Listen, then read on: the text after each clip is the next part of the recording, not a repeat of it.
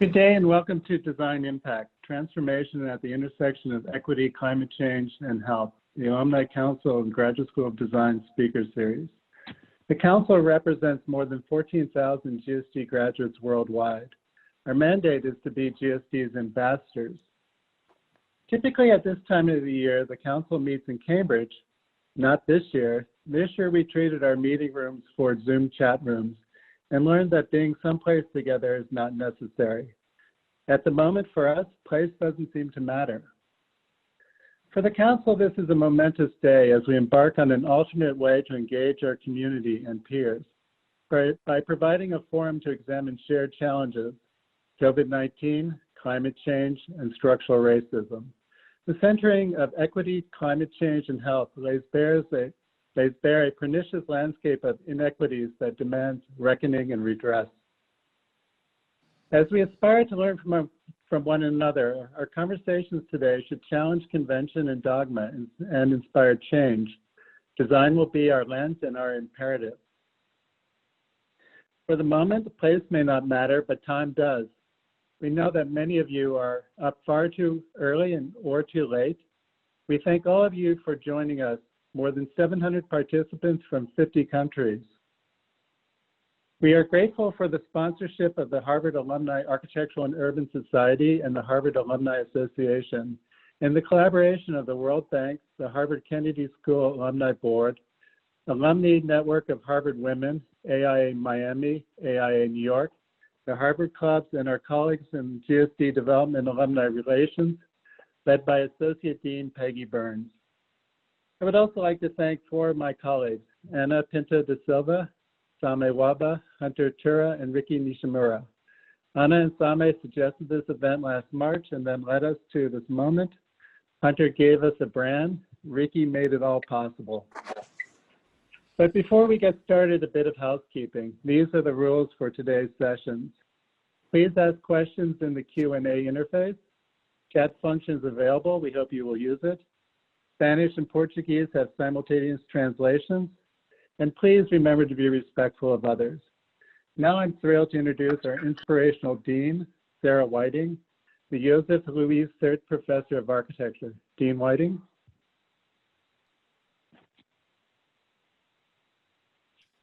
Thank you so much, Peter, and thank you, Sameh, Anna, Hunter, and Ricky, and everyone else who've worked hard to make today's event happen. It's been a challenging year, and heaven knows that in the environment of bad news and self-isolation, we're all tempted at points simply to hunker down under the duvet cover and hide from the world. In my welcome talk on the first day of school this year, I urged everyone in the GSD community to resist this urge of turning in on oneself and instead to turn to making a difference in the world.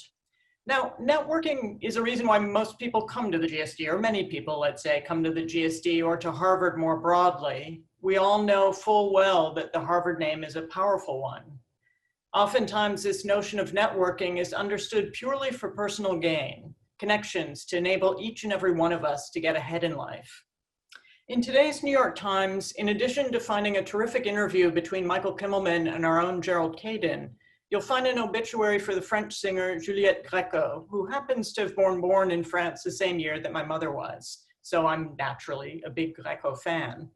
Her story is quite magical. Although she ends up in Paris alone in her teens, she befriends people like Jean-Paul Sartre, Simone de Beauvoir. Her story is extraordinary. At the conclusion of the obituary, she says, "Today there's much less magic," lamenting, among other things, the current distance between intellectuals and their students. "Things have changed," she said. This was 2015, she was saying this. "Perhaps the young have been taken hostage by money." So that's the assumption about this generation, and honestly, that's a bit of a cliche for Harvard grads. What impresses me here today with the roster for this event, and also with the number of registered listeners, is exactly what I want to see as the real definition of networking. It's a way for each and every one of you to work together to make the world a better place. I want to thank you for the work that you're doing individually and today by joining together. And finally, I want to thank you for all that you do to help strengthen the school. I encourage you to continue working directly with the school to ensure that you include our students and our recent graduates in this powerful, proactive network. Much as I'm a fan of Juliette Greco, let's all work to prove her wrong and to keep our young from being taken hostage by money. Thanks very much and have a fantastic day. Thank you, Dean Whiting. It's always a pleasure to see you, and thank you for joining us this morning. Now I am profoundly honored to introduce the Executive Director of the United Nations Human Settlements Program, Maimunah Mohammed Sharif. Executive Director. Thank you very much. Thank you very much. A very good morning, a very good afternoon, and good evening to all of you. Friends, ladies and gentlemen, I would like to thank you for coming together for this important session. It is a very great pleasure to address you with these remarks. COVID-19 was and is a wake-up call, actually. Yeah, as a global society, we have grasped the extent of exclusion, inequalities, discrimination, and poverty that we have in our world today. So in particular, in informal settlement and slums, it has shown us the consequences of leaving people and space behind. In cities where human rights and the rights to the adequate housing is not realized for all. At the same time, we have seen the impact that well-designed and inclusive policies can have in protecting the most vulnerable from eviction. How urban design, the design of services, can cater for people's needs in high-density setting with lack of services in households. We have seen how spatial planning can provide space for physical distancing in markets and save life. More touching for me, I have seen the power of transformation that lies in people themselves, the readiness to engage, to collaborate, to provide solutions for a greater interest. This is a demonstration that if communities are fully empowered, partners of implementing policies can make sustainable and safe spatial designs a reality. We have an enormous potential in our communities, and the scale is only to be made when people are at the center of all design instruments for the transformation that we are striving for. UN Habitat, together with its sister agencies and partners, has been at the forefront in the global policy design, regional response planning, and at the country level, working with the most vulnerable to ensure that basic needs are met. The UN Habitat COVID-19 response plan has a dedicated pillar on informal settlement and slums, and in our strategic plan puts reduction of inequalities and poverty as the first pillar. In more than 70 countries, UN Habitat has engaged and provided technical assistance since the outbreak of the pandemic. We have collected data, rolled out information campaigns, redesigned community spaces, provided services, enhanced livelihood, assessed financial strategies, conducted training with communities, local and national government. We have built partnerships that can be leveraged in the social economic recovery and in the long-term transformation of our cities and communities. We are to put into action the global policy papers asking for integration, social protection, inclusion, community-led action, resilient, equity, green, affordable, and sustainable development. This session today puts the right question and ingredient together to contribute to the rethinking and the creation of a better and greener and more resilient urban future.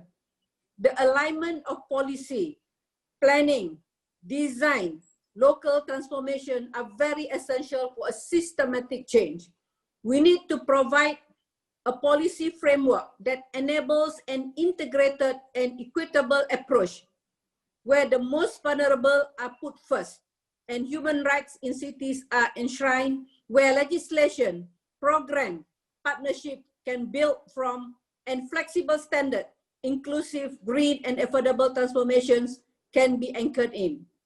We need to design our built environment in a way that promotes diversity, social mix, mixed use, connectivity, and integration. It needs to be designed with attention to our planet, and hand in hand with the most vulnerable. It is to address all needs, improve the quality of life, while at the same time to be affordable to all and prevent further exclusion. It is to design finance instruments that can overcome affordability gaps and that enables full inclusion. We need to transform informal settlement and slum with diverse entry points. Policy and design cannot be conducted in isolation. Policymakers, planners, and designers must work together with communities, local authorities, private sector, and non-governmental organizations, researchers, and innovators, peers from other countries with similar challenges and successful stories. We are to enable and guide community-led transformation together and provide the necessary support. UN Habitat is ready to contribute to this effort.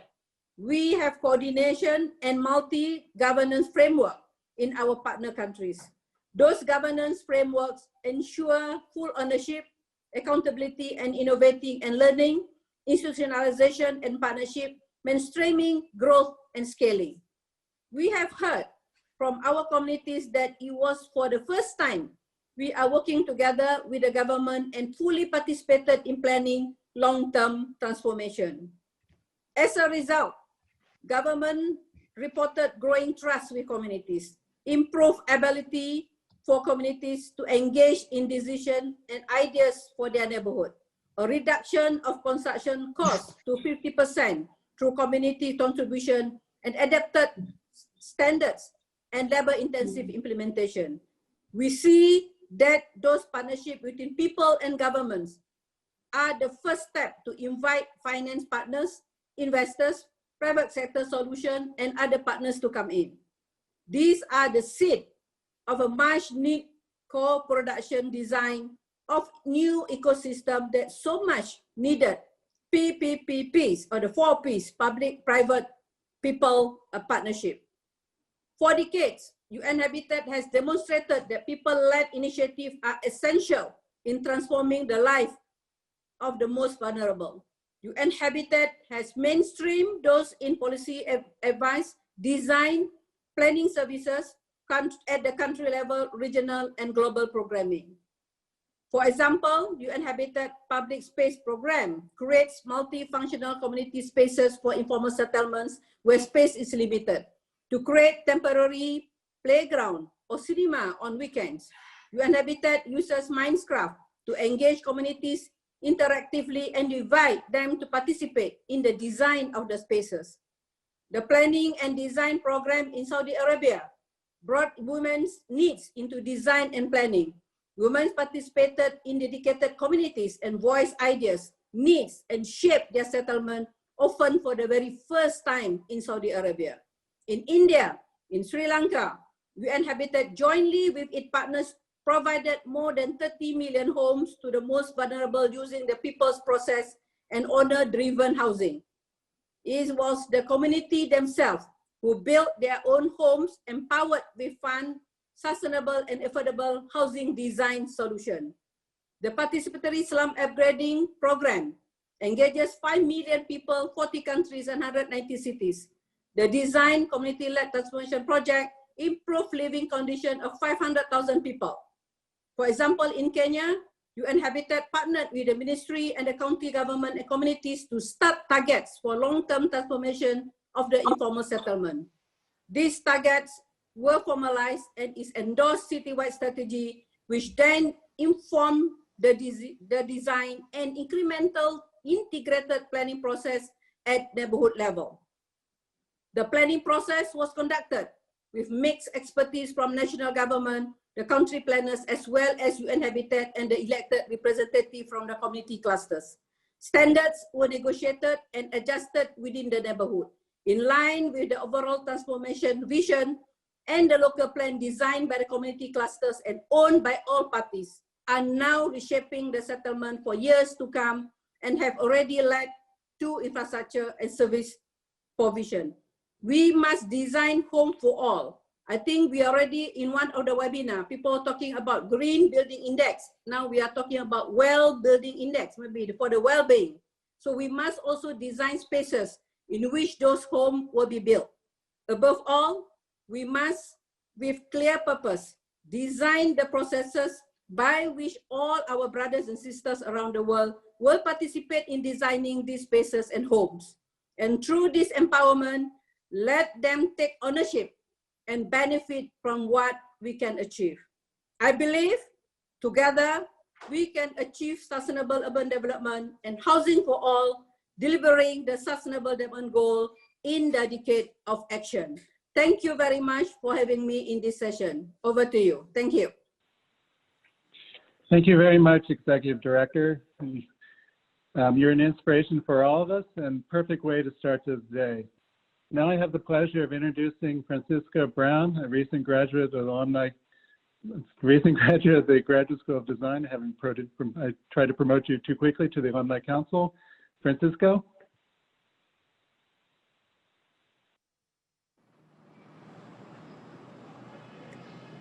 Hello, everybody, and welcome to all of you. My name is Francisco Brown, but please call me Pancho. I'm an architectural designer and a research affiliate at the Harvard GSD, where I recently graduated with a Master's in Design Studies in Critical Conservation. I will be your moderator for this session. First, some logistical details about the event. Two of our speakers will be presenting in their own language, Spanish and Portuguese. The whole event is broadcast in English, in the English channel, so make sure that if you wanna put and click on the English channel. But if you want to hear the speakers in their own language, please switch to the Spanish and Portuguese channels during their speech. We will have announcements in closed captions right below, and don't forget to send your questions and ideas in the comment sections. Finally, a kind reminder to our dear panelists to be mindful of the allocated time. Now to our event. Slums, favelas, bairros, bidonville, ajoelhado, gajakunde are many words to describe the same challenges. As the world is urbanizing really fast, slum and informal settlements are places that develop informally without prior planning and infrastructure coordination or provision, mostly on land that is not even legally owned or without building permits, and where many people with moderated and limited income live and work, mostly in the informal sector. What does it matter to policymakers and designers?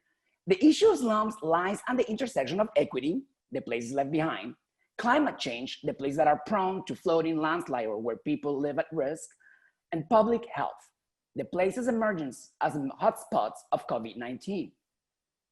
This panel will start with framing these issues. Then we will hear from different perspectives, national, city, community levels, design, economics, and finance. And finally, we will be taking some questions from the audience. We will start with a short presentation by our panel curator, Sameh Wahba, who will frame the issues at hand.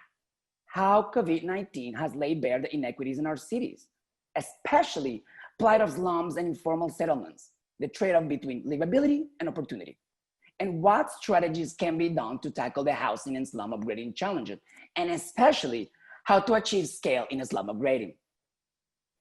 Sameh Wahba is the Global Director for Urban Disaster Risk Management, Resiliency, and Land Global Practice at the World Bank. He's also a member of the Harvard GSD Alumni Council, having graduated with a master's and a PhD in urban planning. I am delighted to welcome Sameh to present her work. Sameh? Thank you, Pancho, and good morning, good afternoon, good evening, everyone. I hope you can hear me well. I think my slides will load.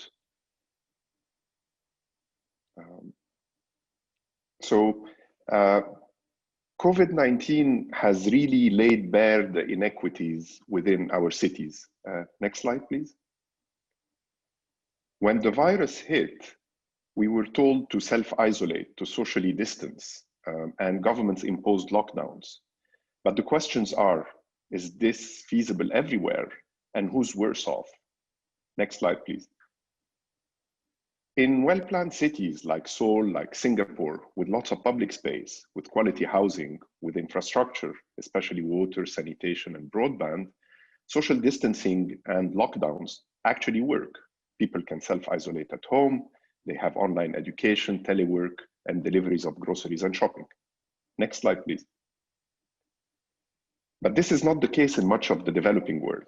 About 1 billion people live in slums and informal settlements, in conditions that look just like this. They lack tenure security, they lack infrastructure, they live in poor housing conditions, and they have no public space that would allow for social distancing.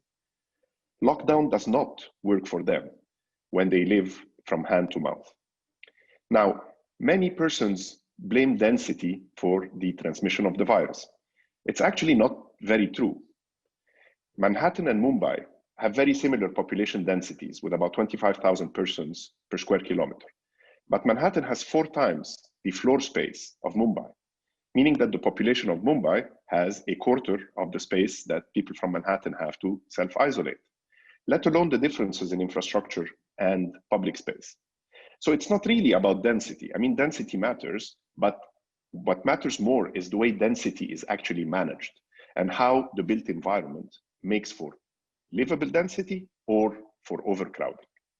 Now, at the World Bank, we started some work to predict where are the COVID-19 hotspots. So we use satellite imagery, information on density, and on location of public infrastructure, like public water taps and toilets, to see where are the places where the built environment cannot sustain social distancing and where there might be risk of viral transmission. We did that for Mumbai. Next slide, please. The result is that we have uncovered that there are over 5 million inhabitants of Mumbai who live in these predicted hotspots.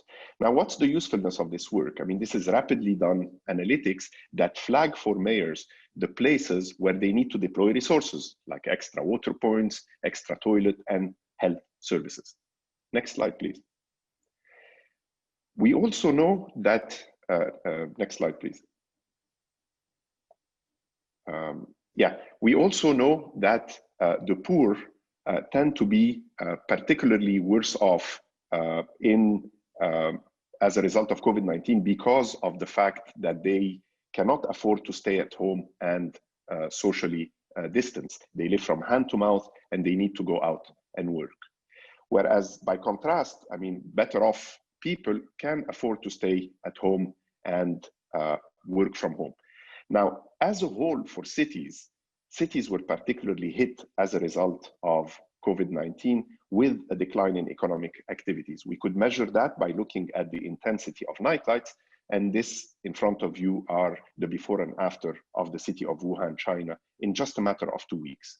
You can tell how much economic activities shrunk in the city. Next slide, please. And with the decline of economic activities, there is a major drop in municipal finances because of the loss of tax revenues. So this drop is estimated at anywhere between 15 and 30% of municipal revenues. It makes it harder for cities to maintain essential services running, let alone investing in infrastructure and services. Next slide, please. This is the analytics that we've done in Jakarta that has proven that actually, the mobility of poor people declined and the mobility of rich people declined. However, for rich people, their mobility declined 20% more than poor people. That's because they could afford to stay at home, whereas poor people cannot. Next slide, please. So what we have in front of us are those stark inequalities between some who can afford to stay at home, can afford to function in a context of a lockdown, and others who cannot afford. Next slide, please. In this regard, and to conclude, our real challenge is how do we scale up investment in slum upgrading to improve living conditions where people are living? And in tandem, how is it that we can scale up investment in housing so that we can reduce the pressure on slum formations? In this sense, what we need to do is a combination of the curative with the preventive. Now, this is the subject of our panel today: housing and slum upgrading at the heart of the right to the city. And our objective is to bring policymakers and designers together to achieve this transformation. Thank you very much, and over to you, Pancho.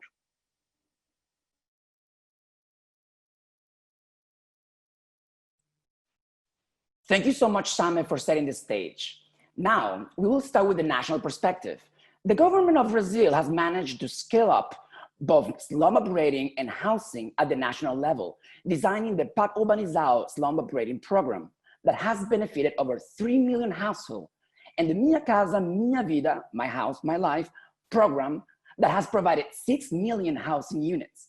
We are fortunate to have with us Inês Magalhães da Silva, Brazil former Ministry of Cities and National Housing Secretary, who designed and oversaw the implementation of these two programs, the largest of this kind in the world. Inês, the floor is yours.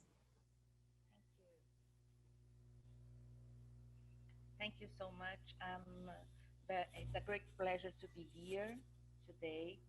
And more than that, this topic will be addressed today is very crucial at the time, the post-pandemic time. No, so I'm speaking in Portuguese. Next one. Okay.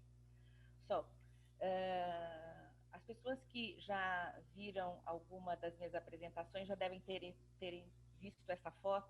Eu gosto muito de usá-la como a primeira foto porque ela demonstra o desafio inicial que nós temos como enfrentar o maior desafio que nós temos, que é enfrentar a desigualdade, né? Numa dimensão que é a desigualdade socioterritorial, que essa foto representa tão bem, que é autoexplicativa, né? Eu hoje vou falar um pouco de dois programas, dos dois principais programas que Pancho mencionou. Mas para a gente ter uma dimensão do tamanho do desafio, nós somos um país de tamanho continental com quase 210 milhões de habitantes e temos que dar conta de cerca de 1 milhão de moradias por ano, né? Pelo menos pelos próximos 10 anos. E um estoque em déficit de mais de 6 milhões de moradias, um estoque quantitativo, e cerca de 5 milhões de famílias vivendo em slum, favelas, vilas, como nós queremos chamar. Pode passar. Next one. Eu vou aqui num timeline colocar algumas dos mais importantes marcos que nós temos em termos da política social no Brasil.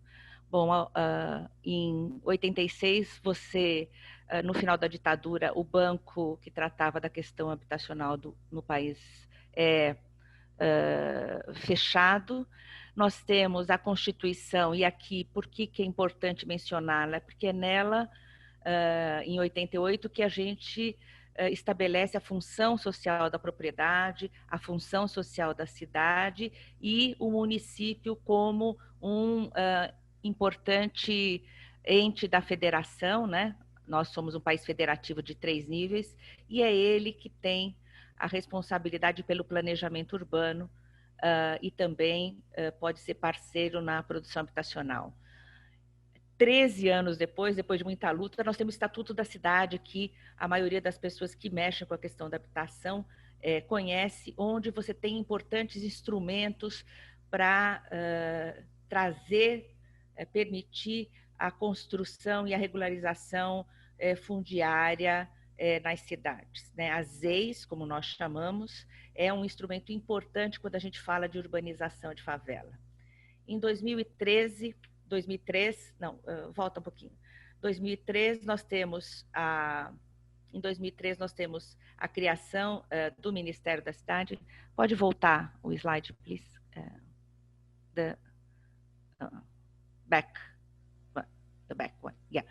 Em 2003 nós temos a criação do Ministério das Cidades, onde se buscou agrupar o conjunto de políticas urbanas a fim de que nós tivéssemos um tratamento mais integrado dela, e foi um momento importante na história urbana, das políticas urbanas no país, porque você refez e reorganizou de maneira participativa e pactuando com os 3 níveis de governo, ou seja, o governo federal, o governo do estado e o governo municipal, as políticas de habitação, de saneamento e de mobilidade urbana, né?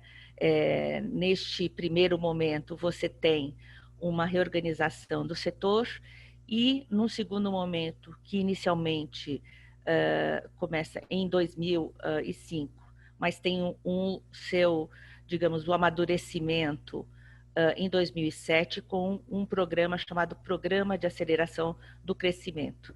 É nele que nós temos inserido o programa de urbanização de assentamentos precários e, posteriormente, o programa Minha Casa Minha Vida, né? Como o Sameh disse, é importante que nós tenhamos, né, um olhar sobre o passivo urbano que as nossas cidades têm e um olhar sobre o crescimento necessário para dar uma condição de moradia melhor.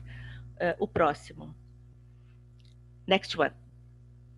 Se nós formos falar em termos de avanços institucionais no período de 2003 a 2016, que é o que eu vou tratar aqui, nós temos avanços na criação das estruturas de diálogo com a população, né, que são os conselhos, Conselho da Cidade, o Conselho, o Fundo Nacional de Habitação, o Plano Nacional de Habitação, que é um ponto importante quando a gente quer falar de escala, né? Os temas de recursos financeiros são essenciais quando você fala de escala, mas institucionalidade, treinamento e pesquisa são componentes essenciais também, né? Um outro avanço que é tratar a questão da urbanização como um eixo estrutural da política de habitação, um crescimento dos espaços de participação, uma política sólida de subsídio. Hoje é um tema de disputa no país, né? Não existe atendimento aos mais pobres sem uma política sólida e consistente de subsídio, né? Isso é importante. A incorporação nos programas tanto de urbanização quanto o de produção habitacional do trabalho social, ou seja, nós precisamos aportar questões como a geração de trabalho e renda, como organização comunitária no tratamento da questão habitacional. Pode passar. The next one. Um último ponto que é importante dos avanços é a questão da consideração do gênero na atribuição da casa às mulheres, né? As mulheres, tanto na regularização fundiária como na produção, né? No recebimento da nova casa, no financiamento, têm a prioridade, né? São elas as detentoras do título de propriedade da unidade habitacional, tanto na regularização fundiária quanto na produção, no recebimento da casa nova. O approach e o conceito de intervenção de favelas que nós temos é de uma intervenção total, ou seja, todas as dimensões são consideradas, né? A dimensão ambiental, a dimensão social e a dimensão legal. Pode passar. Eu vou trazer alguns exemplos. Next one. Alguns números, né, em termos da dimensão. Nós tivemos mais de 1.000 municípios onde foram desenvolvidos esses projetos, um investimento para o parâmetro brasileiro de 17 milhões de dólares nesse período, e uma aderência aos locais onde você tinha o problema mais agudo, que são as grandes cidades. Pode passar. Next one, please. Estes são alguns exemplos dos projetos de urbanização que, como a gente pode constatar, tem a produção habitacional, nós temos um centro comercial, nós temos uma parte da educação. A ideia é que você contemple o conjunto de necessidades que aquele território tem. Pode, next one. Next one. Esse é um outro exemplo também importante. Nesta figura que a gente tem à direita, é a favela Paraisópolis, que neste momento de pandemia tem sido um exemplo de mobilização social para o combate e assistência às vítimas do Covid. Pode passar. Next one. The next one. Aqui são alguns exemplos. Rio de Janeiro, o Jorge Jauregui com certeza vai trazer outros exemplos, onde a gente incorpora o tema da mobilidade e da estruturação urbana muito, muito fortemente. Ok? Aqui o programa de urbanização, é complementado com o programa de produção habitacional, que até 16 tinha mais de 4 milhões de unidades contratadas. Aqui uma outra maneira de implementar, com uma parceria com o setor privado, sendo o promotor das habitações. Alguns exemplos podemos passar aqui. Next one. The next one. Ok. Esse é um desenvolvimento no centro do Rio de Janeiro, na região sul do país. O que eu queria colocar como... Pode ir passando as fotos, por favor. Next one. The next Inês? one. Yeah, the finish. Ok? Que eu gostaria de concluir, né? Nós temos um desafio hoje que claramente coloca tanto as mudanças climáticas quanto o Covid como, entre aspas, um problema democrático que atinge a todos. Mas eu queria ressaltar que nós temos que deixar claro que eles sempre atingem os mais pobres fortemente, e é a eles que nós temos que dedicar os recursos que estão disponíveis. Muito obrigada.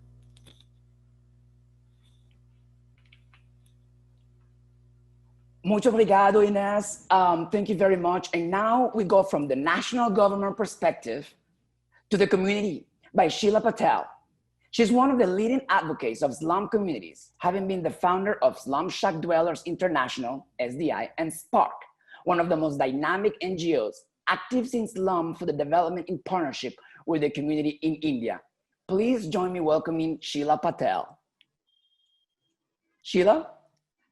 Hi, Pancho. Hi. Can you put my slides on, please? You know, they're not coming on the whole screen somehow. I don't know if others can see the whole screen. It's coming on a bit of my screen. Anyway, thank you very much. Inês is a dear and old friend, and one who has inspired STI both by her direct support and also her inspiration for us to look at scale from the bottom up. My story is absolutely granular, local, and emerging out of a situation where you look at many local innovations that have produced multiple issues, multiple organizations taking those strategies up in order to produce a new form of global and scale that Sameh talked about. So if you take the world of informal slum dwellers, and we already have an estimate of 1 billion people who live informally, and I believe this number is going to go up drastically as the number of people who fall below the poverty line is going to extremely increase in the post-COVID period. My focus is to look at the role and contribution of community groups to Sameh's proposition that planners and policymakers in the city work together. My proposition is you don't work with communities and you will produce an imperfect solution. A lot of global institutions talk about the urban poor as if they are consumers and beneficiaries. And some of the stories that I want to tell you, which are modest and small when they started, but have now expanded tremendously, demonstrate this thing. So in my first slide, what you see is this funnel-like thing which we call the structure of STI, which allows the presence of the people's voice at very local levels, at the city level, at the provincial or the state level, national and global. Because today, the fate of the urban poor does not only rest on the choices that cities make, but they go up this chain. So what policies the World Bank puts together, what policies the regional development plans put together or the national government put together, all affect the way people have possibilities of getting everything. And I want to look at the concept of design through the lens of people's processes and challenge all of you who are these elite designers to appreciate the design that comes from below. So that's the design of our organization, which is women-centered. And our most important function is to produce identity. And the way in which we produce identity, which came long before street maps and all these other web-based things came up, is that every house is numbered, every household has a form and a identity card, and these are presented to the city and to the state to demonstrate that so many people live in so many localities with these amenities and services. These benchmarks do not exist at the granular and local level. You'll have national censuses saying so many million this, so many million that. But for the purpose of planning, this granular stuff is needed and it's not there. Can I go to the next slide, please?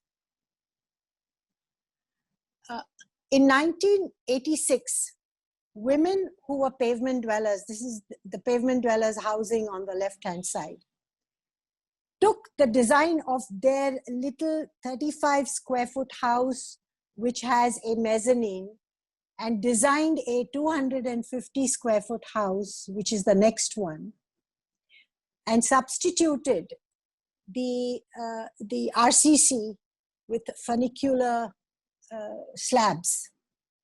Of course, this was designed by women. It reduced the cost of the house tremendously, and it allowed people to retrofit their houses. And as you can see in the third picture, all the men were dancing on top of the roof because they couldn't believe that it was strong enough. Of course, the women are standing down. And in 2001, we took this house design to the UN. Now, what I want to say in this process is that when you want to get the support and the commitment of communities to explore solutions, they have to explain what they need, what they want in life-size terms. Poor women don't know how to look at those cute little models that architects do. Next one, please. Next slide. Now this is, you talk about scale. This is one of our most amazing precedent-setting projects. The government of India, the railways, and our state government of Maharashtra sought a loan from the World Bank to improve the public transport, in which the local train transport had to be improved, which meant 35,000 households had to be relocated. Go to the slide before this. This one is the next one. In this slide, what you see is the documentation of 150,000 households who lived along the railway track, then a mapping of people who lived within 30 feet, and then a whole design, execution, and management of the entire relocation by communities through a process in which the World Bank allowed an NGO like ours to get a sole source contract. What I want to say in this process is that if mainstream organizations in government and international finance work with communities, they can tweak their systems in order to produce unique and special partnerships. This process was then taken up by the Kenyans when the railway track which went through Kibera also needed people to be moved, and now taken up by other countries. Unfortunately, the World Bank has never been as proud of this process as we have been. And I should ask Sameh at some point to check why that is so. But in considering the number of places where there are train tracks with huge encroachments, this is a way forward that allows improvement of public transport as well as these other things. Since there's a shortage of time, can we go to, we'll miss the slide on, yeah, this one, sorry. What you find over here is, again, an innovation undertaken by slum communities in extremely dense slums in Mumbai to produce sanitation, which had to be community sanitation rather than individual household sanitation.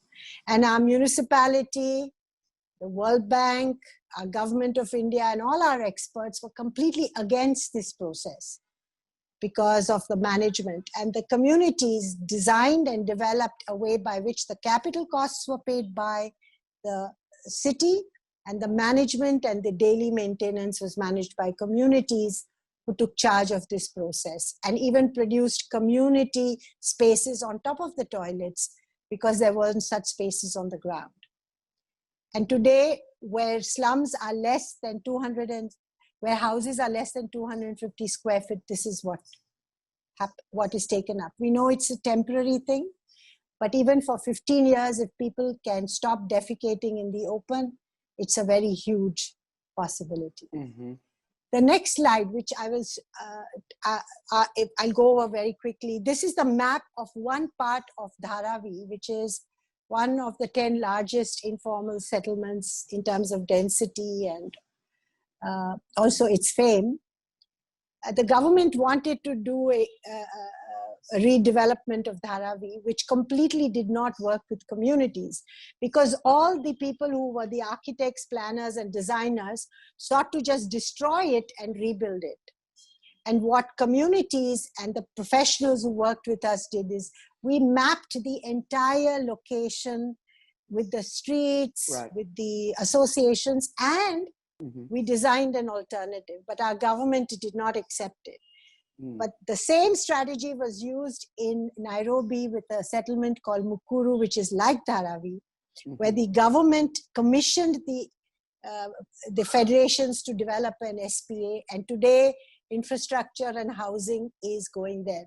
I'm amazed that Maimunah did not recognize this amazing intervention which started from ground up, which is now going to be also explored in 10 other large informal settlements in Kenya.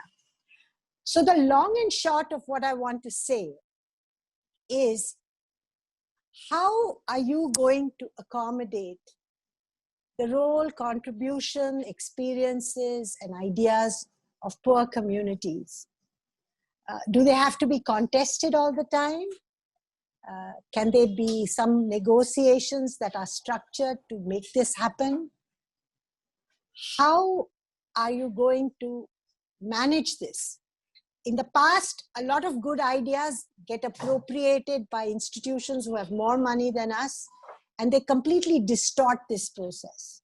So my challenge to all of you, elite alumni of this hallowed institution, what contribution can you make to the design interventions that communities make?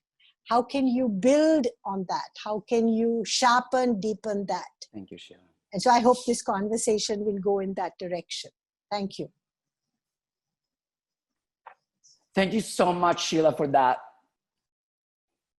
And from the community perspective to the local government, we are fortunate to have with us Jennifer Musisi, the former executive director of Kampala Capital City Authority, who has effectively managed Uganda's capital for over a decade and was one of the most effective city leaders in Africa. We are delighted to welcome Jennifer. Jennifer? Hello. Thank you very much. I'm very privileged to be here this morning. I'm very privileged to be here this morning, this evening, this afternoon, wherever you are in the world. One of the biggest challenges we have today is the challenge that we're discussing, slums and the growing populations in cities. And the other speakers on the challenges that have been created because of COVID, in addition to the existing challenge of slum developments.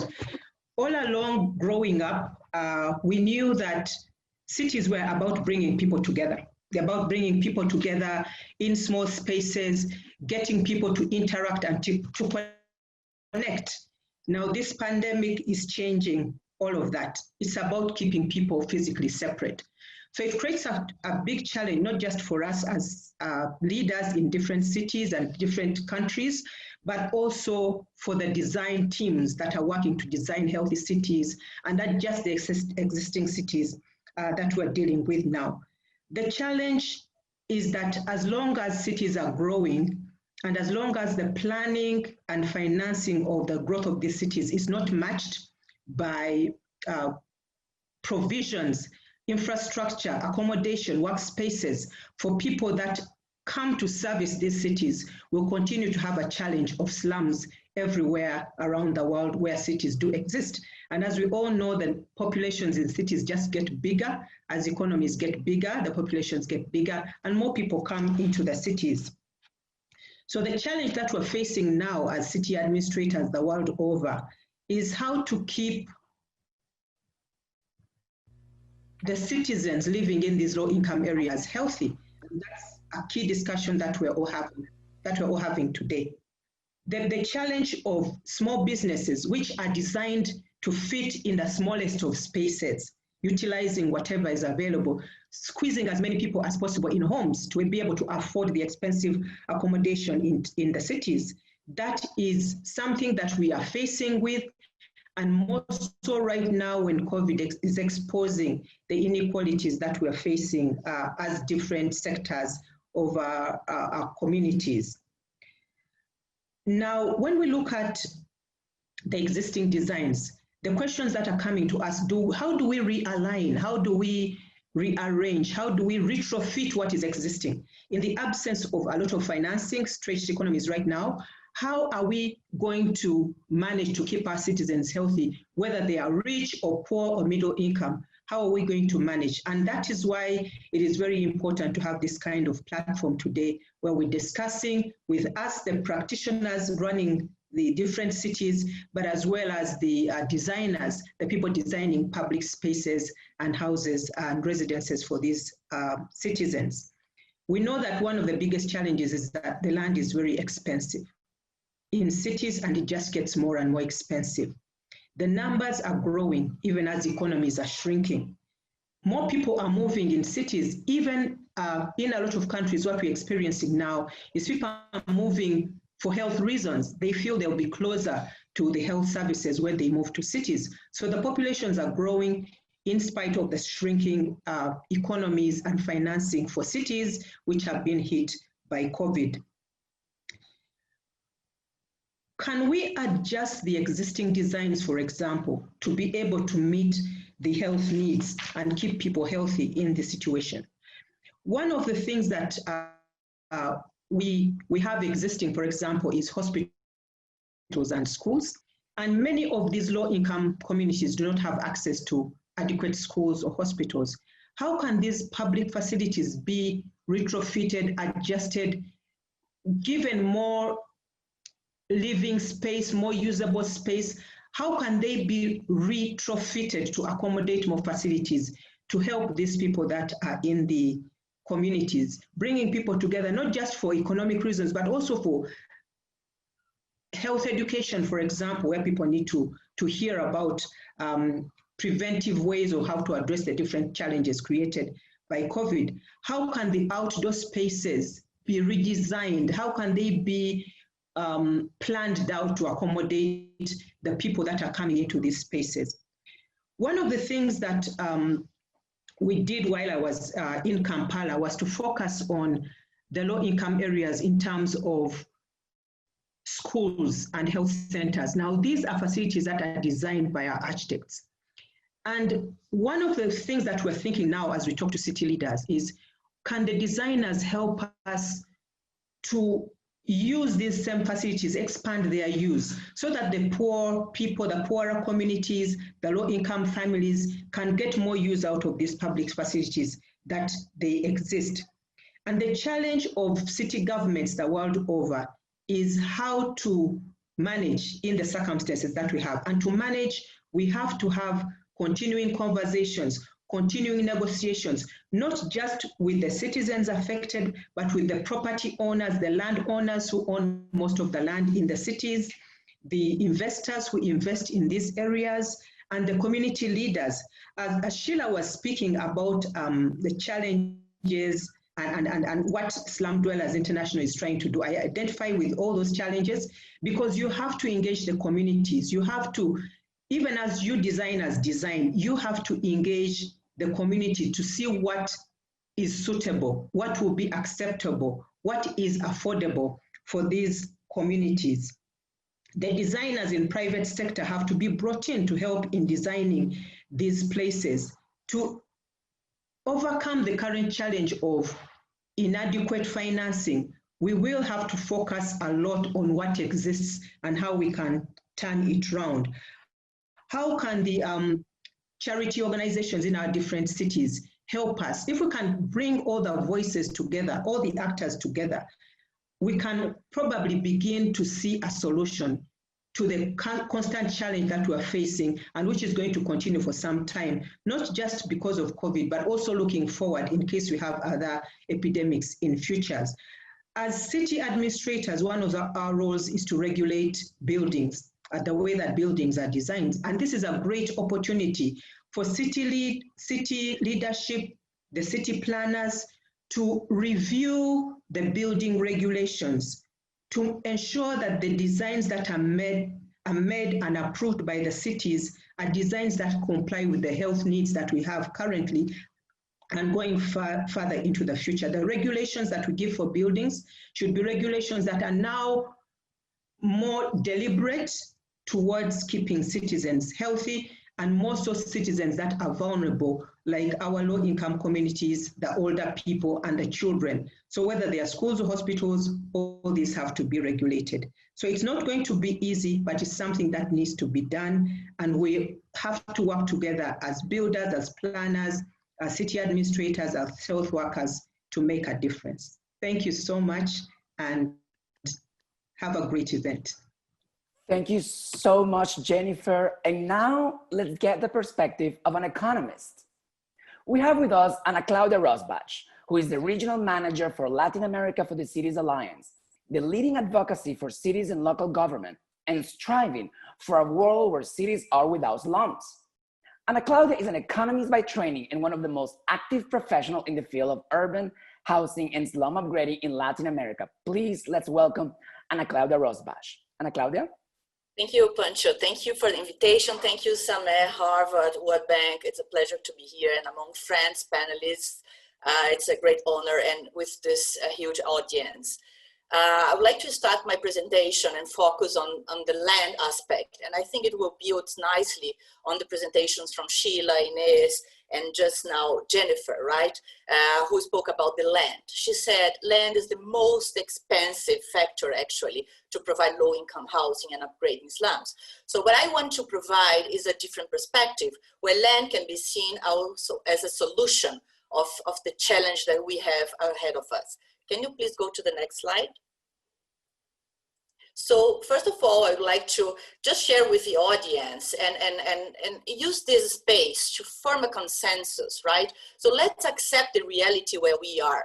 We are living in a world with structural inequalities and high levels of segregation. And informality is actually the new normal. We have 1 billion people, other speakers said, living in slums. This is half of the urban population and 60% informally employed. So this is the reality we have to deal and work in cities, especially in the urban south. We have also learned some lessons in the past, from the past. We learned that markets are dysfunctional and that without regulations, current segregation will be exacerbated. We also learned that resettlements, evictions, removals are never a solution. And as Sameh rightly pointed out, curative and preventive policies are required. So we need to deal with the challenges of existing slums that are still very prevalent in the global south, but we need also to build affordable housing. And the limitations of the private sector are clear. There are studies coming out demonstrating that current PPP expenses on housing in the global south, they are very limited due to the very high risks they have. The next slide, please. So in Latin America, we found some ways to deal with this challenge of land. So through land regulation in Brazil and in Colombia, we have been able to change in a way real estate dynamics and revert the market dynamics so that it works more for the poor and for the social needs of the cities, but also to guarantee flexible standards, as Jennifer was pointing out, to upgrade slums, and also to earmark and reserve vacant land in our cities to identify underutilized buildings and spaces in our cities. In the case of Brazil, we have these special zones of social interest. Inês already mentioned in her presentation. In the case of São Paulo, a mandatory parcelling use or build of underutilized properties was established in the last master plan in 2014, which also established a land-based finance mechanisms called the onerous concessions of building rights. In Colombia, this is the picture from Fenicia, a very well-known example, successful example of a partial plan where this area was reinvented by the users, by the owners, and the gains were shared around the property owners and the users and dwellers. So it was a way of promoting, of rethinking and using design, reinventing the city or a part of the city and generating a win-win situation, a profit win, but also a social win. The next slide, please. So, zooming into the case of São Paulo, one of the biggest metropolis of the world, and Inês already showed some pictures of the city where I'm talking about the city as we speak. The next slide, please. The next, yeah. The social interest zoning were implemented here for over 15 years. And although it's a complex concept, I will try to be very simple and didactic here. So they can be used if you earmark occupied land, informally occupied land. It can be used to, one, flexibilize standards for infrastructure and buildings. Second, to speed up land regularization process. This is the same thing as Sheela was showing in her presentation. The Mukuru special planning area in Kenya, in Nairobi, follows the same principles. So let's earmark the informal settlements and let's recognize that this area needs to be upgraded, but needs flexible standards and needs a speed up and track process for land regulations. And at the same time, the ZAs can also earmark underutilized areas and vacant spaces in the city. The next slide, please. The next slide. Yeah, here you can see the maps from São Paulo. On the other, on one map, you can see the frame and the layout of the social interest zoning, most located at the peripheric areas, but you probably aware the jobs are located in the central areas of the city. So the city also in 2014 earmarked some vacant and utilized land where new houses can be built. The next slide, please. So more than 1,500 buildings were notified, and owners will have to change the situation and either use it, or taxes will be incremented, or these buildings will be dedicated to social purposes. The next slide, please. The next two slides very quickly. This is the instrument of selling building rights. The concept here in São Paulo is that the land is private, but the air is social.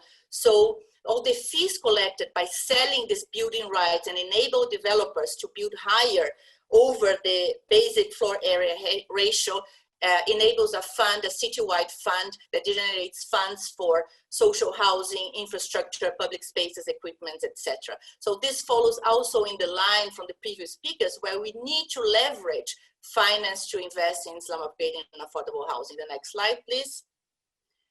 And there you can see in the next slide the pictures from São Paulo, the high levels of segregation. This is a very famous picture. From one side, the fancy apartments with private pools, and the other side, the slums. The next slide, please. And then you see how a combination of public investments from national level, the program that Inês mentioned for the city level, and also land-based finance can reshape and redesign this area. And then to finalize, go ahead, Francisco, Pancho. You can see some zooming in of this intervention for the architects might be useful in the next slide. Yes, and with that, I finish my presentation with this very simple message. Agreeing with Maimunah, we need the national framework that enables the city to plan with the people through robust governance planning and participatory mechanisms in order to maximize vacant and underutilized land, but also enable flexible standards and infrastructure for the slums. To promote what's possible to be done in an incremental way in these areas. Thank you very much. Thank you very much, Anacláudia. Muito obrigado. Last but not least, let's get the perspective of the design professionals. We are fortunate to have with us Jorge Mario Jauregui, founder of Studio Metropolitano, who was the leading architect and urban planner behind the Favela Barrio program in Rio de Janeiro, and who brings a unique perspective to design and its integration with social, economic, and environmental perspectives. This unique perspective earned him the Harvard GSD Veronica Greenrush Prize. Please, let's have Jorge Mario. Jorge? Well, thank you for the invitation, for share with Sameh and you, Pancho, e parabéns para Inês, também pela sua apresentação.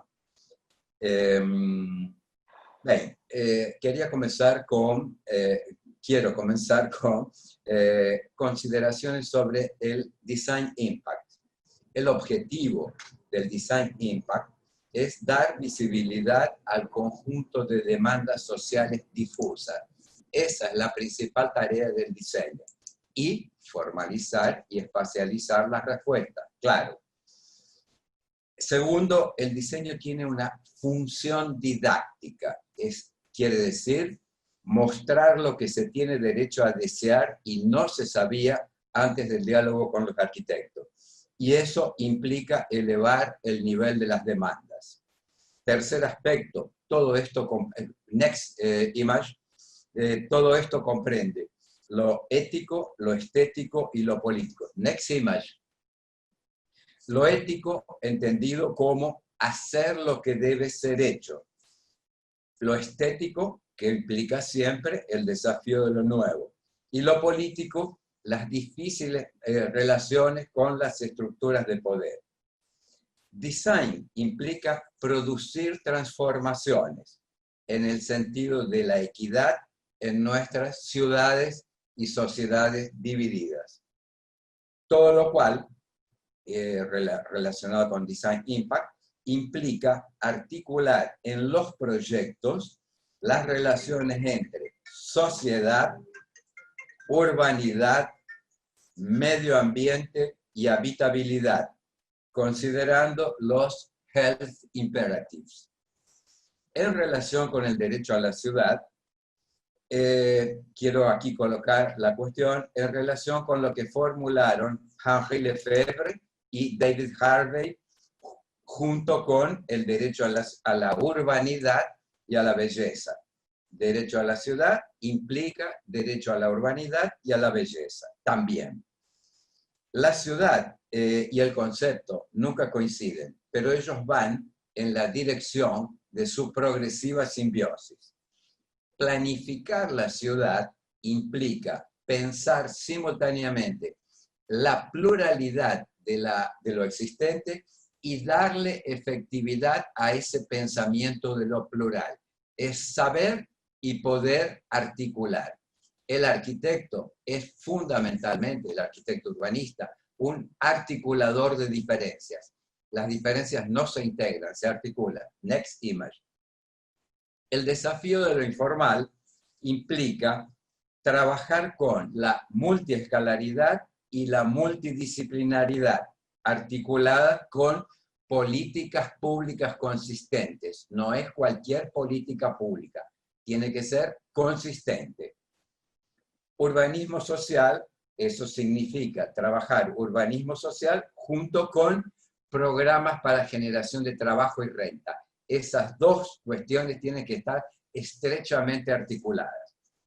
Programas públicos como el Favela Barrio, el Paqui Huapi, aquí en Brasil, a los cuales se refirió Inés, representan un camino a ser profundizado. Next image.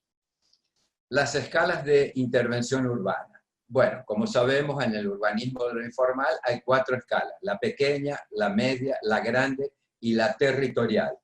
Cada una tiene su lógica que hay que saber manejar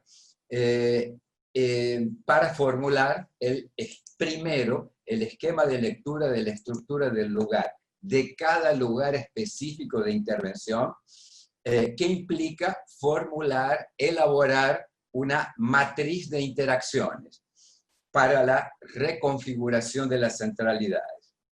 En relación con el housing, que es una cuestión central en toda esta cuestión que estamos tratando aquí, implica que todo nuevo núcleo habitacional tiene que contener el ADN de lo urbano, trabajando en la trama urbana, formal o informal. Es necesario hacer ciudad y no extender las periferias, como vimos en muchas de las imágenes aquí presentadas. Hoy es necesario aprender a incorporar, además, lo que aprendimos a partir de la pandemia, tanto en lo urbano cuanto en lo habitacional. Hay otra cuestión relacionada con todas estas políticas públicas que estamos hablando aquí, next image, please, que es la creación de riqueza comunitaria. ¿Qué implica eso?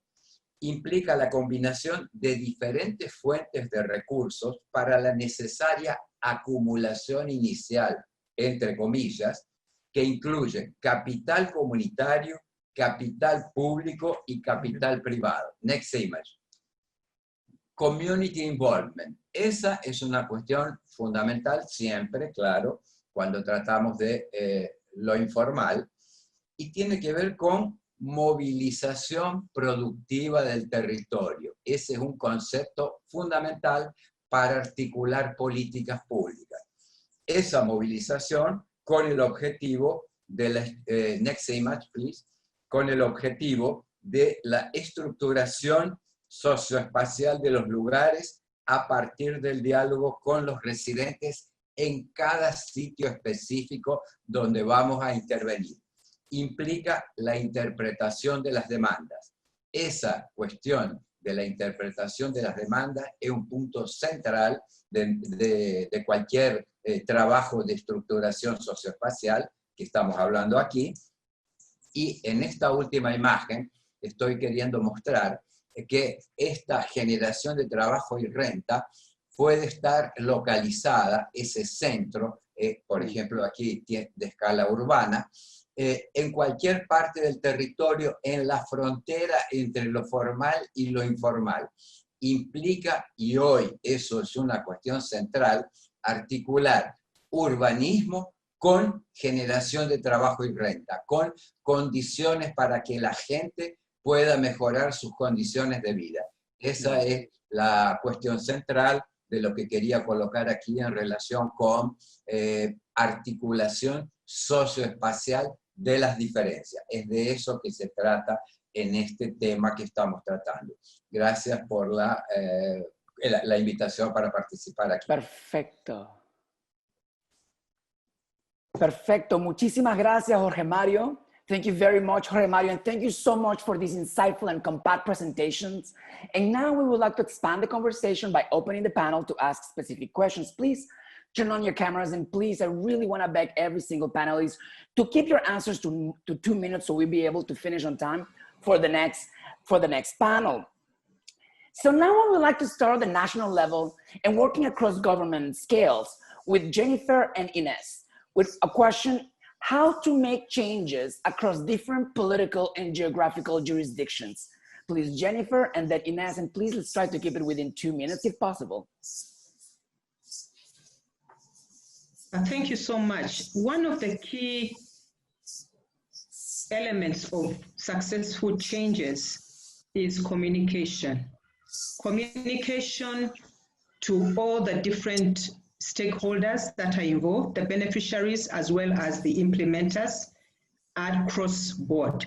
Communication and giving clarity on what the change is about, what it is intended to achieve, who the participants are, where people's input will be required, and what their different roles are, so that people could begin by understanding what the change or the project is about, gaining trust of the people and giving them a way to feedback when they need to feedback, when they need to communicate and engage. So communication, communication, communication. Wonderful. Inês. Bom, eu acho que tema estrutural é sempre você ter uma moldura, framework claro e flexível. E, ao mesmo tempo, criar espaços de governança e de participação, que podem ser formais, ou espaços de negociação que podem ser, inclusive, informais, né? Que quando nós estamos falando em processos em escala, você precisa arregimentar e conduzir processos com muita gente. Então, uma moldura clara e espaços de governança democrático com a participação dos movimentos sociais, de governos e espaços de conversação são sempre muito importantes para isso. Thank you very much, Sheela. Thank you very much, Inês and Jennifer. And on that note, I would like to focus on the community scale, more specifically about community mapping, crowdsourcing, and community contributions. And I would like to invite Sheela and Sameh about one question: how can mapping and data information on the ground be a critical way to connect to the community, and how to pay for slum upgrading? I would like to start with Sheela and maybe then Sameh, and let's try to keep it short as well. Well, I want to take the prerogative of being a speaker to say I have something to say about national too. There was a time when India, South Africa, and Brazil had their ministers, their bureaucrats, and the NGOs and community leaders meeting together. That's how Anacláudia, Inês, and I met. And those kind of forums are very special, and they produce the synergies that we need. So I just want to say, recommendation. I think that, I'm a little concerned about the overwhelming digitalization of all information gathering, because it excludes communities, it empowers people who have skill sets. All of you in the north, you can get amazing maps of any part of the world, right down to people walking. We don't have that. So we go back to having specific mechanical things that we do. As for slum upgrading, I think there are three aspects to this. One is, what is the poverty penalty? What are people paying double, triple, 5 times, 10 times for things that you and I pay a much more state subsidized amount? And why should poor people pay 10 times more? That's one. Of stuff that's stolen by middle people. The second thing is that there's no economic calculation of what is lost when poor people are ill, poor people get different chronic and infectious diseases, what does it do to the economy? Many of the World Bank data has shown that when people defecate in the open, it almost reduces some 1% of GDP. I mean, the sad part is we have to convert everything into GDP to, instead of saying it's a human need and stuff like that. So I think that the issue is of the penalty of not doing things in the right time. And today the deficit, fulfilling the deficit is going to cost us 15 times more than having done it 10, 15, 30 years ago when the slums were being formed. Right. I don't know if I answered your question, but I wanted to say it. Thank you, Sheela. Sameh? So it's always a tough act to come after Sheela. I think what's really important is,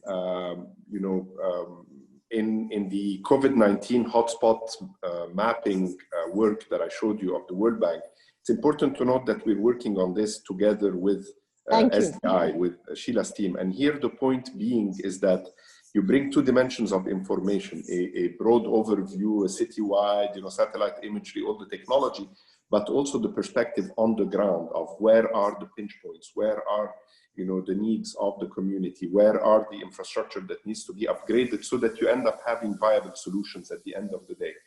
When we started working, with SDI, etc., I mean, it might have started with the movements on the ground. It might have started from the perspective of what can we do in order to, for instance, take care of the resettlement of population, so that you can make infrastructure projects, be able to happen, etc. Whereas the inversion of the paradigm is that you work with the community from the beginning, not only when you need to fix a problem, but also where the solution needs to be, which is, to prepare participatory mapping, to be able to develop together the future for these communities with the population. So I think this is the paradigm shift that we want to go to, and that will unlock not just the community participation, it unlocks the financing, because I mean, what goes known is that, poor people and poor communities tend to provide a lot of contributions in the form of land donations, in the form of sweat equity, participation in the process, that they actually do leverage a tremendous amount of resources in the process and make the project happen and happen in a sustainable way. So I think that's the key, the 4 PPPs that Maimunah spoke about in the beginning. Over to you, Pancho. Wow, thank you so much, Sameh, and thank you so much, Sheela. And finally, I'm delighted to invite Anacláudia and Jorge Mario to tell us a bit more about the intersection of design and policy. What is the relationship between design and policies such as the right to the city? Please, Anacláudia, and maybe we wrap up with Jorge Mario. Well, this is a tough question. In 2 minutes, please. I'm kidding. 2 minutes to tackle this one. Well, I believe there's a strong intersection, right? We tend to oversee this intersection, but it's very critical and it's very important. I would like to highlight some of the insights from Sheela's presentations and from Inês' presentations, because Sheela highlighted and showed us a design by women in cities. And Inês also spoke about the projects from the National Slum Upgrading Program, where committees were created, right, to provide inputs to the design of the spaces and so on. So for me, it's critical that this respect to the social needs, to the social desire and aspirations is recognized by policies at the national level and at the city level as well. So the wisdom that communities have, and that will be built now on the answers on your previous questions to Sameh and Sheela, using community data and mapping is not only about having numbers and indicators. It's about, and that I learned with you, Sheela, and with the SDI crowd, it's about learning about the communities, about their lives, about their lifestyles, about their needs, about the spaces, the vacant spaces in the communities, about the potential the land and the informal settlements offer not only to the communities themselves, but to the city, right? To the overall integration. And this is where the intersection is, I believe. Open space and give space to communities and to the, to the people, to the society, to the citizens to be protagonists in the whole process, and then lead the process of designing and envisioning the new settlements and new houses where they will live in the cities, no? Exactly. Jorge Mario. Ok, bien. La intersección de diseño y política implica claramente pensar que cualquier política pública consistente tiene que partir de la interpretación de las condiciones locales, o sea, saber leer la estructura de cada lugar y de su contexto, que implica multiescalaridad y multidisciplinariedad, sin lo cual ningún diseño es capaz de resolver nada. Pero el diseño tiene una función didáctica fundamental: mostrar lo que se tiene derecho a desear y no se sabía antes de ese diálogo. Y el poder público tiene la responsabilidad fundamental de ser un convocante, de ser un articulador, llamar a la comunidad, garantizar la participación comunitaria, garantizar los aportes del Estado necesarios y garantizar, llamar a la comunidad privada también. O sea, comunitario, público y privado, lo que el Estado tiene que articular. Es esa intersección entre proyectos consistentes y políticas públicas consistentes lo que tenemos que ser capaces de producir.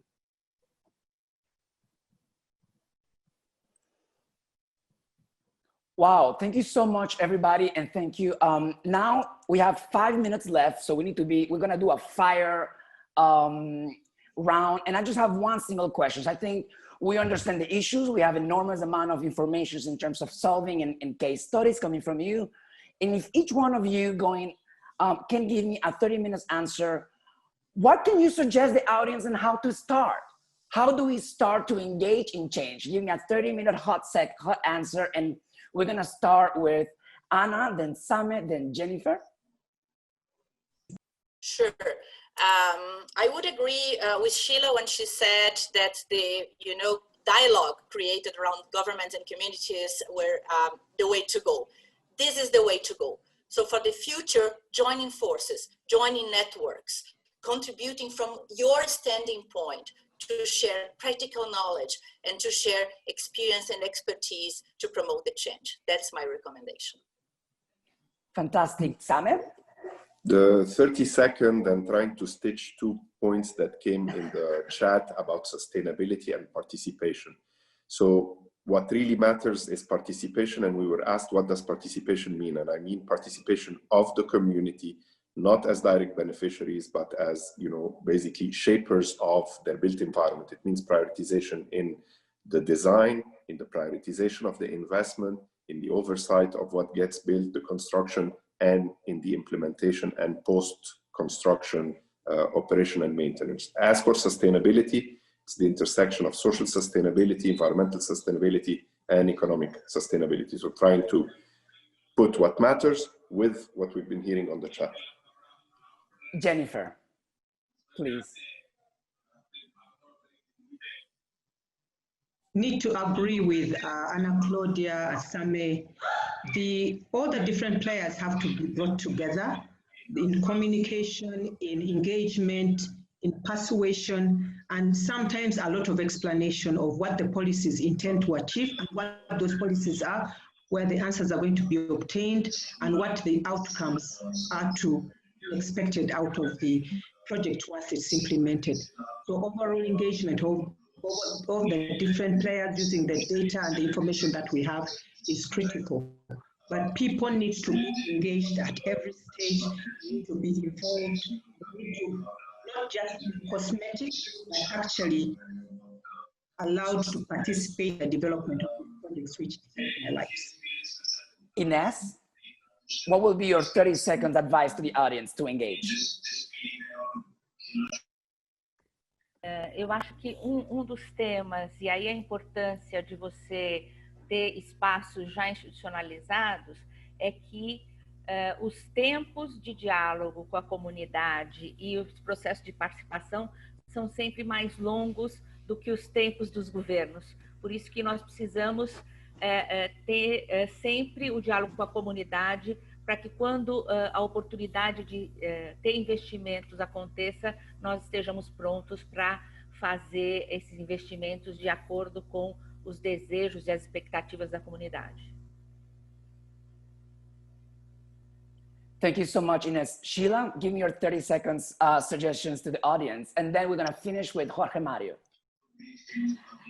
I think that, first of all, integrating informal settlements and transforming cities has to be a multi-decadal process.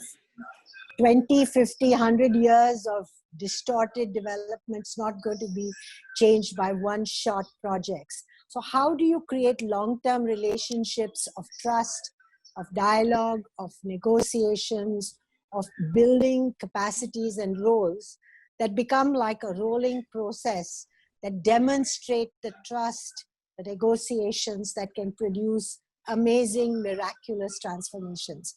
We always stop short because the world has taught all us stupid people to do cute little 3-year projects. We've got to kick that out of the space. Jorge Mario. Perfecto. Para mí, toda política pública consistente tiene que tener como objetivo principal producir la movilización productiva del territorio. ¿Qué significa eso? Analizar las condiciones específicas, las capacidades propias de cada lugar. La favela, lo informal, es sobre todo un lugar productivo.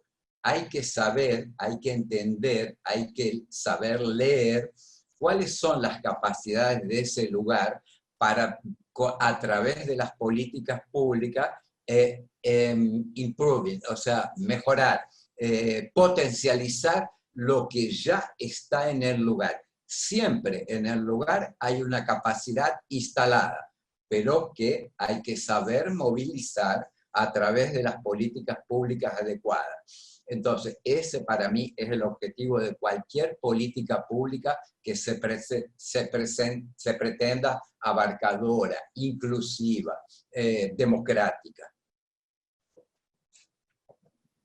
Wow. Thank you so much to all of you. I want to take this time also to thank Rafael Marangoni and Samantha Saona, translating for 2 of our panelists. And certainly thank you to Jorge, Jennifer, Anacláudia, Inês, Sameh, Sheela, to the incredible team, that Design Impact team, to our sponsor, and to the GSD for allowing this. Mucho obrigado, muchísimas gracias. Thank you very much. And let's just move to the second panel.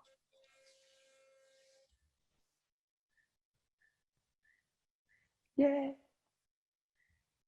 Oh, there we go.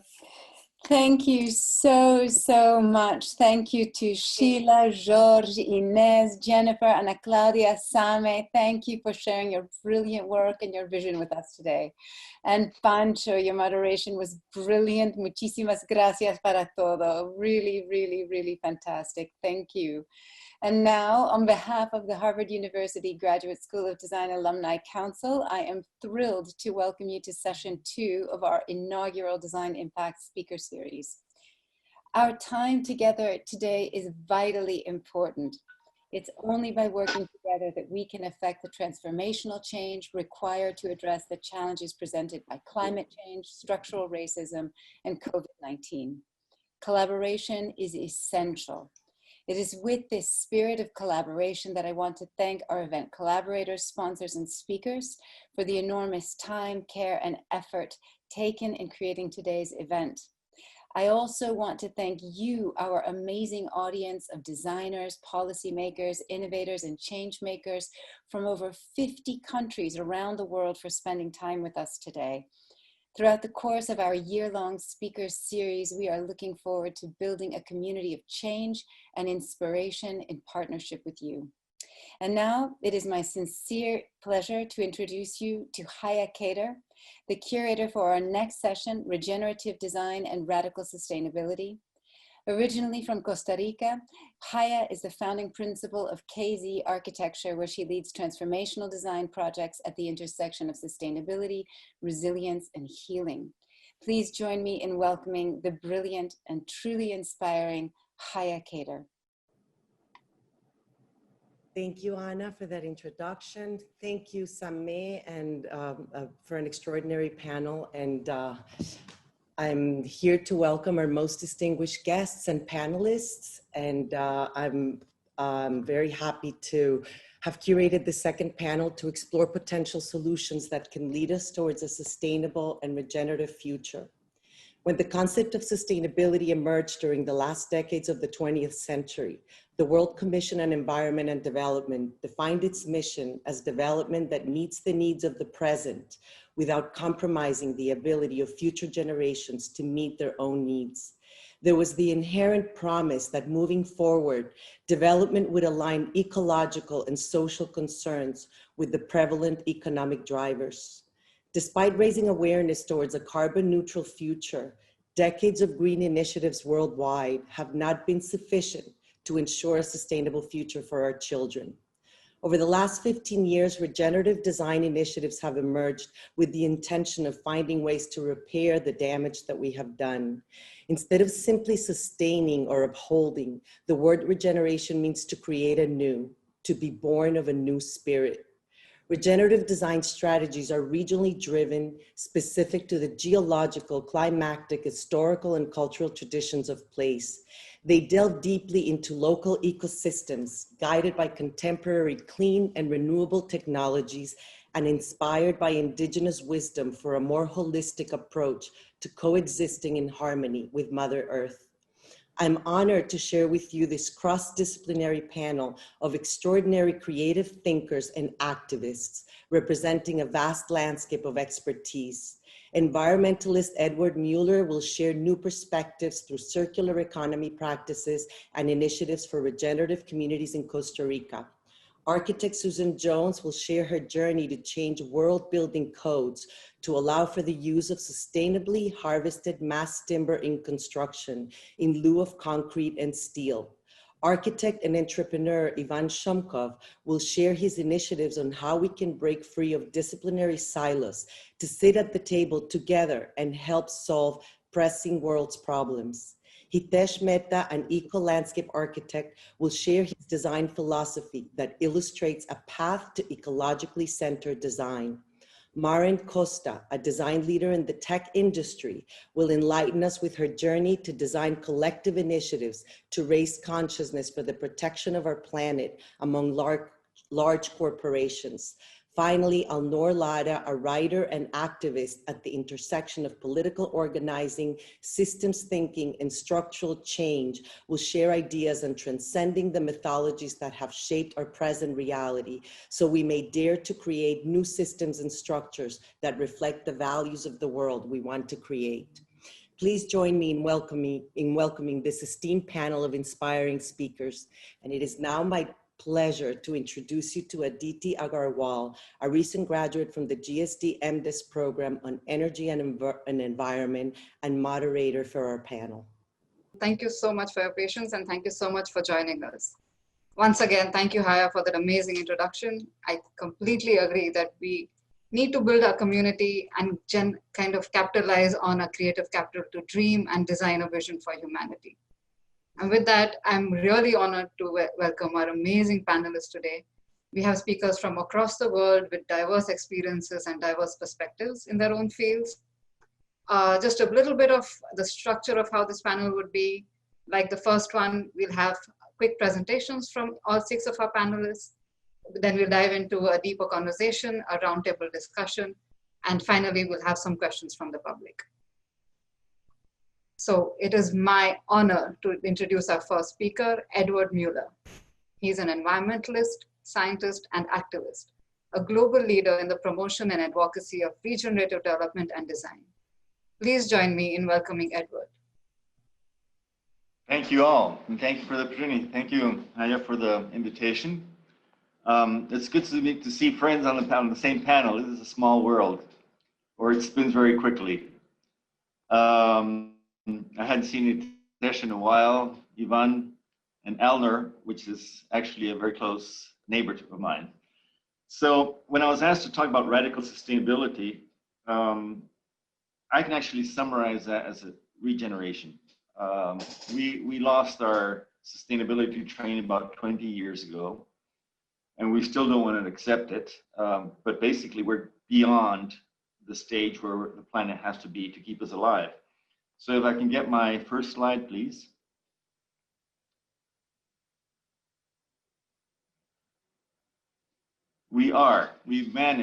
Humanity managed to make the largest global changes on the planet. We are now in the Anthropocene. We are now in the stage where the changes that the planet is experiencing are caused by humanity. And what we haven't realized is that we are about to be kicked out of this planet. Our safe operating space is losing total possibility of coexisting with what our development model is. Beyond the zone of uncertainty, we already have biodiversity loss, which is really critical, and fertilizer use. It's not climate change. Climate change comes in fourth place. But most people ignore the importance of biodiversity. We still can do an environmental impact assessment to minimize damage on nature to be able to do built infrastructure. And we have to actually change the way we even produce our food. Agriculture is responsible for 80% of the global changes, about 30% of climate change. Next one, please.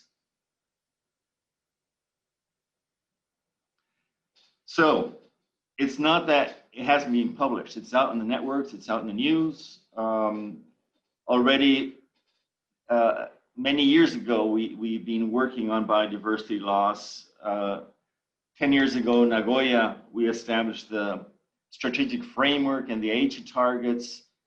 At that time, we had already promised to halt the loss of biodiversity. And just last week, the GBO5 came out and said that countries failed. Countries failed to comply. Countries failed to even get to 30% of the targets that we wanted to have. So we are looking at a very grim future in terms of biodiversity loss, which actually then end up with ecosystem failure. So in 3/4 of the planet, our ecosystems are not able to keep humanity alive anymore. And so there is no chance for sustainability. We actually have to regenerate the conditions. Can I have the next one, please? Yeah, and climate change is tied to the whole thing. It's a systemic thing. And part of our problem not being able to solve things like climate change or planetary collapse or poverty is that they are complex issues, complex problems, complex challenges. And with our reductionist thinking of Western academy, Western science, these things cannot be solved through disciplinary approaches. So we're actually facing already tipping points that could make coming back to a planet that keeps us alive very, very difficult. We already were warned a few years ago that we had until this year to make the change. Okay, COVID is going to help us reduce many of our emissions, but not enough. And it's not changing our development pattern. There are too many people wanting to bounce back to the old economic system. Can I have the next slide, please? So I think nature gave us a good present. It sent us a little virus which put humanity on the knees. It's a wake-up call. So there might be a vaccine for this virus, it might be a treatment, but there is no vaccine for rapid climate change or abrupt climate change, runaway climate change, however you want to call it, or for biodiversity collapse. So basically the mistake we made was telling people we had to take care of nature. Nature does not need us. We should have taught people nature needs to be functioning, it needs to be healthy, it needs to be flourishing in order for us to keep alive. So if we keep on damaging nature, nature is not going to keep on playing the game with us. So we have a fire drill, we have an exercise, we can use it to learn and change our way forward, or we can use it to see how our future over the next few years, not decades, will change the way we live as humans. Next slide, please. So I used to talk about revolutions. I used to be an activist. I am not anymore. I talk now about evolution. So we need to go from the ego to the eco and finally to seva. So instead of having the man on top, the woman underneath, and all life at our feet, we need to really have humanity in service of life. So next one, please. So regenerative development is really only a holistic approach, moving away from the disciplinary traditional approaches. And we need to measure life and flourishing based on hope and happiness instead of gross domestic problem or other economic measures. So it's just the way we need to actually measure how we move forward. Next, please. So this is what triggered using Costa Rica as an example, because we have to show the world. So Buck Fuller said, don't fight the system, just build a better one that will make the old one obsolete. So we're trying to show the way how to regenerate a whole country. Can I have the next one, please? And it's an integration of these 6 dimensions into a holistic approach. So if I would have more than the 5 minutes time, I would go into detail. But basically, it is moving away, as I mentioned, from this reductionist approach to a holistic approach. Next one, please. Next one. We're using the donut economics as one of the measurements. And here we see the Costa Rican donut with the red. Sorry, you went too fast. The red are the planetary boundaries that the country has exceeded. And the red in the center is the social gap that we need to still close. So by choosing this donut model, we can actually focus our attention on coming back to the normal required planetary boundaries of a safe country and eliminating the inequalities, especially that's our main gap in social threshold, caused by the neoliberal market model. So by local development, bringing value chains to the local level, putting together producers and consumers with added value, generating new alternatives, new possibilities for youth to find livelihoods, we can actually reverse the donut. And that is what Costa Rica is in the process of doing through this regenerative initiative. And the last slide, please. We are taking this to a global level. This will be launched in a few weeks. It's bounced beyond. So instead of bouncing back to our old economic model, we need to bounce ahead. We need to bounce beyond the system that we have created now. And this is a catalyzing process to foster all of these alternative economies that are coming up to go through the chasm from early adopters to majority adopters. So keep your eyes and your ears open for Bounce Beyond. It's going to be a very high impact initiative at the global level. And thank you for your attention. Thank you so much, Edward. And thank you for shedding light on regenerative development strategies. I think it's clear from your talk that we need a change in our thought processes and collective consciousness to effect real change. Thank you. I would like to invite our next speaker, Susan Jones. She's an architect and founding principal at Atelier Jones. Her work entwines design, research, and community engagement to create sustainable urban projects. Susan, please go ahead. Thank you, Aditi. First slide. Thank you, Aditi. Thank you, Jaya. And thank you, GSD Alumni Council, for this honor to speak. This is a story about one person's journey of regeneration between our forests and how to grow our cities. Next slide. It was deep into the last recession that I would venture late at night, again and again, into my Atelier Jones model shop to build another model for our little family house. This is a story of digging deep, going into the dark. What is our time for? And how can we keep focused on our time? Where will our impact be? The models emerged into a house. The house became a study of ecology, how to reinvent our relationships to the Pacific Northwest forests, my home, our life-giving, carbon-storing wood. This house also became a story of how to reinvent our building industry, how to build with lower carbon materials, and how to reduce the impact of carbon, concrete, and steel construction that so dominates our buildings today, creating its heavy carbon footprint. Next slide. But then the tall, mute, mass timber blanks became tectonic poetry in the falling light.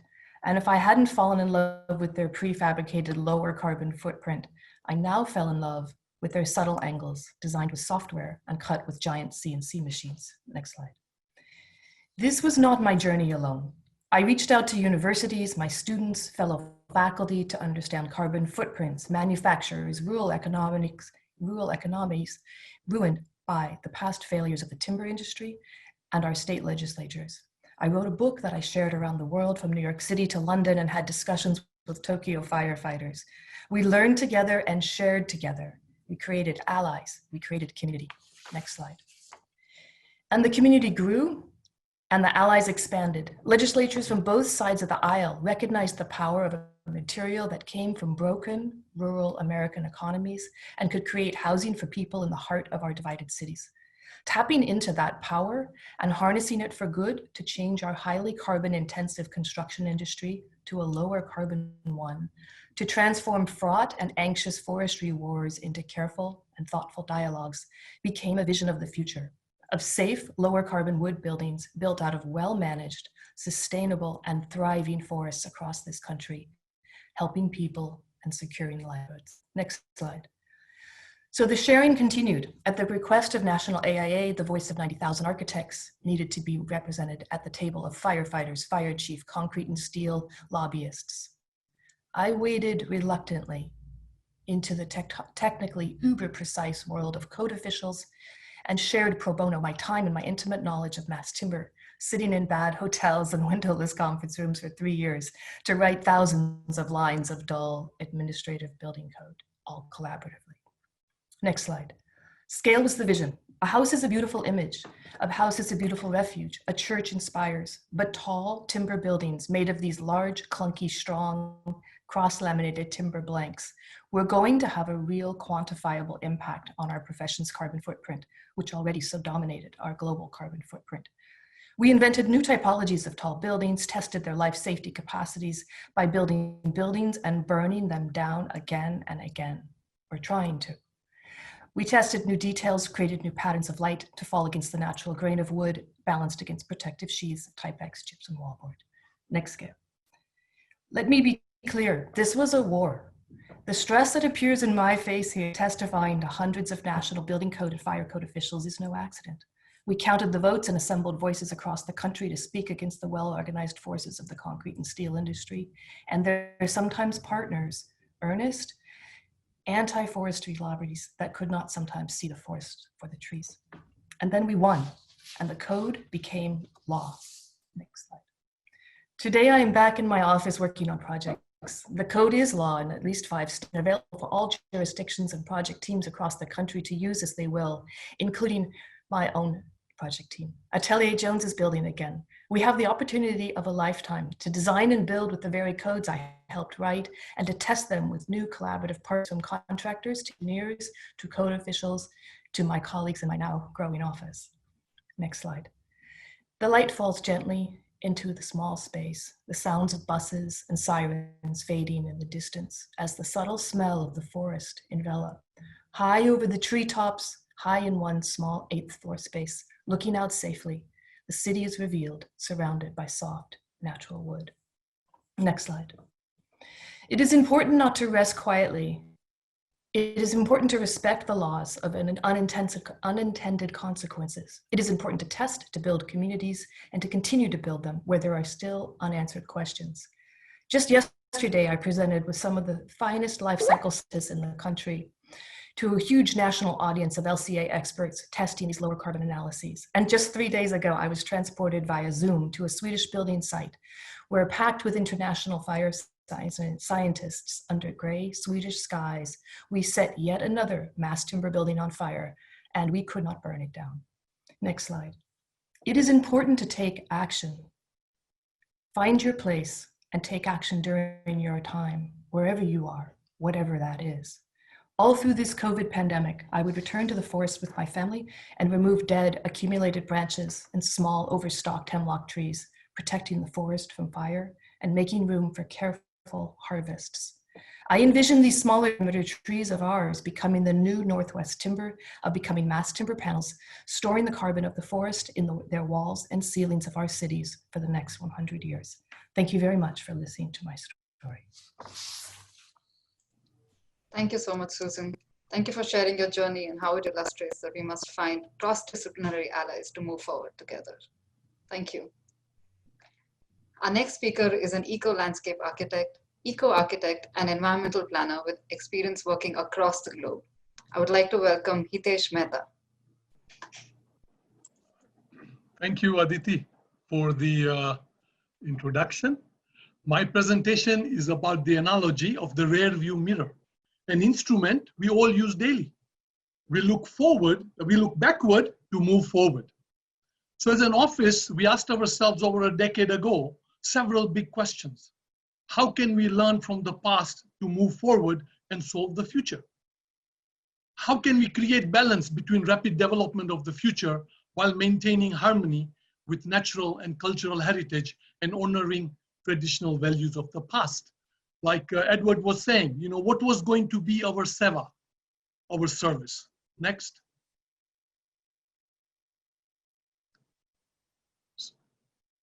We had to be radical to solve the problems and be the change we wanted to see in the world. And so I decided to go to my past, actually 5,000 years, to the beginning of the philosophy of my childhood upbringing, Jainism.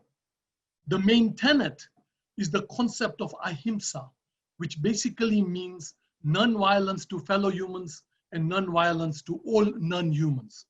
As Mahavira, one of the spiritual leaders, put it, one who neglects or disregards the existence of earth, fire, water, and vegetation disregards his or her existence, which is entwined within them. Next.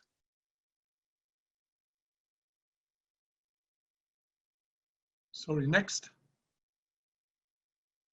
Inspired by this Jainist concept, no, sorry, one before that. Can we go one back? Thanks.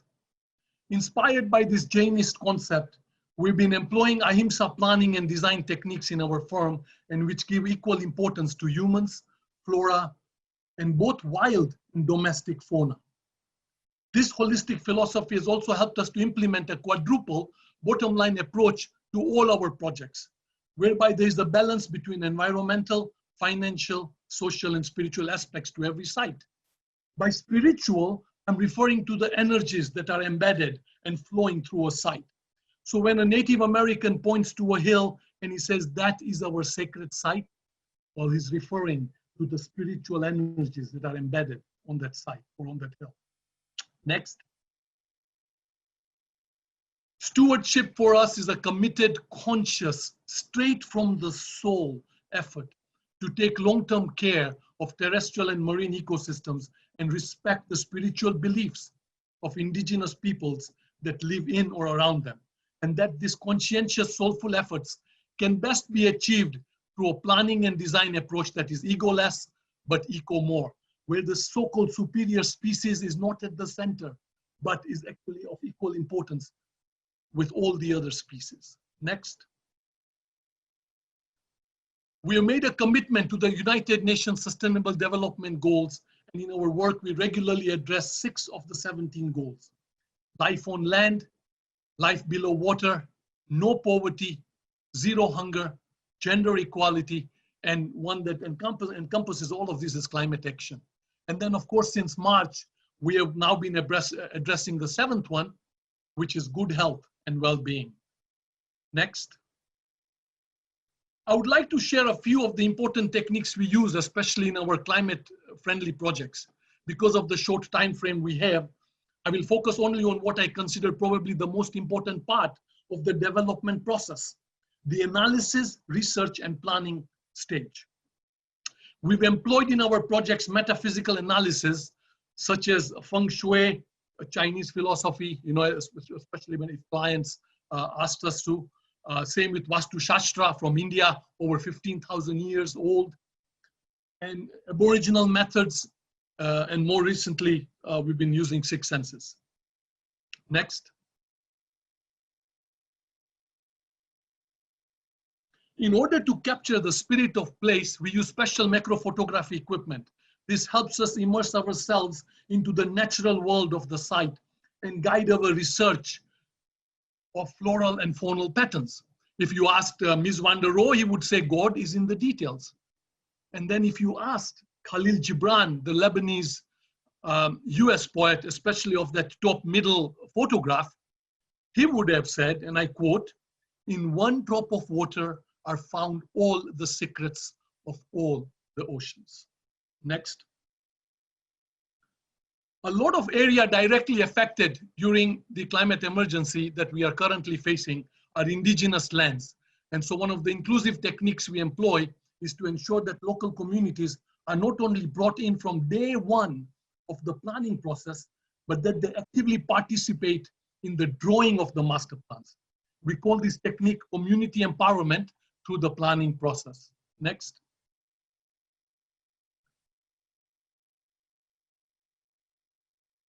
And when the quadruple bottom line approach is used consciously, as in the private wildlife conservancy in Kenya, Naboisho, that you see in the photograph, we have a win-win-win-win situation, a quadruple win. Local people have their spiritual sites protected. They're able to share their wisdom with tourists, whose money is used to protect natural and cultural heritage and help sustain livelihoods of the Maasai. In the background is the Eagle View Camp, where the tourists stay when they come to experience the spirit of place of Naboisho Conservancy. Next.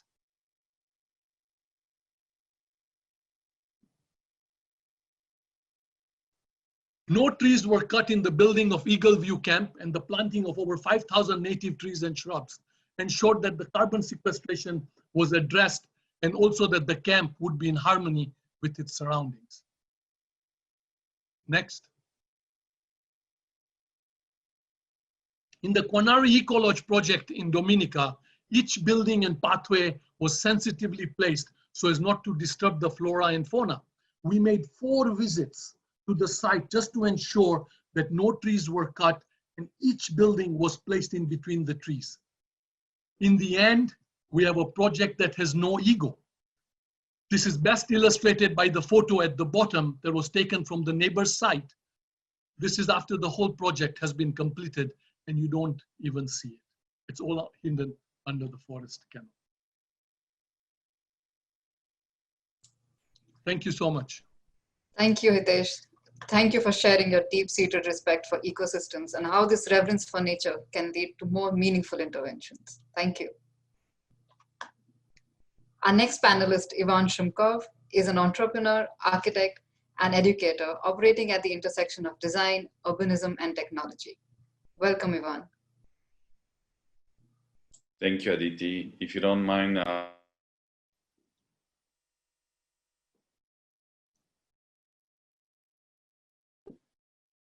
can you please turn on my camera, Aditi? Sure. I have actually 2. Okay, perfect. Yeah. Thank you. Here I am.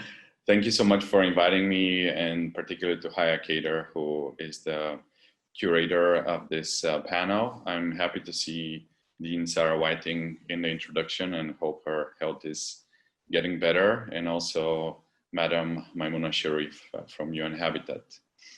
I wanted to start with some good news, and that is the fact that sustainability and architecture design has actually entered also the political agenda of major governments and countries.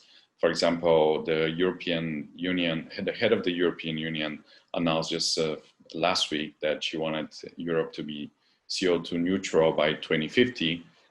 And at the last meeting of the UN, the Chinese president actually announced that by 2060, China would be CO2 neutral. So what I wanted to talk about is the work that I've been doing in the past years. I'm actually an architect, educator, entrepreneur, and activist for a better world. I created a company called Build Academy 7 years ago, and this is, I'll show you some of the results of our work over the past years.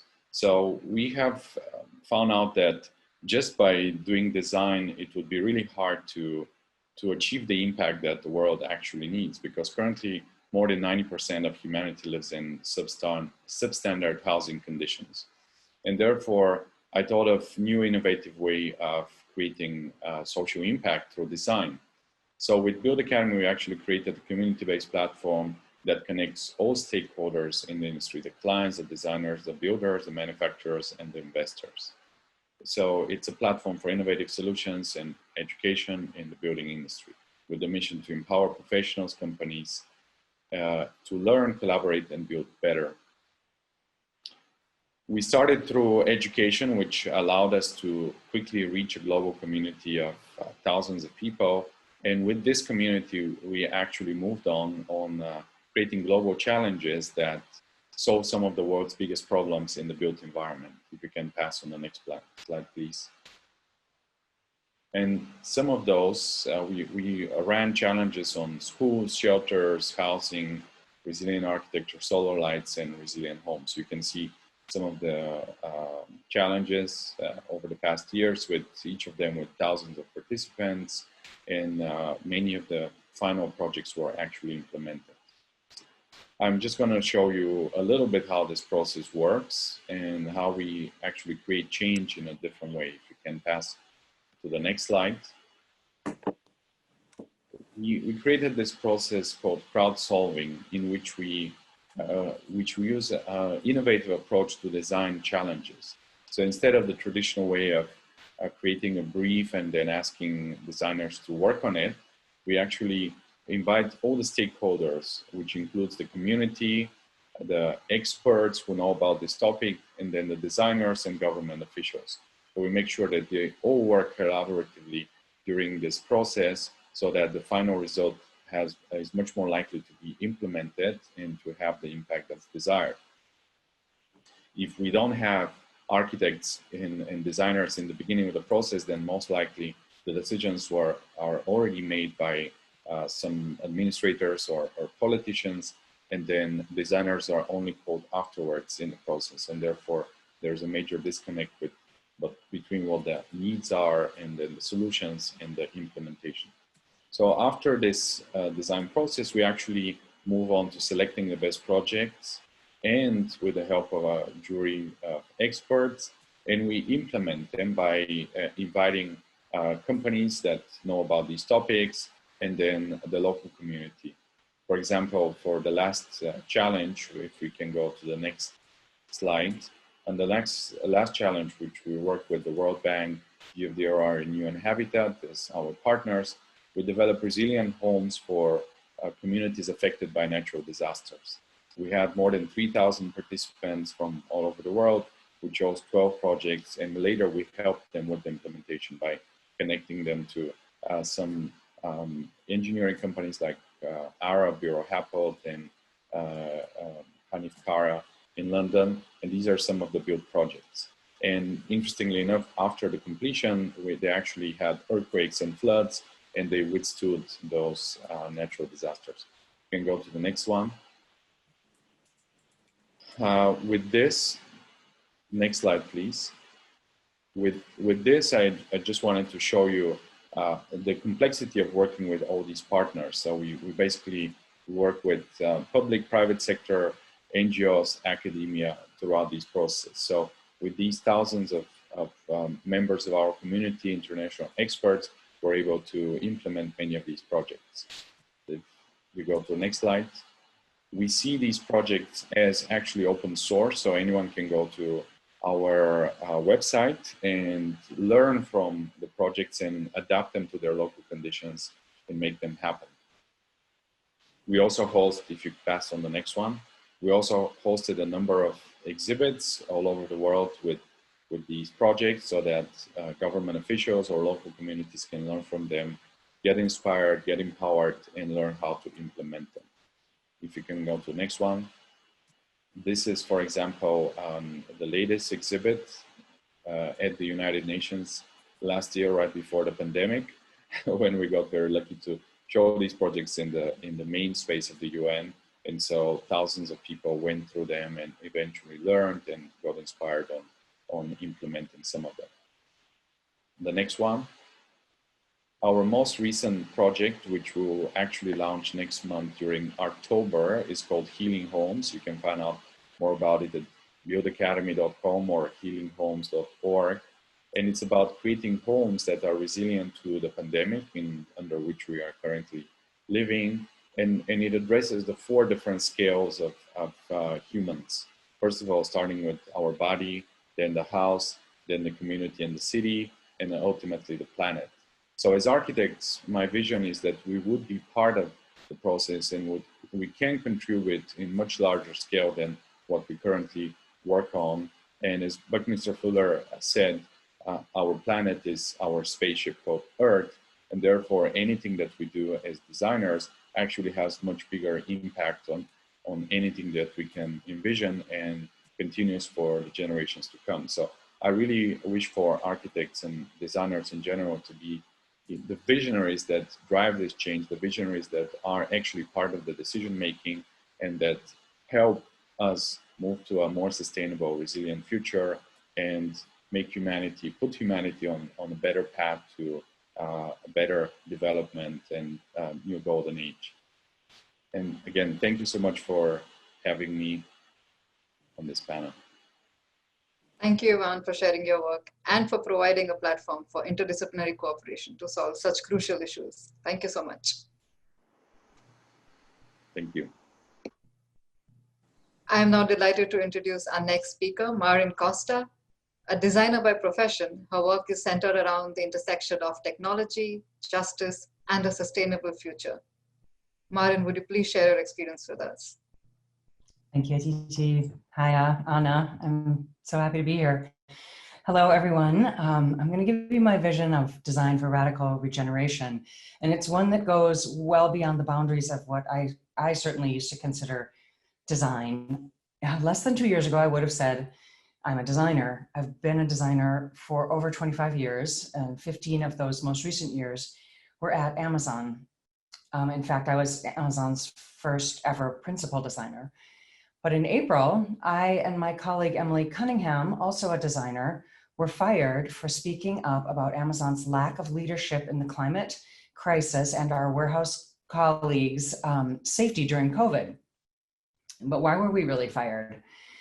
Because Amazon, one of the most powerful companies in the world, and Jeff Bezos, the richest man in the world, are afraid of us because we were able to hold them accountable and force them to change in ways that consumers, shareholders, even politicians have not been able to. So now I say I'm a design activist. In other words, I use design thinking and leadership to invent and create radical collective action and to change power structures and mindsets for maximum system level impact. Let me explain. Next slide, please. In late 2018, I and a small group of Amazon employees founded Amazon Employees for Climate Justice, an employee-led organization now widely credited with bringing about Amazon's long overdue climate pledge, its pledge to buy 100,000 electric vans, and Jeff Bezos's $10 billion Earth Fund. So huge wins. We made a point to include the word justice in our name because we knew the climate crisis is not simply an ecological one, it's a crisis deeply rooted in several nested and oppressive systems: patriarchy, white supremacy, colonialism, neoliberal capitalism, and the carbon economy. We knew that any successful strategy to reverse the climate crisis would require holistic systems change. And we knew that inside channels or working within the system had not worked and would never work. As the saying goes, the master's tools will never dismantle the master's house. Next slide, please. Renowned environmental scientist Donella Meadows wrote a seminal article called Places to Intervene in a System, where she proposed a hierarchical list of possible leverage points for transformative systems change. Turns out that the strongest leverage points involve altering the rules of the system, the power structures that uphold them, and the mindsets that define them. And to change these rules, power structures, and mindsets, we must collectively keep pointing at the failures in the old system, keep loudly and boldly speaking up in the language of the new ones, and put leaders willing to take courageous risks in places of public visibility and power. In other words, organized, brave, grassroots collective action. Witness in this country alone, women's right to vote, civil rights, and same-sex marriage. Next slide, please.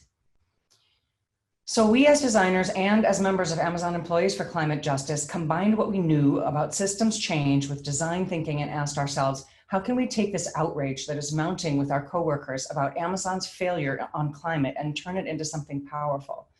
How do we redefine the problem to inspire novel solutions? How can we have a system level impact? How can we make our voices heard? And what are we willing to risk? Next slide, please. What we accomplished was a series of creative activism firsts. Employees Amazon Employees for Climate Justice became the first higher wage and hard to replace employee organization to advocate for climate change within a company. We published the first open letter to a CEO, Jeff Bezos, where 8,700 employees signed their name on record to a letter that was publicly critical of the company. We submitted the first shareholder resolution filed by a group of current employees demanding climate leadership. Because tech workers are notoriously paid in stock, the strategy of combining our power as both shareholders and employees sent ripples through the tech world.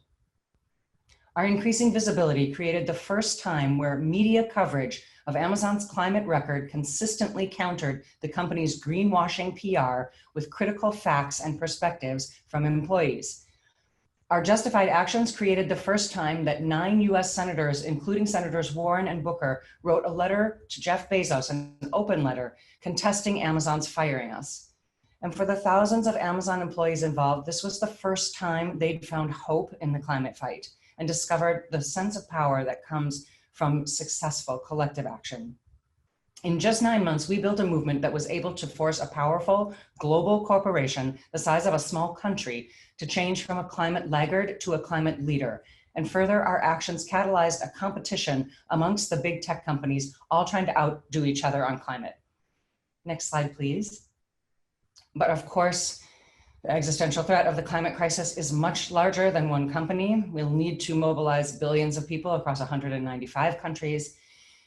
And this is where you come in, because to change everything, we need everyone. And here's the good news.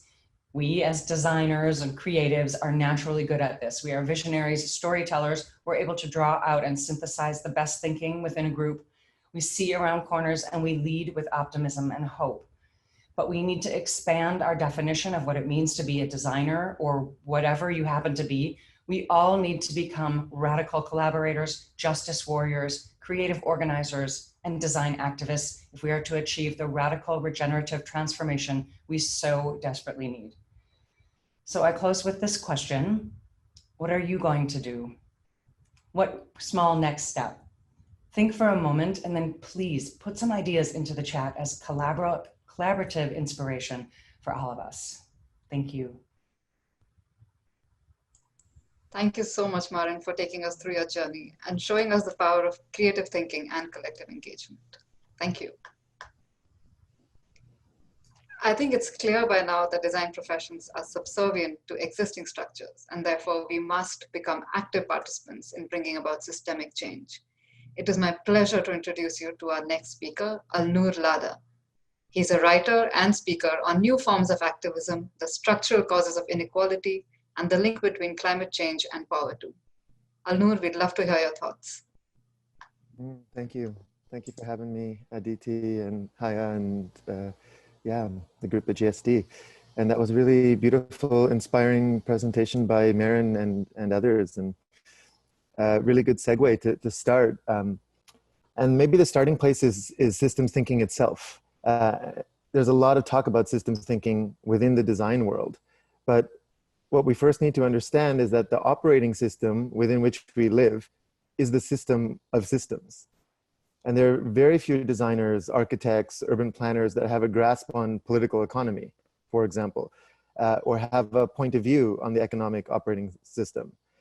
In fact, I would argue that many would say these broader issues are irrelevant. And the effect of this is an invisible architecture of ideology that fills the void of meaning. We don't talk about it, but the people in power enact it.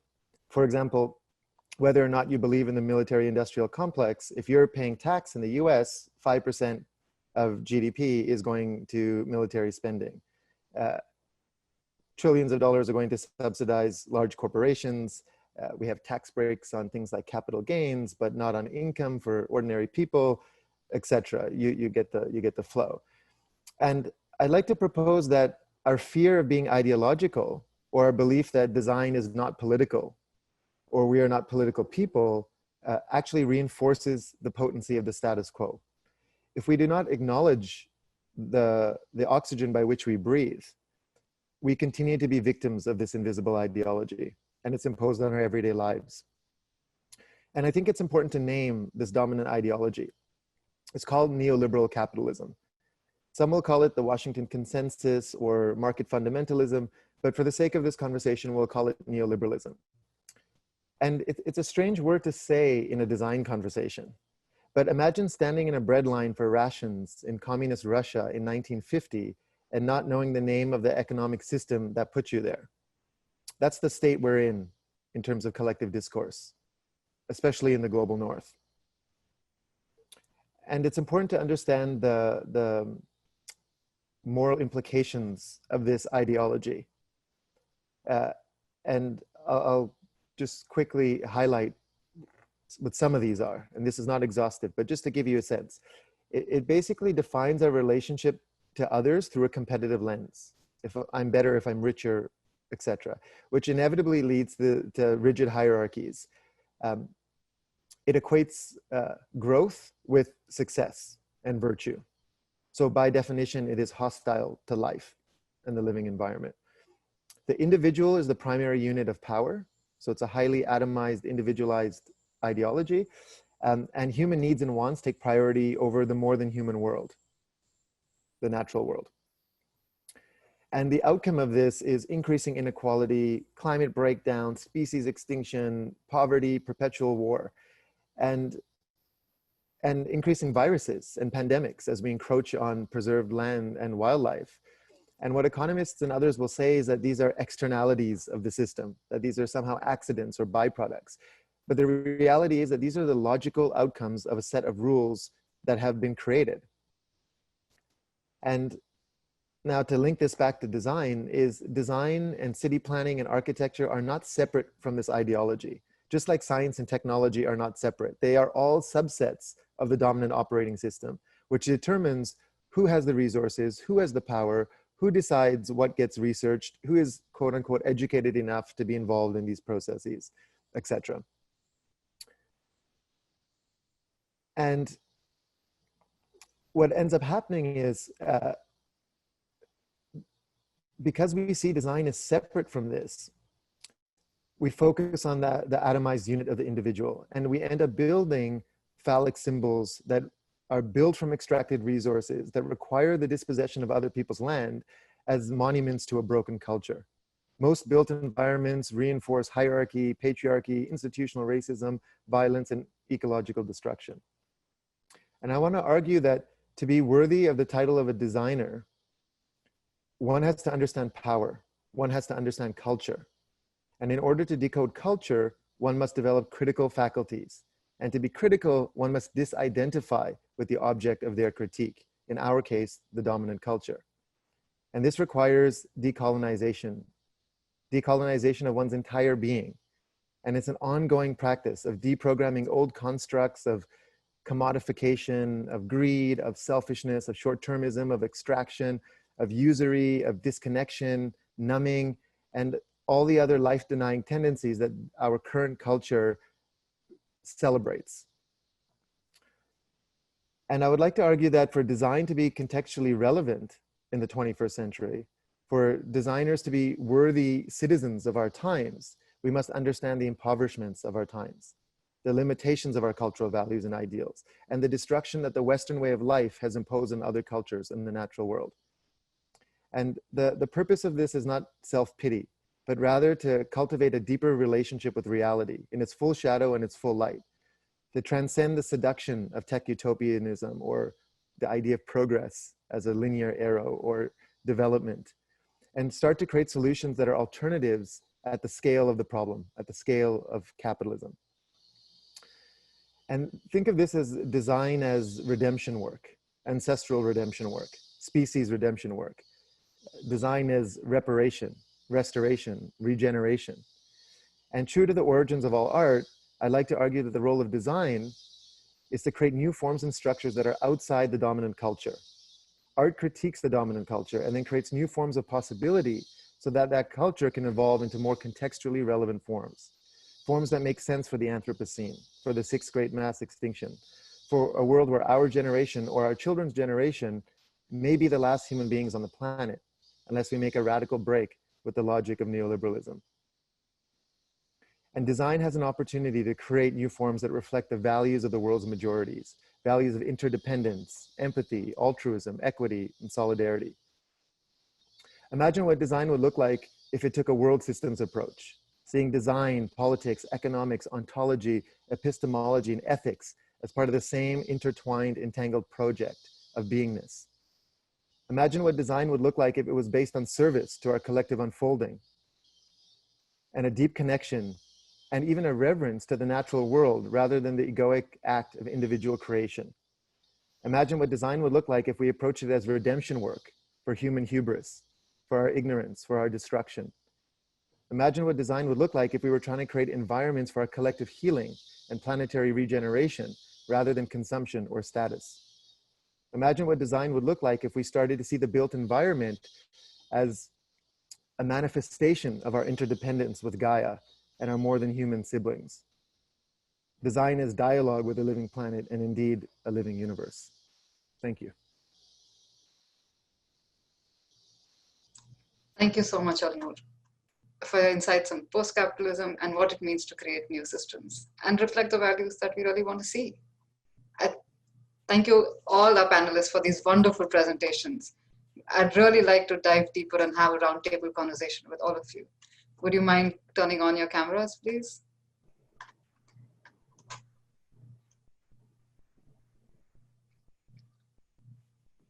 Perfect. Thank you so much for joining us. I'm sure our audience has a ton of questions coming through. The first thing that I'm really curious to find is to ask Edward. You spoke about regenerative practices. Can you speak a little bit more about how we can regenerate our society as a whole and to make the transformation that we need? That is a tough answer. If we would have it, we wouldn't be where we are. But basically, we need to shift from our current status to a new paradigm. It's not cosmetic fixes. I think the SDGs have gained their merit, their world recognition, but they're actually within what we call the first horizon. So a lot of these are top-down solutions, technical solutions, and a lot of people have faith that technology will solve our challenges. I think it will help, but it will not solve. We need a deeper transformation. So one of the big issues is giving hope. So hope that we can still have time to build the planet we need and not adapt to a changing planet, as we've been told by the UN system. The hope is giving kids actually the possibility to shape their future. And the schooling system is not shaped for that. It's shaped for the opposite. It's shaped for deterring their innovation, their creativity. They've been taught, we've been taught in this reductionist dimension. We've been taught in a disconnect from nature. So by re-educating our youth and actually all of humanity, I think that is the only way. We cannot do little patches. And I think a lot of our solutions right now are patchwork. And that's just like fixing a road that has potholes. They'll come up in the next rainy season. So the only real issue is, I think, getting something into the hearts, and that is the possibility of having a future. Right now we don't have. And actually creating that future in a different dimension where probably 10 of the professions that will be out there in 5 or 10 years, 9 of them still don't exist, but our whole educational system is built upon the past. So we really need to reimagine, let our minds go. And I think only with the spiritual component, the inner understanding and the community life, that is our only way forward, actually, I think. I cannot agree more. Thank you so much.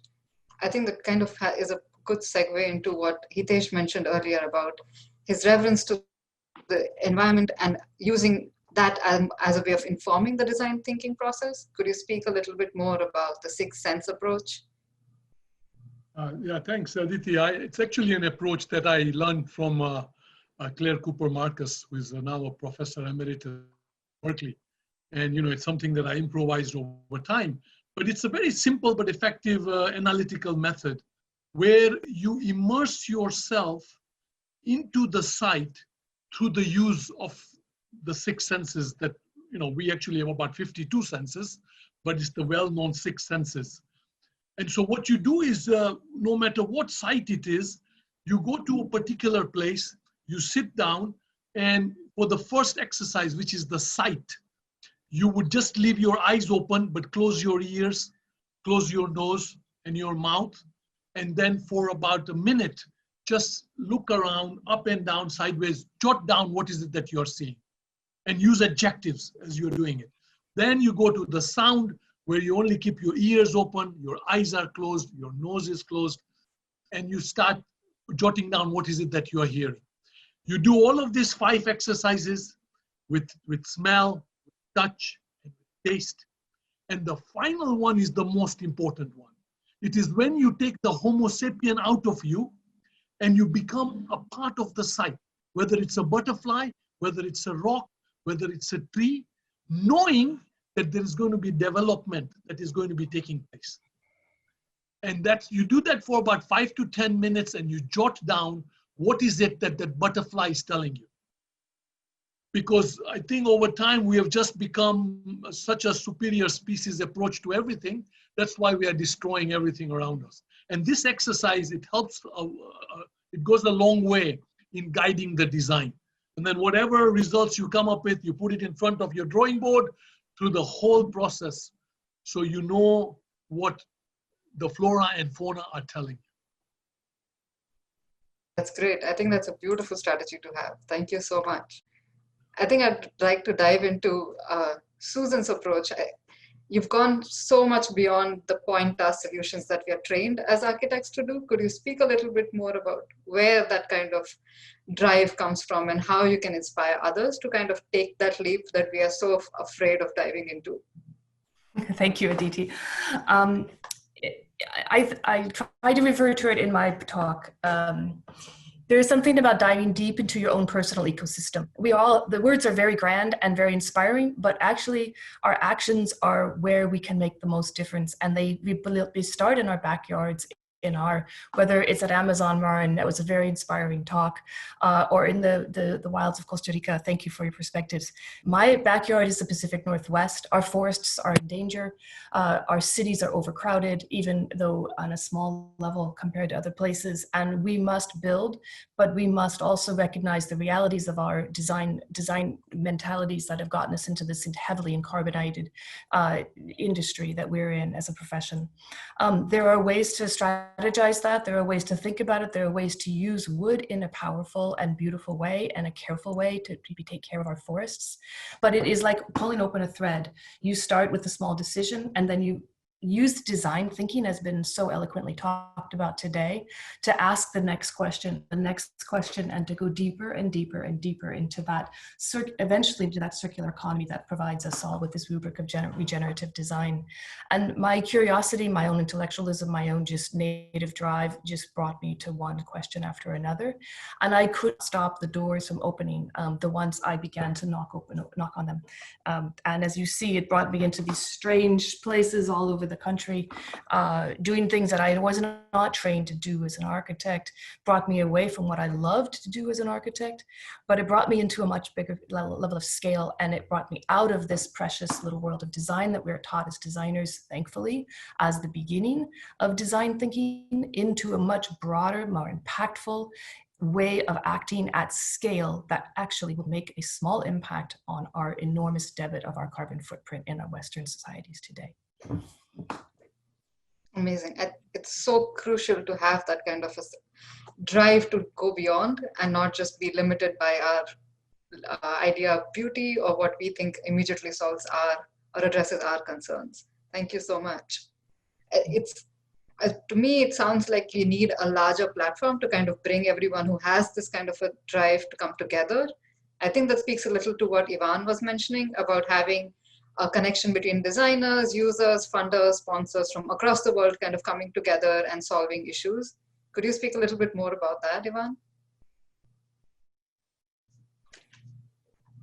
Yes, sure. I'm happy to talk more about our own experience. So basically, I found out through the work that I've been doing is that there's no way that we can achieve what we need to achieve without actually inviting all those decision makers and then all those people who will later implement the projects in the process from the very beginning.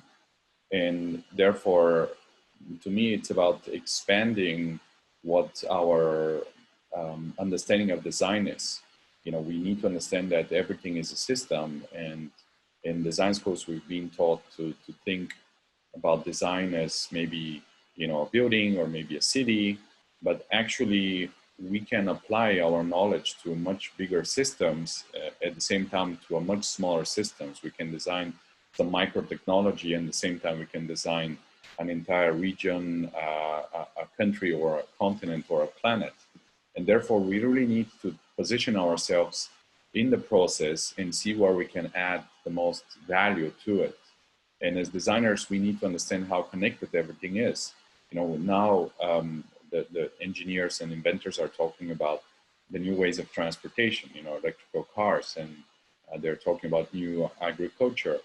But we need to think that if we design our cities in a proper way, people don't even need to use cars. You know, they can use public transportation, or they can just walk in the cities in the ideal case scenario. So I'm really thinking about those visionaries as, for example, Buckminster Fuller, who I mentioned, or Le Corbusier, or Frank Lloyd Wright, or others in the history who have been not just designers, but they've been actually visionaries who created this bigger idea and who are able to communicate with everyone else, with the politicians, with the engineers, with the investors, to make their visions happen.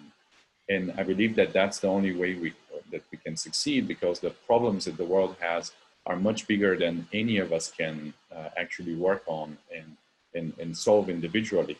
And therefore, what we're talking about, partnerships, collaborations, exchanging ideas, opening the dialogues, and making everyone participate in the process would guarantee that the solutions that we develop are better, and the implementations that we achieve is actually better. And then by inviting the communities to be part of the process, they would feel ownership in that process. They will protect whatever was built, would carry on, and would actually come up with even more innovative solutions later on. So that has been my personal experience that I wanted to share, and I look forward to collaborating with some of our guests and maybe the community that's here with us. Excellent. I think the whole idea is to create a community of like-minded people and support each other through that. And diving right into the technology and how we kind of have this expectation that technology will save us from everything, I'd like to ask Marin what she thinks is the importance of creative thinking to drive systems change. That's a great question. I do fear that there is too much reliance on technology, and the problems we have today are a result of technology. And I don't know that we're going to solve our way out of it using more technology. So I think that we need, like I've said, we need collective action and grassroots organizing and one-on-one connections between human beings at a small level that builds out and out and out. This is such a huge, unprecedented moment that we are in. There is as much gravity as there is opportunity, and that's the hard part. That's the first step, is being able to hold that space for the anger and the fear and the sadness, and that yet never give up hope and love. That can be, you know, if you give up hope and love, then you can't act on your outrage. So it's really important to hold the hope. And then no matter how overwhelming it can get, and it does, you know, believing that you can do more because you can. I mean, I'm talking to an amazing group of people, and obviously everybody's doing such amazing things, but it's going to get worse from where we're at now. It's going to get much worse. And then being able to speak truth to power, we need to be able to speak. Our language is so important. We need to take risks. We need to stand up together. We need to be braver than we've ever been. And then we need to use change our language to reflect the new systems. Like, it's not the climate change, it's climate crisis. It's not cheap or inexpensive. It's, obfuscated externalized costs, or, wastewater is water.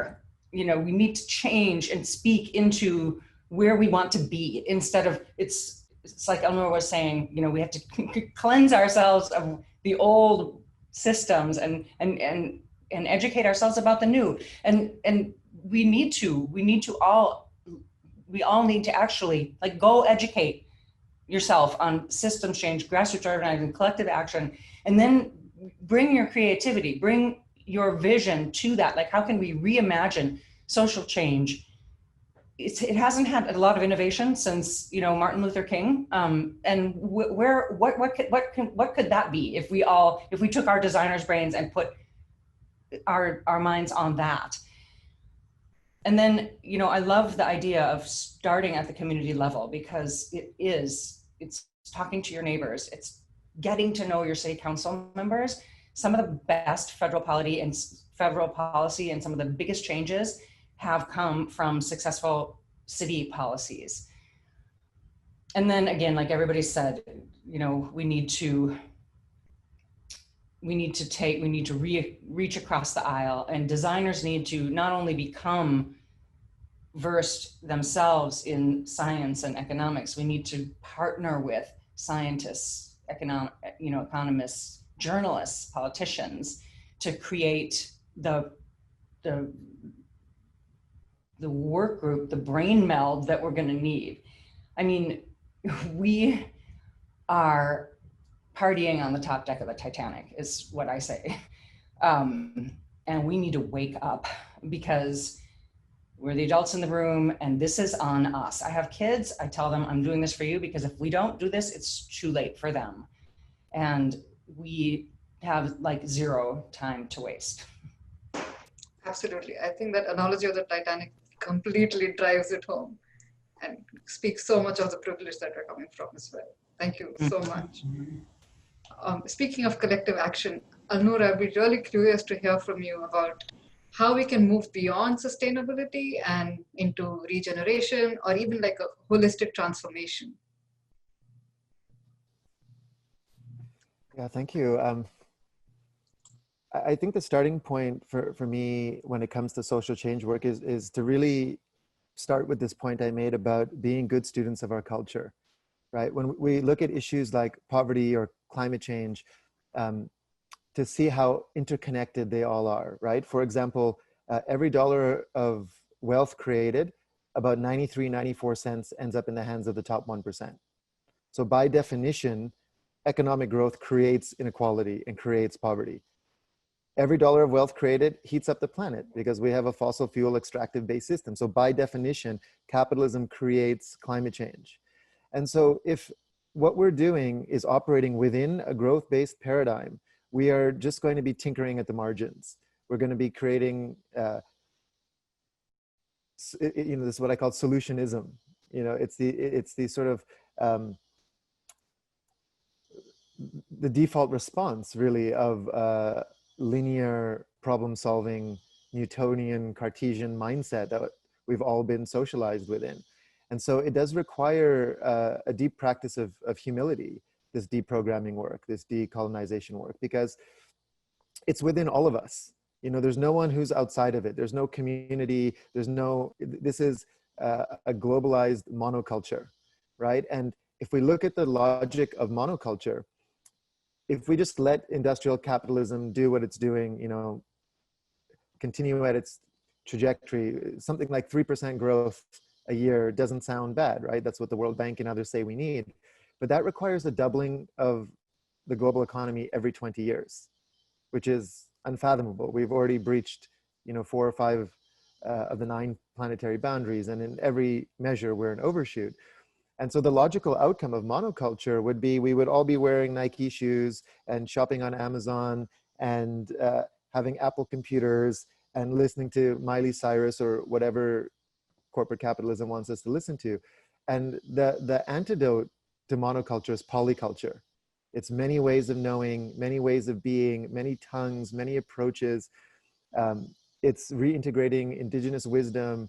It's having an epistemic humility that our way of doing things is not the only way. And not only is it not the only way, it's absolutely wrong. And the destruction that we've created on this planet is a direct result of ideology.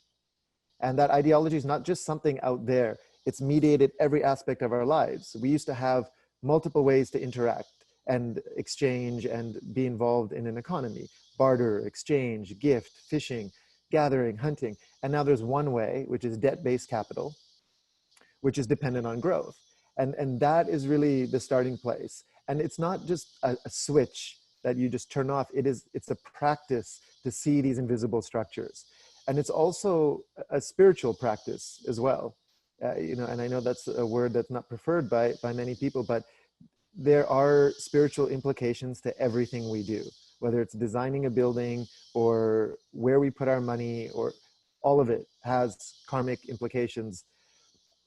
There's a teacher named Stephen Jenkinson, and he's a teacher on death and dying, and he loves etymology of words, and he talks a lot about the word awake. And he says, we think the word awake is like woke, being conscious, but the etymology of awake comes from, similar to wake, the water that fans out from movement like a boat. And so really being awake is being aware of the consequences of our actions. And in some ways, that's the definition of ecology, is understanding the consequences of our action. And that ecology has to be central to everything we do, from the design approach to how we engage in activism to how we regenerate land. All of it is interconnected. And it's also interconnected with our own healing, right? That's what I meant by the redemption work. All of this is bound together. And that's deeply daunting. And it's also the spirit task of our generation. I think that's so important, and very often we just overlook it and kind of don't want to address it directly in our own work. And I'm really curious to see what Edward's take is on this in terms of working with humility and using maybe an example of Regenerate Costa Rica. You spoke a little briefly about it, but I'd love to hear more about it. Actually, we've been trying to simplify our action. And if you have two inverted triangles, the first one is the problems. People usually try to solve the problems at the tip of that triangle. And the inverted triangle on the side, if you can imagine that, is equivalent of resources that are required to solve those problems. So if you start at the top, you need a huge amount of resources. If you start at the bottom, you actually can solve a lot of the community problems without foreign aid, without additional knowledge, just by using the community power. And that empowers communities to move forward. So actually what we did was look at what are the biggest challenges at the country level. And that's where the donut, even if it's not totally precise, it's actually a very good infogram, because for the first time you have in one image the environmental impact of a country and its social development that it achieved with that level of impact.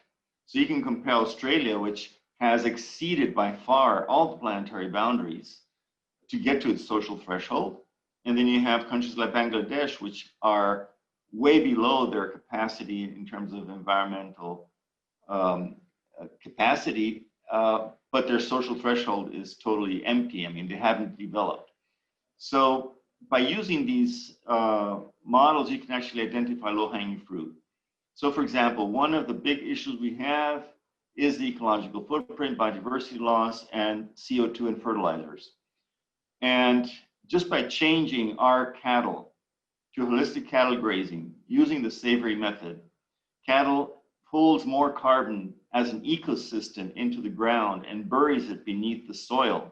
And you can watch that Netflix Kiss the Ground that came out yesterday, and because a lot of scientists, I'm part of the Scientific Council for Climate Change for the country, and my colleagues don't let me talk about soil carbon because there's too much variability, scientific variability still. So that reductionist process that, if we just can change our cattle production to carbon negative, I don't need to invest in electric cars, which is the decarbonization strategy that the government is facing on. and all the other footprints that an electric car has. So if I develop local markets, if I try to get rid of the big corporations and, well, they fell apart, the logistics of food transportation globally to rural economies, and actually develop production at the local level, consumption at the local level, I am benefiting both farmers and consumers, and getting rid of all the fertilizers and all the chemicals. We're actually getting the health levels up, eliminating cancer, eliminating all these new diseases that our kids have that are related to these chemicals. So with very simple things, you can actually have huge impact with very little resources. And somebody asked the question, is there funding for this? No, there is no funding for regeneration. The foundations still don't have the tick boxes. And many of them, it's actually boycotting their own model, like Amazon. The only way to get rid of that is stop buying in Amazon. And that is not a model that they want to foster. So you actually can solve a lot of the problems with very simple procedures. You don't need high tech. And there, the community itself gets empowered and starts working together. And you see your neighbors as friends. You see your neighbors as partners in the development process. You want to help your neighbor if he's in need. Whereas the other model of competition has moved us away from that. So we don't need rocket science to solve. Yes, there was a question on the Amazon. I grew up in Brazil. The loss of the Amazon is actually the consequence of our reductionist approach. We have so many millions going to conservation, but then you still have the European markets buying cheap beef from Amazon farms. So a simple blockchain can give the traceability of what's the footprint on that beef. I know, but then beef is bad. So you're actually killing the livelihoods of 1.8 billion people by saying, let's go all vegan. And then we lose opportunity of actually solving climate change and reversing the CO2 in the atmosphere. Just by using cattle alone, we could be in 280 parts per million in 30 years. So this dichotomies of thinking and the reductionist approach in our, if you want to be a famous academic, you need to be reductionist because the peer-reviewed journals are reductionist. So let's start simple. Let's start in our backyard and move up from there. That, I cannot blame the United Nations, or I cannot blame a country. I cannot blame my government for inaction. It starts with me. And we're still pointing too many fingers. That's what happens at the COP. I was a negotiator at the Biodiversity Convention. And people just kept on pointing. If that country doesn't do anything, why should I? And actually it starts by looking at yourself in the mirror in the morning and saying, are my actions for the day going to be regenerative or destructive? Absolutely. It kind of comes back to what we are thinking and what is our approach to things before we point fingers at anybody else. Thank you. I think we've had phenomenal responses from all of you, and the chat is just blowing up with a lot of questions. So I'd like to dive into some of the public questions, if that's all right. There's one that's a general question which starts with, how can spiritual values be incorporated into design to bring nature, including humans, of course, at the center of our development goals? Does anyone want to chime in about that? Maybe Hitesh can start us off.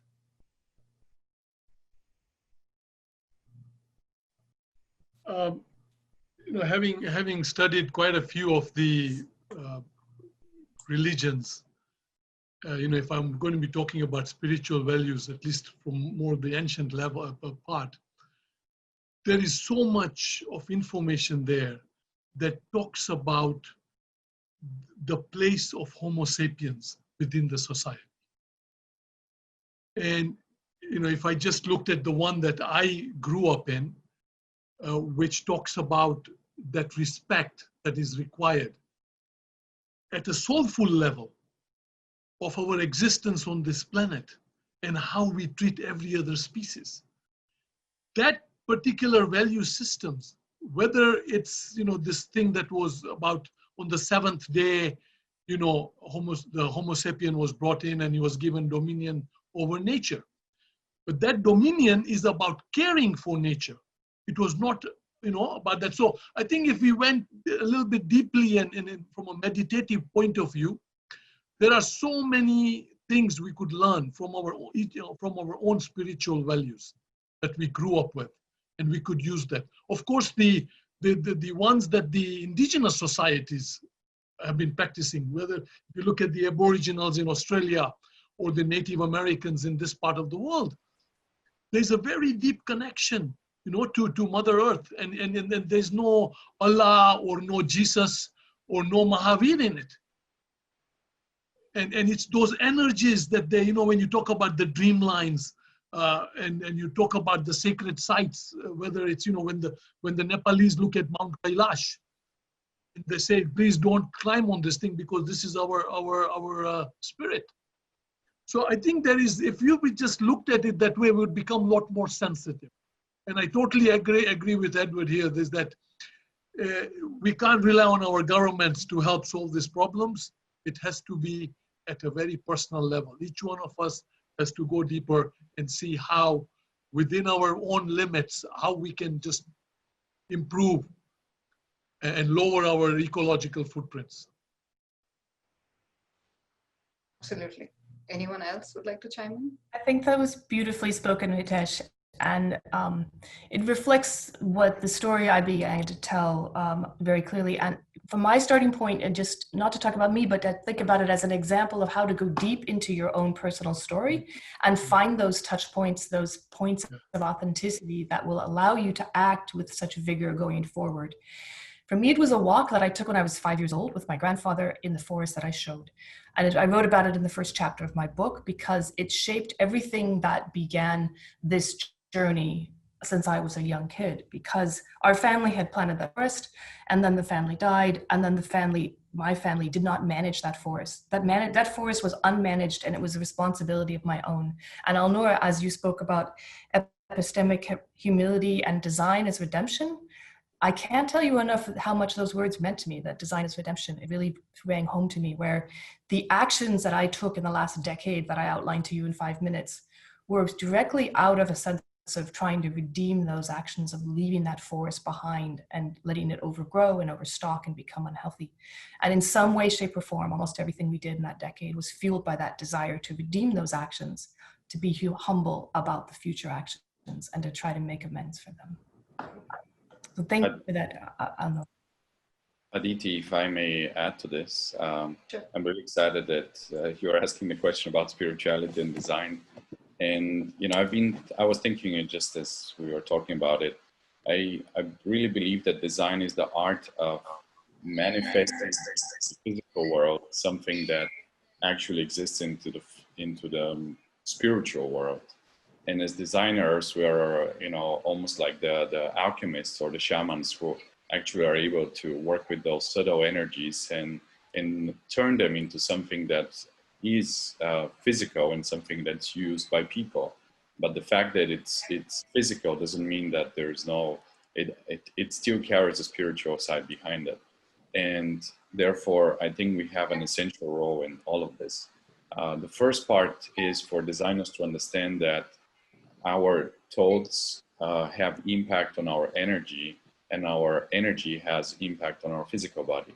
And design has really direct impact on all of these areas. You know, if you design a building that is inspiring, that is uplifting, it can actually move people and create positive thoughts that later transform into positive energy and make people happier, healthier, and society in general, you know, more awake spiritually and mentally. And therefore, I do believe that design is essential and really powerful as a tool for making a change and for awakening humanity and really put us on the right path, which we could go on instead of going on the destructive path on which we're currently heading. So I'm really excited that you asked this question. Thank you. Maybe I can add just one thing to this question as well, is to bring in the concept of animism. And animism is, you know, a core principle for most indigenous cultures and cosmovisions, as well as in most mystical traditions. And the concept of animism is the idea that everything is alive. So, and that's, you know, again, it's not something that you just intellectually accept, and it is a practice to be in dialogue with the living planet and to be in this constant process of humility and feedback and offerings and requesting permission. And it's a very different approach.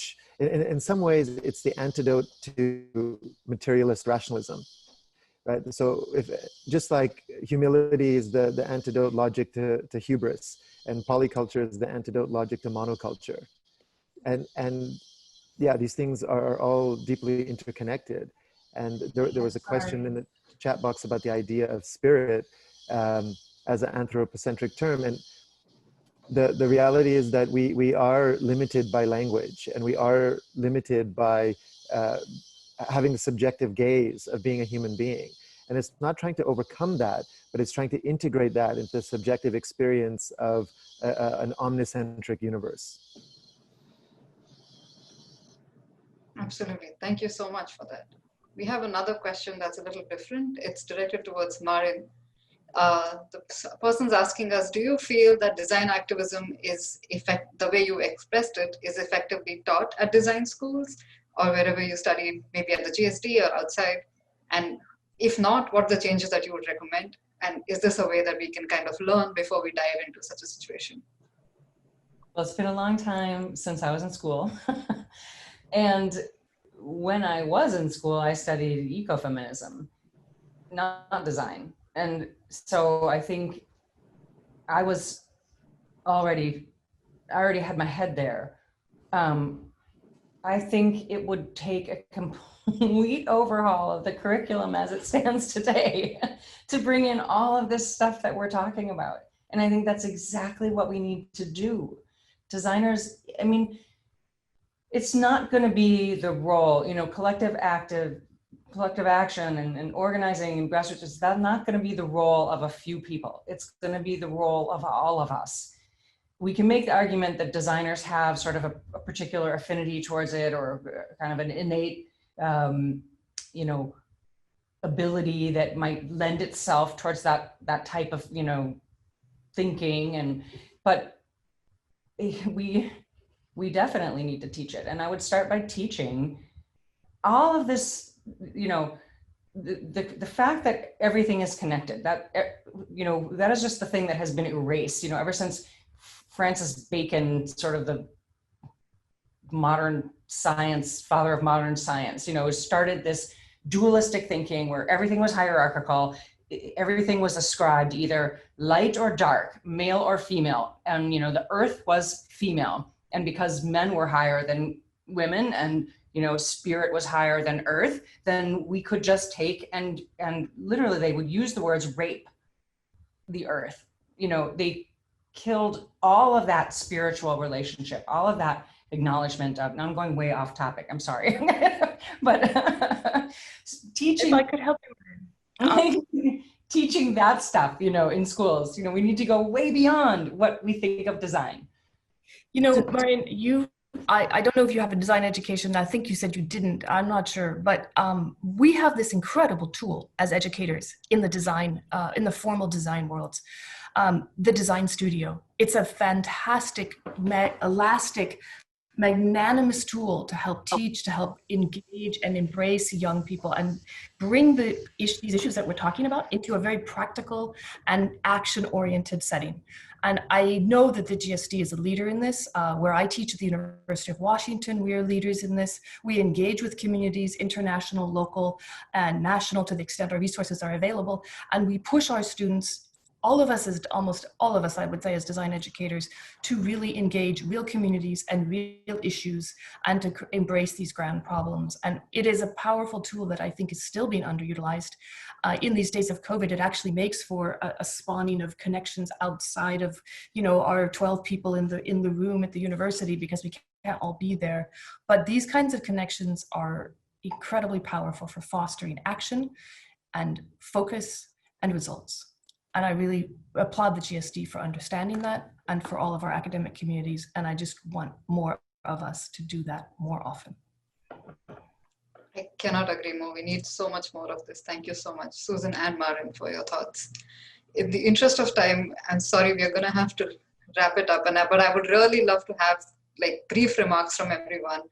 And given the cross-disciplinary nature of our panel, is there anything that you'd like to share with our audience that would inspire them to take action and kind of go beyond what they have been doing right now? Maybe if you could do just like 30 seconds of quick food for thought. For simplicity, we can go in the same sequence as we had the presentations. So if you could start with Edward and then Alnur could close us up. Thank you. Self-action, community action, and hope. Put them together. That's 3 seconds. Thank you. I hope I already said that, Aditi. Dive deep, be authentic, and just take action. Just go do it. Don't judge yourself. Just take action where you know it needs to be taken, and make sure it's authentic and that you know something about where you are. What you can add just because you know something is tremendous. Don't sell yourself short.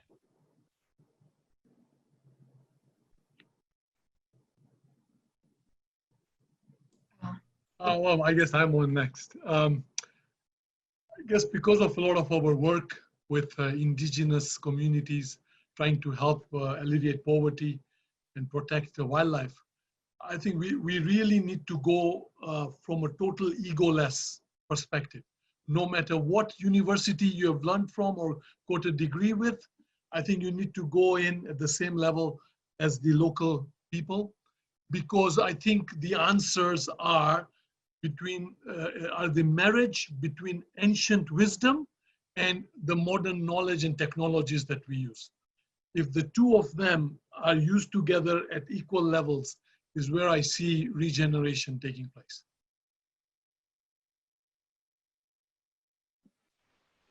I think it's my turn. So I wanted to acknowledge the GSD and to follow up on your previous question for a second.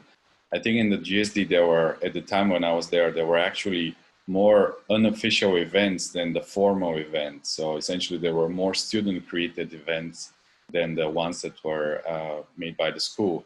And therefore I think that activism and initiatives were alive and thriving at that time. And I hope that that's still the case at the GSD, and knowing, having been there in the past years, I believe that that is actually happening. And to just follow up some concluding thoughts, I think we need to understand how powerful we are and how much impact that we can create.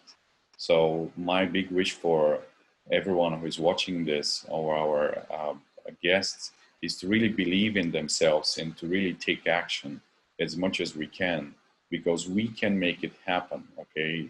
It seems like impossible, but once you get on it and once you start doing it step by step, even like the biggest and most scary challenges get resolved somehow. And then the universe, once you align yourself with the flow of the universe actually helps you, because you are doing something that's better for others. And through service to others, we can actually grow ourselves personally, we can develop and become better people. And by becoming better people, we can actually help others on the journey, and therefore connect to this like collective consciousness and to the spirit of oneness, and help humanity broadly, which is what we do need nowadays, because we are really at a crisis and we are really at a turning point. So if we realize how powerful we are and how much impact we can have, we can actually make this change and actually put us in a better path for a brighter future for humanity. Yep. Perfect, thank you. Is that me? Am I next? Okay. So much has already been said that is dead spot on. So I'm going to try to add a couple things. Meditation. This is the same thing that we're saying, connecting and looking inward and healing yourself, and realizing that we're just a tiny part of, so meditation is great. Do it every day. Tell everybody else to do it. That could really help us. That brings self-love as well, which we're going to need. You can't give love if you don't have self-love. And then the second thing would just be to very honestly consider, we are going to need to take risks. Each and every one of us are going to need to take risks and put ourselves out there into a potentially unsafe space, and consider before you do that, what are you willing to risk so that it doesn't come as a surprise? Absolutely. Alnur, would you please give us our last food for thought? Yeah, I would say really practicing being good students of our culture. And part of that is understanding the impoverishment of our times culturally. What have we lost from the path we've taken? And to really hold both the grief and the gratitude simultaneously. And to disidentify with the dominant culture by any means necessary. It's the only way, only by being outside of that, even temporarily, can we see the oxygen and the invisible architecture. And really practice animism, practice being in dialogue with a living planet and a living universe. It will guide you. Aditi, if I may just, I wanted to just thank this extraordinary panel. I'm so honored to have you all here. And I just want to end with a poem because you all inspire me so deeply. It's a poem by Rumi, and it says, I slept and dreamt that life was joy. I woke and saw that life was service. I acted and behold, service was joy. So thank you all to these incredible panelists for being in the service of humanity. I completely agree with Jaya. Thank you so much to all our speakers, and I'm sure our audience is inspired to take action. And if nothing else, at least raise our consciousness. Thank you so much, everyone, for joining us. Thank you. We'll take a short break and be back in about 5 minutes for the next session. I again want to thank our speakers so much for their amazing insight and for sharing so much with us. Thank you, everyone. Thanks, Aditi. Thank you. Thank you, Aditi. Yeah. Namaste. Namaste. Thank you all. Good to see all the friends on the panel. Bye. Thank you.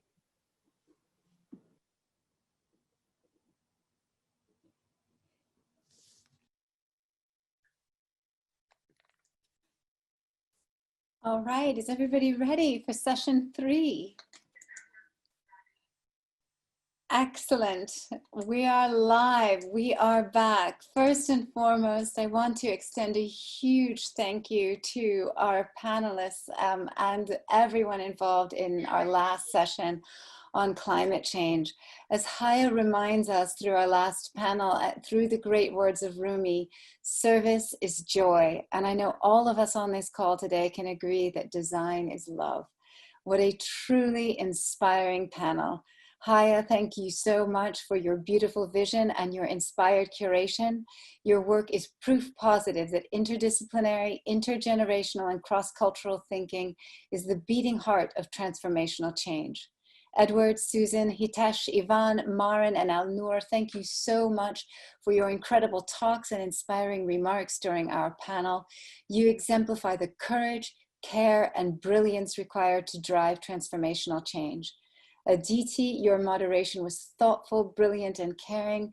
Thank you so much for leading us through. And now, to all of the new folks who have joined our event, thank you so much for joining us today. I'm thrilled to welcome you to session 3 of the Harvard University Graduate School of Design Alumni Council inaugural Design Impact Speaker Series. Climate change, structural racism, and COVID-19 have collided with propulsive force, exposing an existing landscape of inequity that demands a full reckoning, making plain what we have missed and who we have failed to serve. To create systemic change, we must develop fundamentally new design approaches that replace limited point solutions with transformational systems that can drive change at scale and speed, and at a speed that the challenges we face demand. Innovation is a team sport.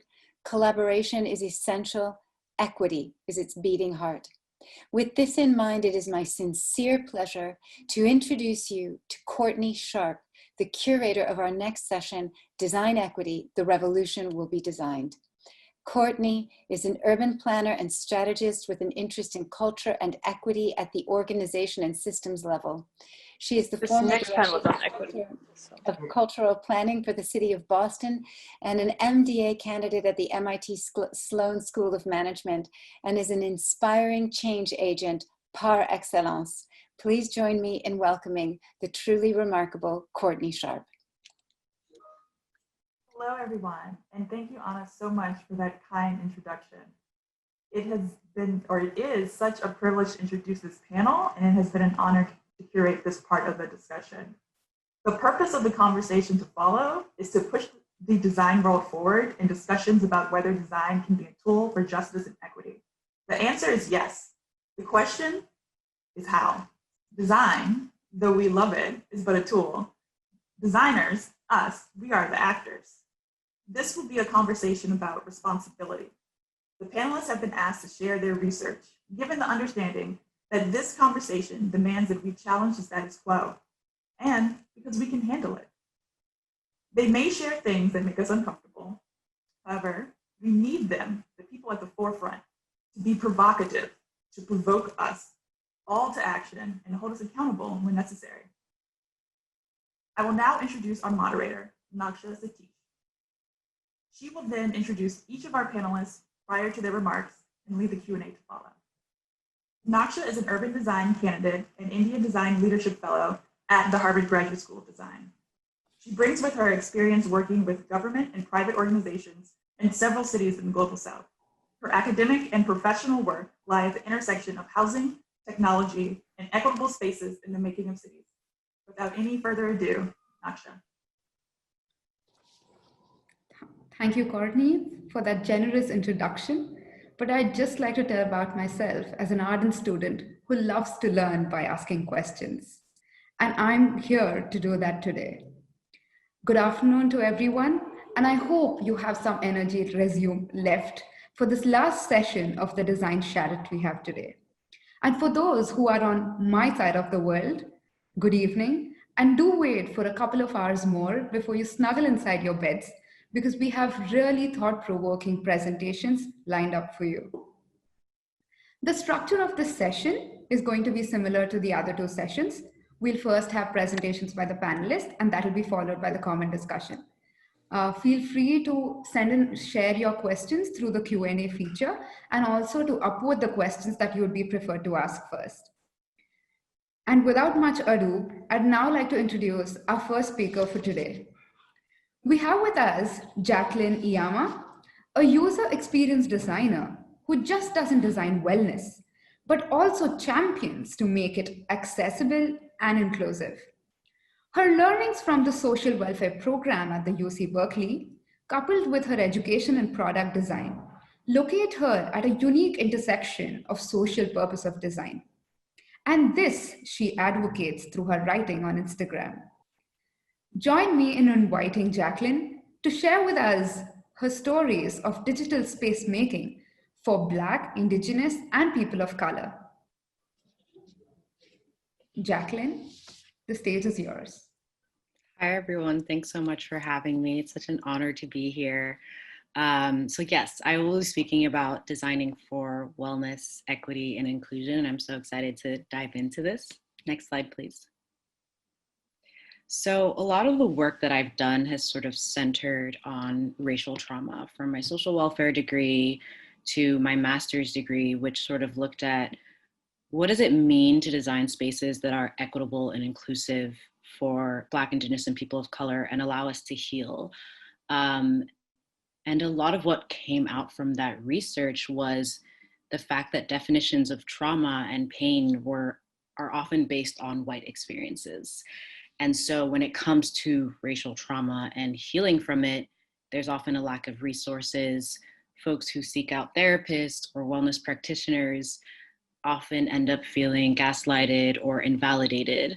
And as someone who sort of sat at this intersection of social welfare and design, I thought a lot about what would it mean to sort of design a space that incorporates both these schools of thought and enables me to make healing from racial trauma just more accessible to our communities. Next slide, please. And so as I was interviewing and researching, what I found was that when it comes to racial trauma, spaces that are educational and that are just accessible in terms of language, in terms of design, and are also inclusive in terms of what they are focusing on, are a really powerful way to sort of make healing more accessible. And I thought, what other, like a really accessible space to do this would be social media. And so on Instagram, I essentially decided to just begin designing these infographics that enabled me to speak to racial trauma, the symptoms, different forms of trauma, how to cope with trauma. And the impact has been incredible. I have essentially grown a humongous community of folks who are now here to sort of unlearn and unpack this. Next slide, please. And so I've seen a huge cultural shift. Thousands of messages from folks who feel like they can now articulate and discuss their experiences with racism, psychologists and university centers directing students to these resources, increased media coverage on the significance of racial trauma, a community of 120,000 people who are learning about racial trauma and willing to unpack it. And I think it really showed me the cultural shift that emerges when we sort of pair design thinking with decolonial thinking. I think a huge part of what made this work so successful was the fact that the designs were accessible in terms of the font choice, the colors that I was using. I was very intentional about visual hierarchy and how could I make this as simple as possible so that it's easy to swallow, but also folks are really getting what they need from it. Next slide, please. And so as I sort of dove deeper into this space, it made me think a lot about this idea of the white default and how colonial conditioning can sort of impede or diminish our ability as designers to design services, experience, and products that are inclusive. The white default is a big reason why within the wellness space, for example, there weren't any sort of resources left to allow communities of color to heal. Next slide, please. And so I thought deeper about, okay, how does the white default show up in design? And as someone who sort of focuses on user experience design and product design, I thought about how, self-driving cars and some automatic soap dispensers are unable to detect dark skin. When you think about products like Band-Aids, a lot of these sort of nude products are, again, they're catering to white skin. You have trains and bus routes which are designed to omit certain areas, which decreases access for communities of color. And then you have school curriculums designed to teach from the white lens. And so as white folks sort of enjoy this culture of belonging, communities of color are continuously othered. And so I thought deeply about this, and I really do feel that as designers, we have the opportunity to enact change. Next slide, please. And a really big way that I think we can do that is by something that I like to call space making. And so space making is about disrupting the white default in order to elevate the needs of communities of color throughout the entire design process. Next slide, please. And so what does this look like? So within UX design, we have a very sort of systematic way of thinking. And I think if we were to incorporate decolonial thinking, anti-racist thinking into this design process, it's a really powerful way to ensure that we are doing what we can to sort of elevate the communities who have been marginalized for so long. And so in the strategy phase, that looks like asking ourselves, who's on the team defining the problem? In the research phase, who are we centering our research on? Where is our data being pulled from? When we're ideating, whose voices, ideas, and decisions are being elevated? When we're prototyping, who's prototyping the product, the experience, the service? When we're testing and iterating, who are the participants involved in the testing? Are we pulling from a diverse sample? And finally, when we're evaluating, who gets to decide if the design is successful after implementation? Because what I've seen is that throughout these processes, a lot of times, all of these people are white. And so that is what impacts a lot of these products and these services and these experiences that we're seeing that are marginalizing communities of color and sort of viewing us as an afterthought. Next slide, please.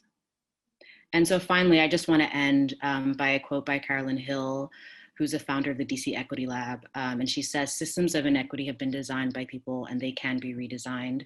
And I think this is really powerful because as designers, we can recreate the world to be more equitable and inclusive. And I think we can really do so when we push ourselves to sort of challenge this white default. Thank you.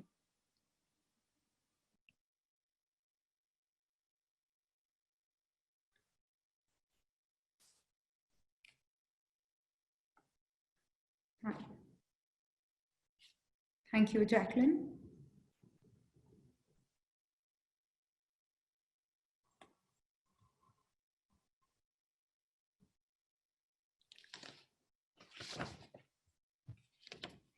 Thank you, Jacqueline, for sharing with us your efforts of decolonizing the white default. Our next speaker for today is Cheryl Miller, the founder of the Cheryl Miller Design, the corporate communication design firm that defined the civil rights era. Cheryl is best known for her diversity and inclusion advocacy for Black graphic designers. I request Cheryl to share her experiences and challenges that she faced in this journey. Join me in welcoming Cheryl. Good morning, and Harvard Design, it's great to be with you. I'm enjoying all of the talks thus far and look forward to contributing something that hopefully will inspire us and give us some information. There is this advocacy, where are the Black designers, that continues to prevail from generation to generation of designers. And I wanted to stop by to give you a little history that in addition to my design firm, it was a piece of scholarship that opened the door for the conversations that we're having now. And so I briefly want to go through the history, leave you with it, and tell you exactly where the Black designers are. Next slide, please. Next slide. You guys are branding me. I just did the work, and now, you know, decades passed. Yes, my corporate communications firm was involved with social impact corporate communications, and our work did define the civil rights era. Next slide. I went to design school, all of our favorites, and then uniquely Union Theological became my client for developing publications. I'm a writer and a corporate communications designer. And uniquely, I ended up going to seminary on top of all of this art education and performance, where I got exposed to now what I call design systematic theology, which I was inspired by the greats, Cornel West, James Cone, Dolores Williams, Katie Cannon, and became extremely critical in scholarship and historical recording on top of my design education. Thanks. I am the original poster child BIPOC. I do identify as a Black African-American woman, but this new nomenclature allows me to celebrate all these people that you see behind me. I have a very unique background, and BIPOC fits. Next. Next slide. Uniquely, my maternal lineage, if you just kind of follow the chart around from the top right down and back around, the top is my great-great-grandmother, who is Ghanaian descent, and our family are direct derivatives of the Danish and Ghanaian slave trade. My grandmother, who is right under, she mixed, and then she mixed historical notes. I'm part Filipino in addition to all of this. And uniquely down at the bottom is my Afro-Caribbean cousin who returned to Ghana and got installed.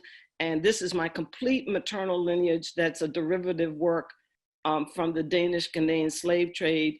And we are Danish West Indian by culture. And my mom ventured to Howard University, and I have the rest of the story. And so what do you do with all of that except live through time in history until you could be BIPOC. Next slide. Next slide. Uniquely and under, back please. Back one, please. Yes, thank you. Back one, please. Right here. No, next one. Next, right there, please. Thank you. This is the complete culture of my background, the civil rights era. Underneath my mom's picture is my father, and our lineage there is patriot, white with Native American. And long story short, I became recognized early as a graphic designer. I mean, as a young artist. Started winning awards when I was 10, and just influenced by the Washington Caulfield School and the civil rights movement. I grew up through some important bullet points: the 1965 Voting Act, the 1967 Miscegenation Law, Martin Luther King, 1968, and with this unique BIPOC, my dad said, we're gonna be African American. Next stop. Next slide. In 1968 begins the dynamic of the industry, recognizing that Blacks are in the industry by the publishing of an article by Dorothy Jackson about Dorothy Hayes, next slide, about Dorothy Hayes and 5 African-American Black designers. Dorothy started an awareness campaign that Print magazine started to publish where the Black designer concept in 1968. Next slide.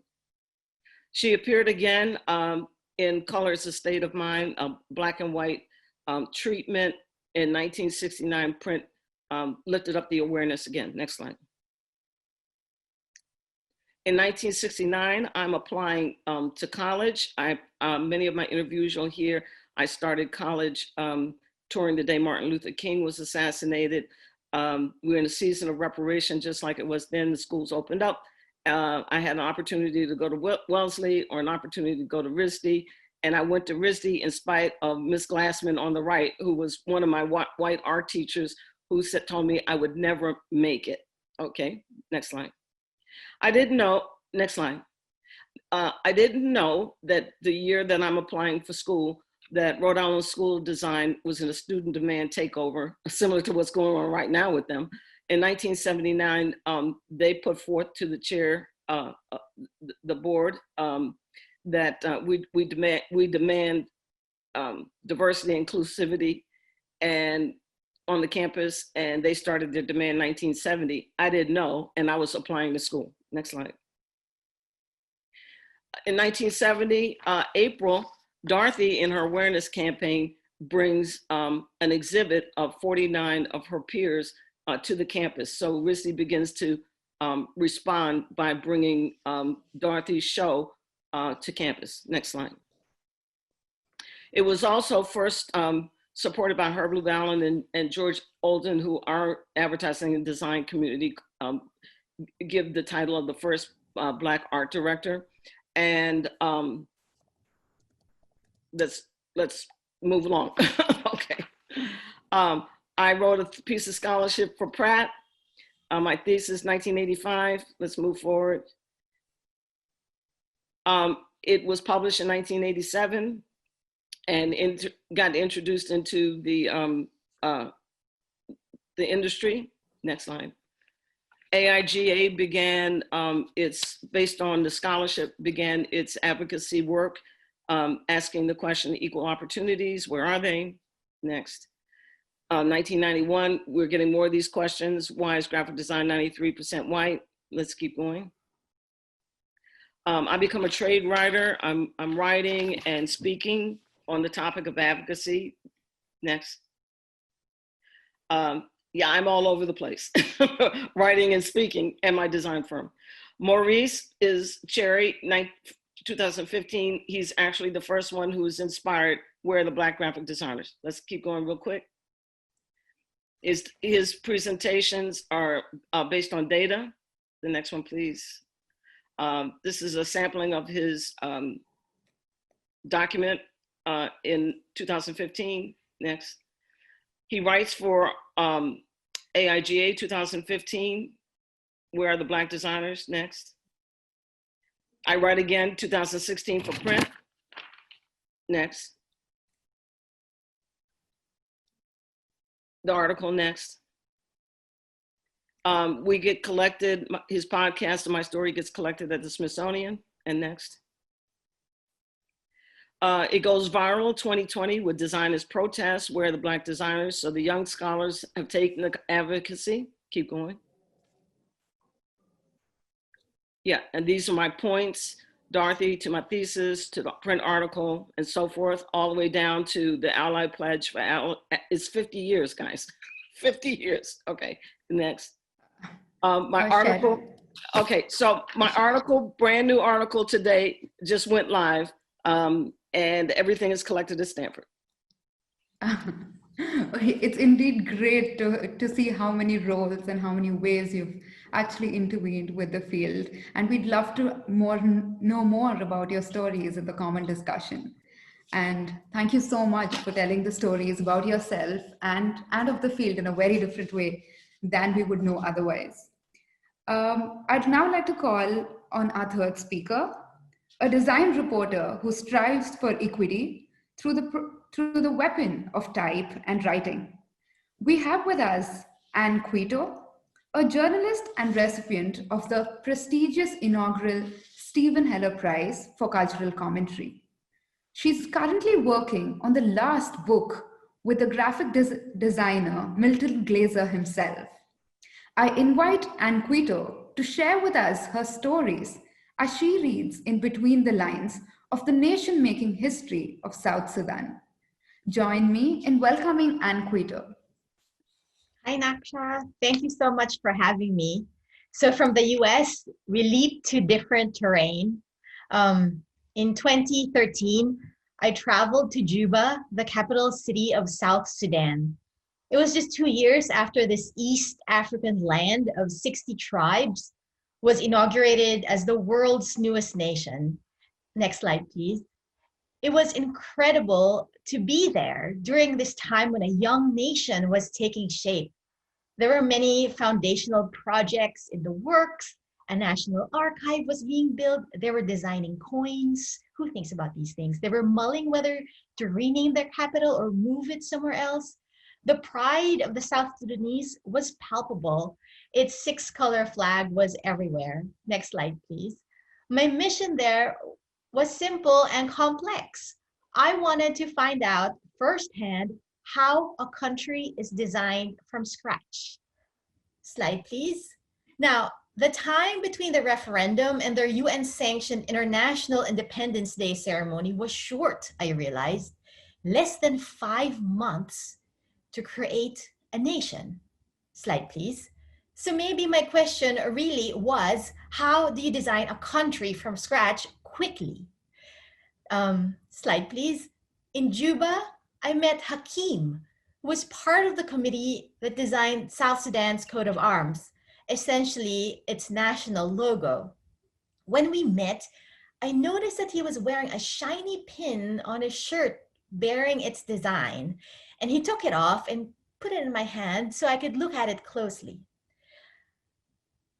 Now, as a piece of graphic design, in my eyes, the South Sudan coat of arms looks like clip art. Slide, please. There's the usual shield, eagle, cartouche combination. And this fish-eating eagle, this winged pirate, as it's called, is a bird that steals prey from other birds. And I thought, what a weird pick for a national symbol. It was also so unoriginal. Next slide, please. I mean, does the nation branding flock of eagles really need another member? I thought. Now, slide, please. But as it turns out, I was fixated on the wrong thing. Listening to Hakim, I learned that it wasn't so much about this kleptoparasite eagle. Their focus was on the center of the shield. See, for weeks, the ministers debated these geometric lines, these patterns, to make sure it didn't resemble the markings of any one of the 60 tribes too closely. It had to be a unifying symbol, after all. Slide, please. Later, it dawned on me that the use of these expected tropes, like the eagle and the shield, was in fact a smart move. By following the lingua franca of nationhood, this tenuous startup nation had in fact created a trompe-l'oeil of legitimacy. They looked like a legitimate nation on par with other 194 sovereign states in the UN's roster, at least on paper. The curious thing was that designing South Sudan didn't stop at that Independence Day ceremony on July 9, 2011. Until February this year, you see, it was besieged in a bloody civil war that claimed the lives of over 400,000 people and displaced 4 million. Its current vice president, Riek Machar, who belongs to the Nuer tribe, was said to have issued his own banknotes and even proposed a version of the flag. Next slide, please. National emblems sometimes feel permanent. Redesigning markers of identity, which are markers of consensus, is hard but not impossible. You might recall New Zealand's delirium over redesigning its flag in 2016. 10 months, 26 million later, they stuck with the old flag, but it was a moment when an entire nation voted in a referendum and considered what could have been. Next slide, please. And just this month, or last month, Taiwan issued a new cover for its passport so other countries wouldn't mistake them for China. Now, this tips to a decades-long debate about its status, its identity as a nation, and something that's made urgent by COVID-19. See, people or border agents were sort of mistaking them for China because on the very top of their passport, it did say Republic of China. Slide, please. They held a public contest which drew hundreds and hundreds of ideas. Many proposals, including to put bubble tea, yes, boba, pearl tea, on the cover of their travel documents. Slide, please. Now, here it is being debated in the actual parliament, and that's the bubble tea design. This contest was, in fact, really a reimagining or an update on collective identity. And slide, please, returning to the US context, it's often easy to think that our symbols and monuments are classified objects in our landscapes, rooted forever in cities in our imagination. But history is unfolding, right? As we see today more than ever. A post-it note to America's own flag journey, where the Old Glory has been redesigned so many times, at least 29 times. Slide, please, and even before that. And I don't know if you know, but a 51-star flag has already been prepared just in case Washington, D.C. Bid for nationhood was approved. Next slide, please.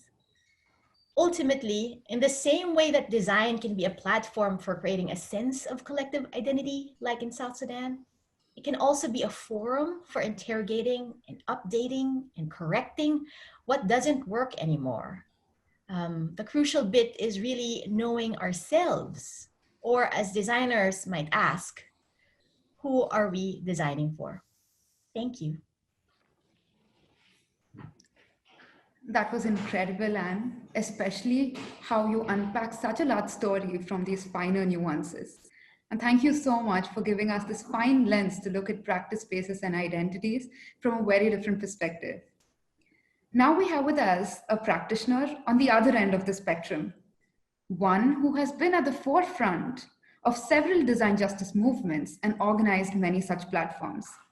We have with us Brian Lee Jr., an architect as the world wants him, but a design justice advocate as he identifies himself. We all know what design does, and we all strive for justice in our spaces. But what more value does it add when the two are made indispensable from each other? I invite Brian to share his proposition of design justice. Brian, the stage is yours. Thank you so much. I do appreciate it, Naksha. And everyone else, thank you, GSD, for inviting me to speak today. Let's go ahead and get started. Next slide. Okay, so we started a practice that was centered on a few different things. So just to kind of frame where we're thinking at the start of this work, we started a practice that tied together the colloquial nature of communities and place, and we kind of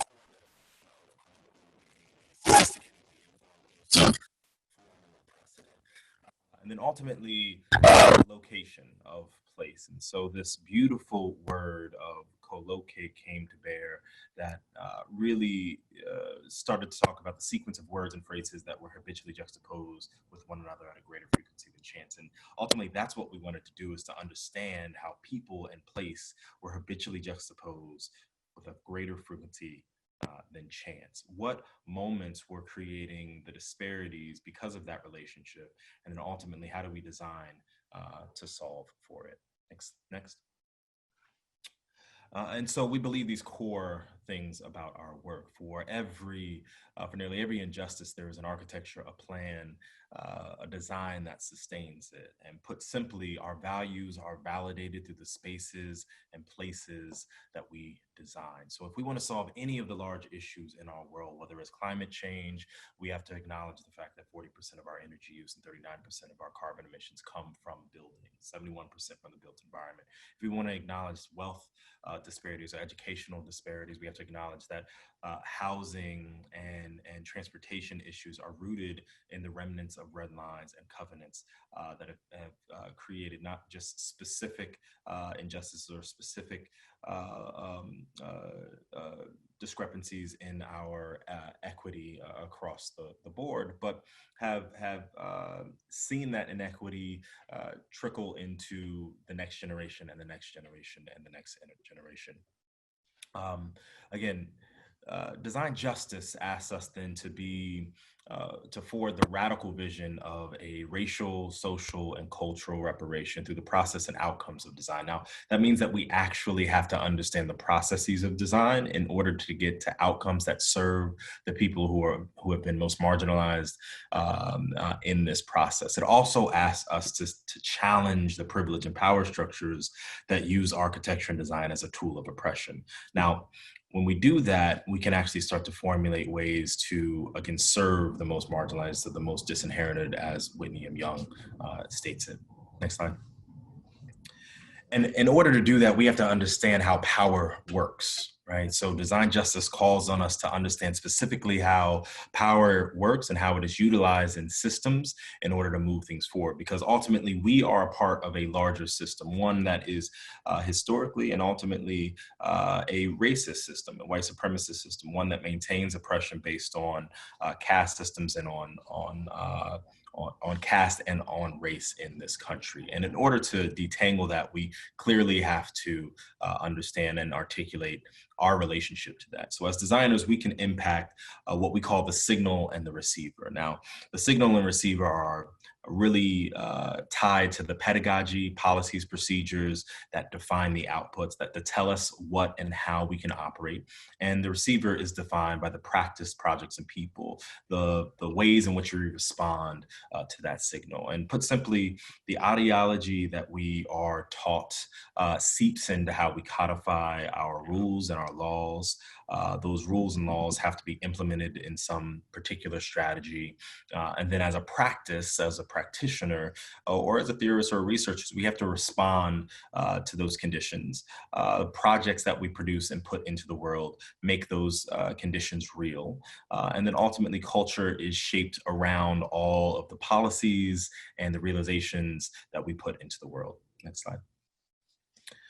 And so that there brings us to the point where we have to understand how justice plays a part in the resolution of those systems. And so once we understand and unpack the system, we can then start to break down what it means to seek liberation through that work.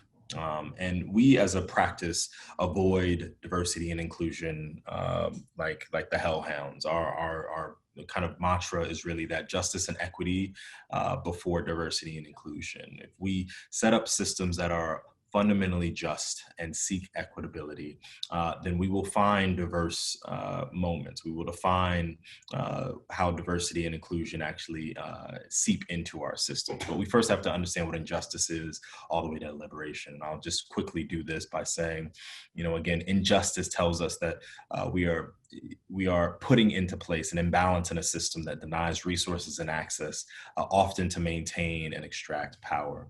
On the other end of the spectrum, liberation calls on us to repair for past injustices and make fair in the present, to remove all barriers to progress moving forward, and then ultimately to affirmatively influence future outcomes.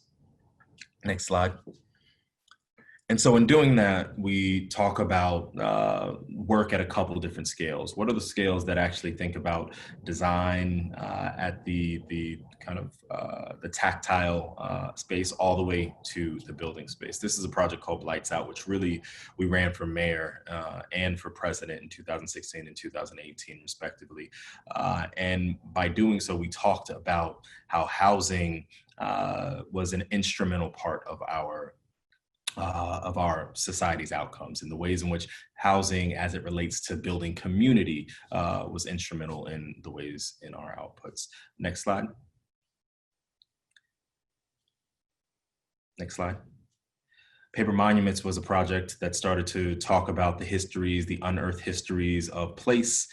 Next slide. We took those stories from historians and from storytellers and community members and translated those into visuals that started to represent their words and content. Next slide.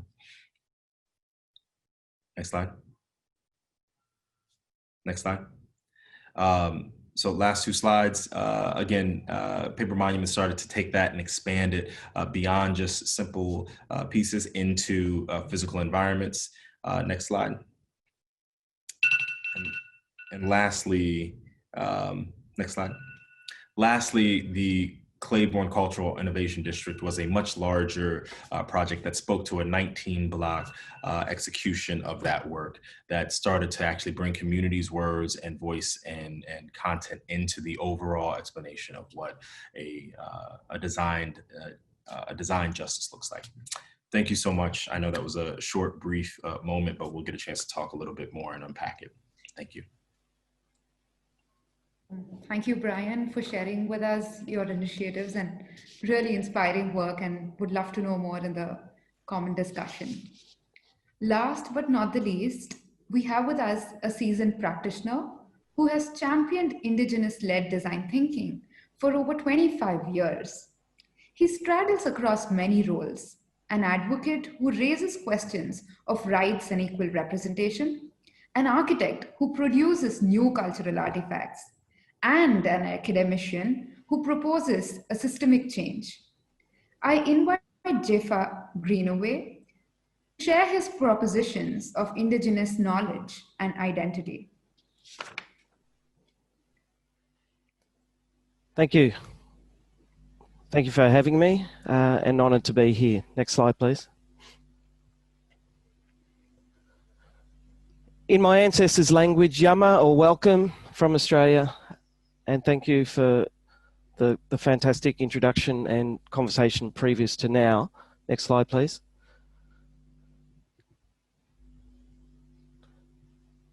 Next slide. Our country represents over 600 dialects across 250 distinct language or nation groups, many nations within a nation. And I wish to firstly acknowledge the traditional owners of the unceded sovereign lands in which we're all gathering, and pay respects to elders past, present and emerging, and acknowledge my Wahba and Kamilaroi ancestors as well. Next slide. By way of context, my father was a Wahba and Kamilaroi man, a civil rights campaigner, born on an Aboriginal mission in a nation in which he was never counted as a citizen. I also share a blended heritage through my mother, an immigrant from the post-World War II Europe. This is the lens I bring today. Next slide, please. I'm interested in making the invisible visible, of speaking truth to architecture, of healing country by focusing on Indigenous agency through cultural responsive design practice. Next. In the Australian context, revealing the layers of history and memory of place invariably confronts unresolved and difficult truths. Next, please. We are in fact at a tipping point where I live, the second biggest state in the country. We are grappling with how we can meaningfully engage with our Indigenous history within the built environment. Next, please. And I would like to argue that there is ingenuity, wisdom, and knowledge systems drawn from over 67,000 years or 3,000 generations of continued stewardship of these ancient lands. Next. We have always been the architects, the engineers, the innovators like David Uniapan, an Aboriginal industrial designer and polymath, that most people don't even know, even though he's on our $50 note. Yet the key is to avoid the exceptionalist mindset or settler colonial stereotypes of primitivism. Next.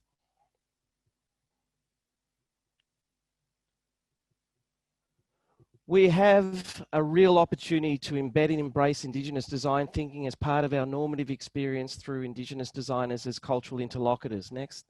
And this becomes particularly relevant in the context of recently legislated treaty conversation and raises the big question: how might the built environment disciplines need to adapt and change to meet these new realities on the horizon? Next. But importantly, we need to move beyond the cliches, the stereotypes, and the patronizing references. Next, please. Beyond the muralization or museumization of culture, to delve deeper.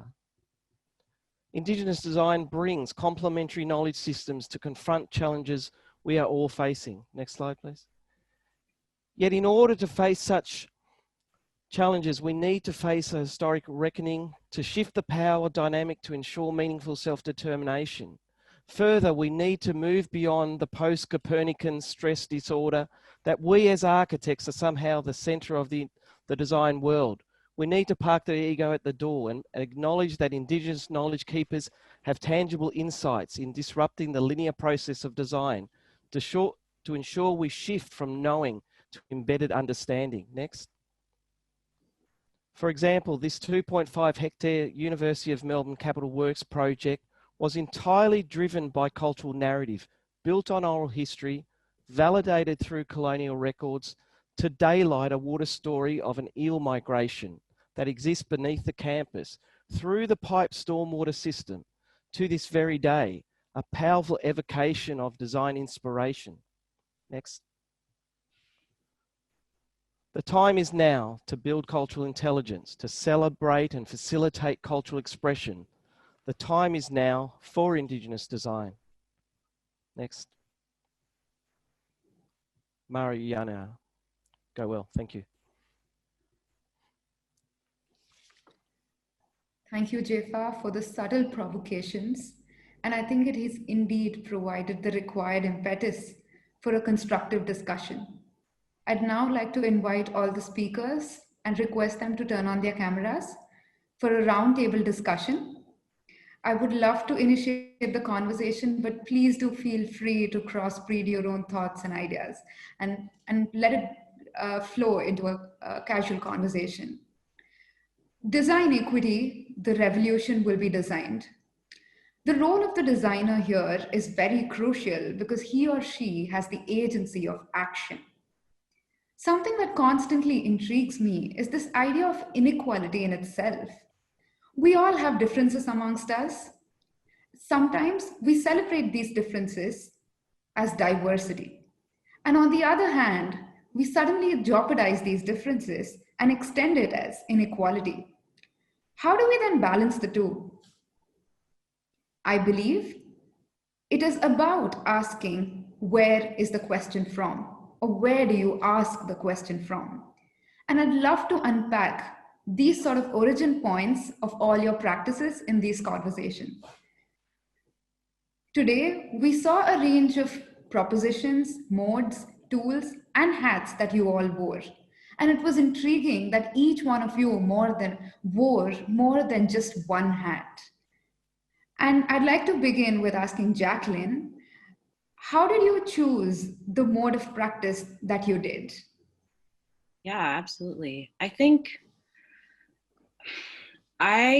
that design on its own, at least when it comes to design thinking, does not do enough to challenge the status quo. And so as someone with a background in social welfare and a background with sociology, it came very natural to me to sort of implement both those schools of thought in my thinking. And I think that's something that I think it's been invaluable. And I think it's something that all designers need to be incorporating into their practice. There needs to be a form of accountability and a way of just looking at the systems of inequity, the power structures that are at play, because we design the world. Like, that's how much power we have. And so I really think that it's important that we really rethink our design processes. And I think a multidisciplinary approach is the way to do that.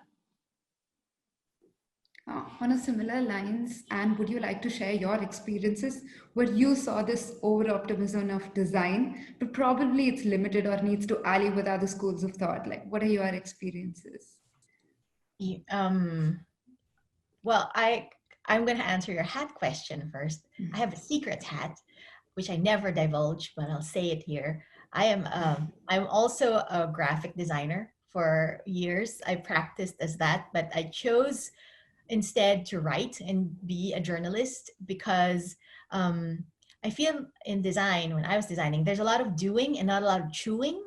Sort of like, there's sort of like this rush to create, but as a writer and as a critic, I guess my daily job is to sort of point at something remarkable, but also to sort of like investigate it and like try to contextualize it in, I guess, in like current events. So, and it's also an adventurous life. I'm normally bashful, but it's being a writer forces you to sort of be in the field, sort of like fly to unknown terrain and talk to people in whatever means necessary. So I chose that path, but I've never, I keep the graphic design know-how in my pocket.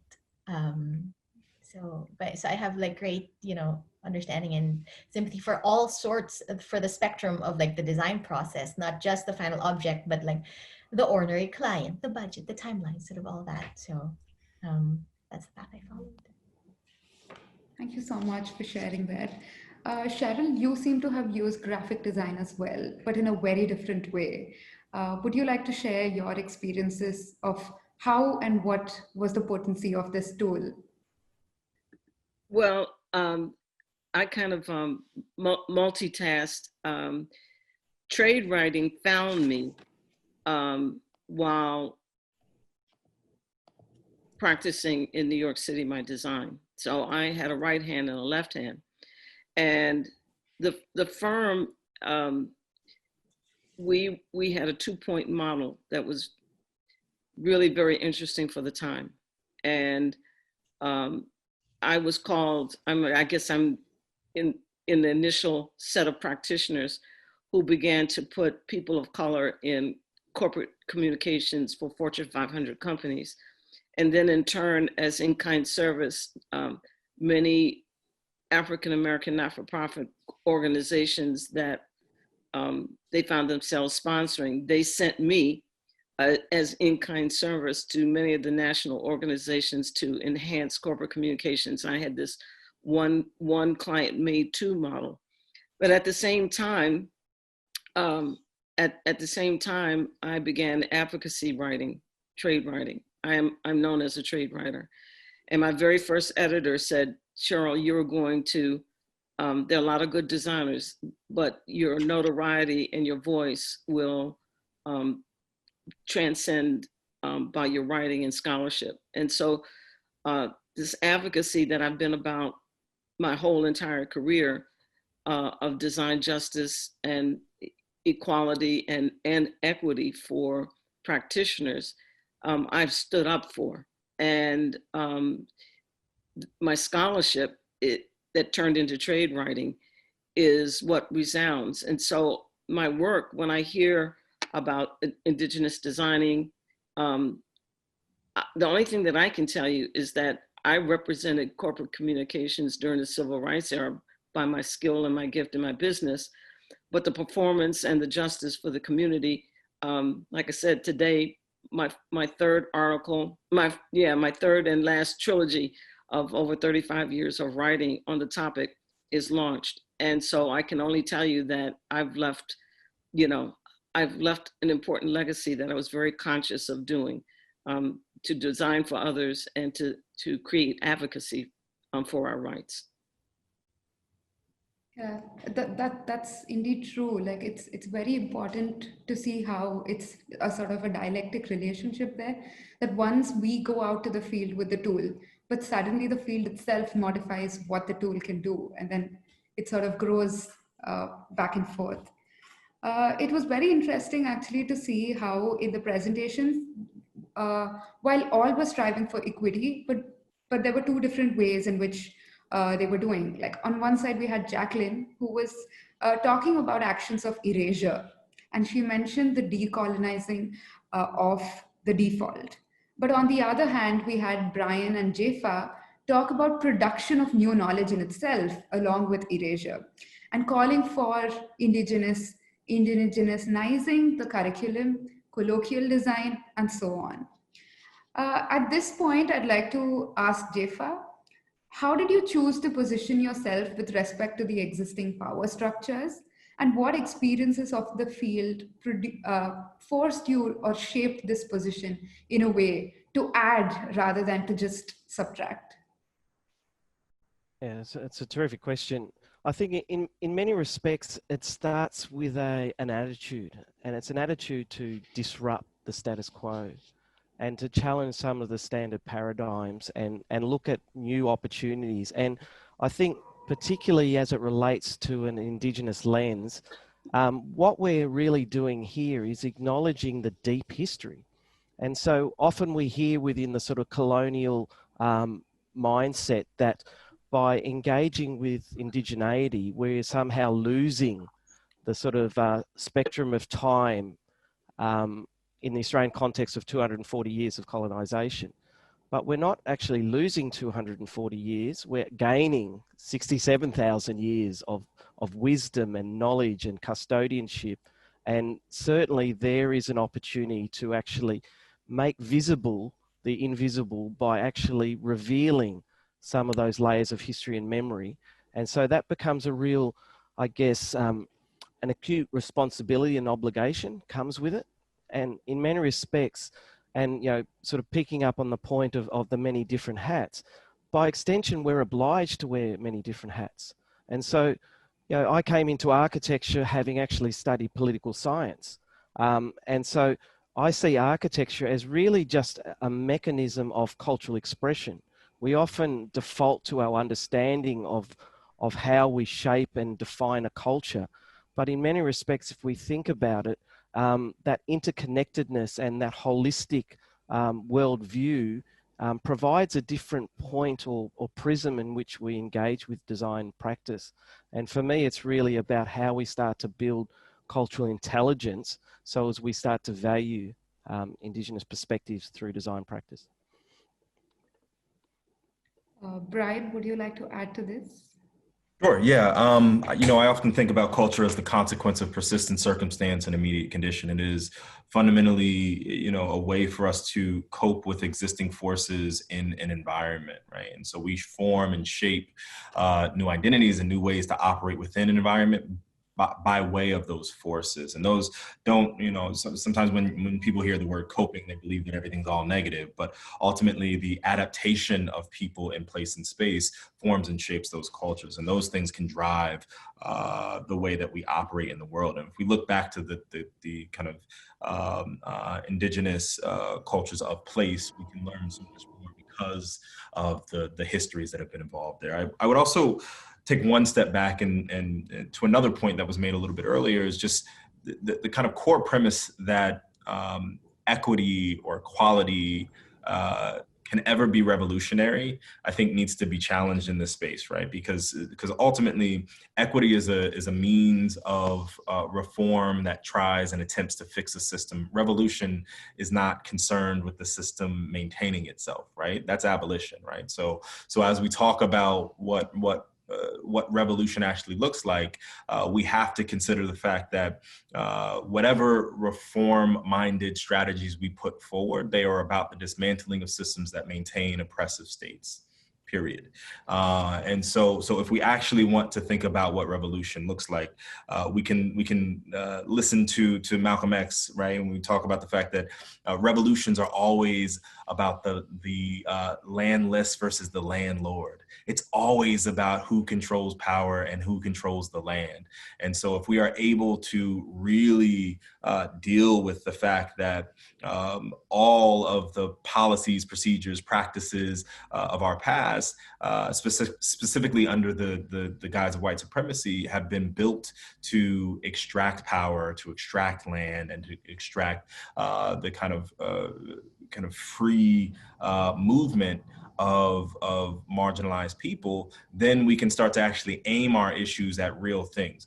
We're not going to solve any of these issues by putting more Black and brown faces in rooms, not unless we are focused on the abolition of systems that continue to maintain and harm our communities. I'll shut up because I can go on with this for a long time, but Yeah. No, I think what just comes to my mind as soon as I ask this question, and like I hear Jefa and you speak, is there is a certain way in which we are sort of wording this, right? Like we're constantly challenging the state, we're constantly challenging the power and saying the power is the other. And that reminds me that we have someone who had power in this room. We have our curator, Courtney, and she was a part of the city of Boston. So I was just curious to ask, Courtney, what do you have to say? Because supposedly you were the one who had the power, and what does it feel to see it from the other side? I like that you framed this as supposedly I had power. I think that power is relative, but I do think that power is something that we should claim and not be afraid of. I think that sometimes power is spoken about as if it's a dirty word or something to be ashamed of. But I think the power of designers oftentimes lies in our ability to interact with other people and across disciplines. I feel that sometimes our roles can become too siloed and we minimize our own potential impact by working and talking too much with ourselves. And I feel that we can, as designers ourselves across disciplines, really work to more build bridges with other people who are doing different types of work and how we can work to uplift their messages too. And as an urban planner, I feel that as it relates to power, my personal opinion is that urban planners did a lot of really terrible things many decades ago. And now that the field itself is becoming more well known than perhaps it used to be, I think that the field is becoming more diverse. But I think to counterbalance bad things that we have done, now there's the least amount of power. And so that's something I was really struggling with, where it's like, how do we adapt to a foundation that is shifting away from urban planners being able to do as much as they have been in the past, at a time where this rising diversity is occurring. And so I was really listening to all of you, but I'm still processing a bit of what Brian was saying about how power, well, what is equity really? And how can we modify that in relation to a changing foundation? And so for me, I think of equity as a baseline to how we can make sure that everyone gets what they need, recognizing that that can be different. But the new thing that I'm adding on top of that as this conversation is evolving is, what does that look like if the baseline is changing itself? Like, where do we need to go? And I'm thinking of the phrase that's becoming more commonly used now, of radical imagination. Like, what do we need to imagine as designers is what this future can be, and how can we combine our collective talents to help us get there? How can we realize the future? So I guess going back to your question, what does it look like to be on the side of power? I think for me, a lot of this has been an exercise in learning more about partnerships, partnering with community, obviously, but also realizing that different seats have different types of power. And I think that the government has a certain set, but there's also the private sector, there's also business interests, and dealing with the uncomfortable realization of how much power people and industries and companies with money can wield. And for me, I'm wondering and trying to investigate how designers can be in conversation with these sources of other types of power where maybe we haven't exercised that as much in the past, but it becomes more of an opportunity area. So those are the questions I'm thinking about now. Yeah. Yeah. Cheryl, please go ahead. Yes. You know, I also see power as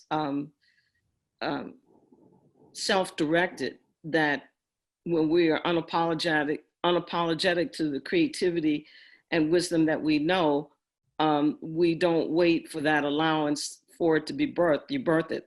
And one of the things that I love what Jeffa is saying is that I am a disruptor in my current work, okay? I am definitely disrupting. And I'm lecturing tonight at the University of Texas Design. It'll be my second. I had a trial run with Leslie Design.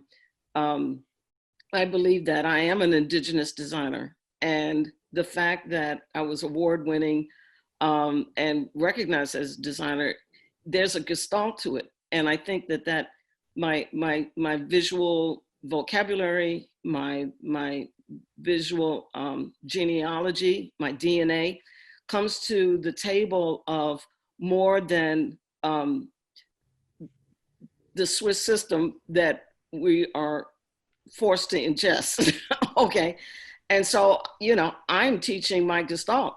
In other words, everyone you see around me, my exposures and the places, just things in my home, created a palette, created imagery, created a DNA in me that I say can be theologized, made pedagogy, and we are earnest to who we are as designers. And so I've put a system, and I'm out decolonizing, you know, and anybody who'll let me give a lecture, I'm decolonizing, okay? And I'm about decolonizing the academy and celebrating just what Jeff is giving me, language. I love your language, okay? That Indigenous design, which celebrates all. And when you're BIPOC like I am, you've got culture, and there's no way you have visual culture and DNA and genealogy. It's impossible to fit into one system. And so I'm teaching, I need all of the systems and all of the, you know, all of the design and visual systems. It's okay to bring them forth and be bold and unapologetic. And that's not the way it used to be. And that's, even as I speak, the decolonizing movement, it needs new content. So it needs people as myself and as yourself that will create the content that can begin to be pedagogy and integrate into new thinking minds. And so I'm like, that's my new work. Okay, so I've, you know, I transcended through my previous work, but I'm decolonizing theory right now, and I'm unapologetic about it. Anyone likes to chime in and add before? Well, I think there's certainly an important role in terms of the intersection with education. And, you know, I feel acutely aware of the need to understand the role of knowledge exchange. And I remember one wise elder saying, you've got to give it away to keep it. And what he was talking about was the importance on passing on knowledge before it's lost. But there is a caveat too. It's on our terms, ultimately. And so that's the important sort of caveat, is to understand that we dictate the way in which our culture is engaged with, because otherwise we can fall into the trap of the commodification of culture through design practice. Yeah, I think that's a really very important, crucial point, because what was also coming to my mind is, especially when we sort of advocate a particular way of thinking or way of looking, it could be born out of a certain kind of personal experience, but it's also addressed to a larger crowd than just one. And at this point, I was just wondering, when we always go ahead and push for a perspective, even if we are fighting for a reconsideration of the other, how do you sort of balance it? And how do you situate your work that is self-driven and it's out of your own experiences, yet acknowledges what is the so-called dominant reality? Like what precedes and how do you sort of build that into your practice? And would you like to pick it up? Sure. Training as a journalist, I think it instilled in me two things. One, never just rely on one source. So this sort of like instinct to really interrogate even dissenting views is really useful. Also to fact check.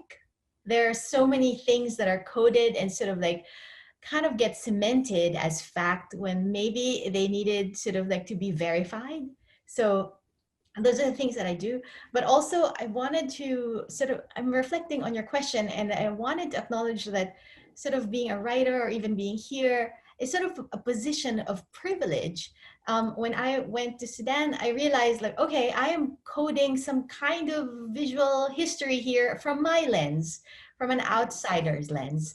And how do I do that justly? And I was thinking I could never, but here's just one lens. So I'm hoping, and I encourage multiple voices. As a critic, it's so easy, and even just sort of a design critic, which has sort of a kind of a fancy air around it. Sometimes the notion of a critic is the Muppets version from the balcony, you know, like looking down, the crabby. But I choose to situate myself in the mosh pit. I mean, now with like PPE and masks, but like it's kind of super more interesting there, and you sort of get the stories and sort of get the friction of kind of like how design really impacts context. So I think the mosh pit mentality is one that I've grown to embrace. Last year, I also wrote a book of history. Milton Glaser has sadly passed. Actually, he died on his birthday this year, and we weren't able to finish his last book, but we did a historical book on the glory days of magazine design. And writing that, I felt so responsible because I'm writing a sentence that like maybe, you know, years later will be seen as fact. So I leaned into sort of that journalistic sort of training to sort of like verify, seek sources and all that. But that's how I approach it. Yeah. I'd love to add to that. I definitely think that, so in the work that I do, I design and write a lot about racial trauma. And I think mostly a lot of the work that I do is based on research. It's based on conversations with community, but there is also that lived experience element within that.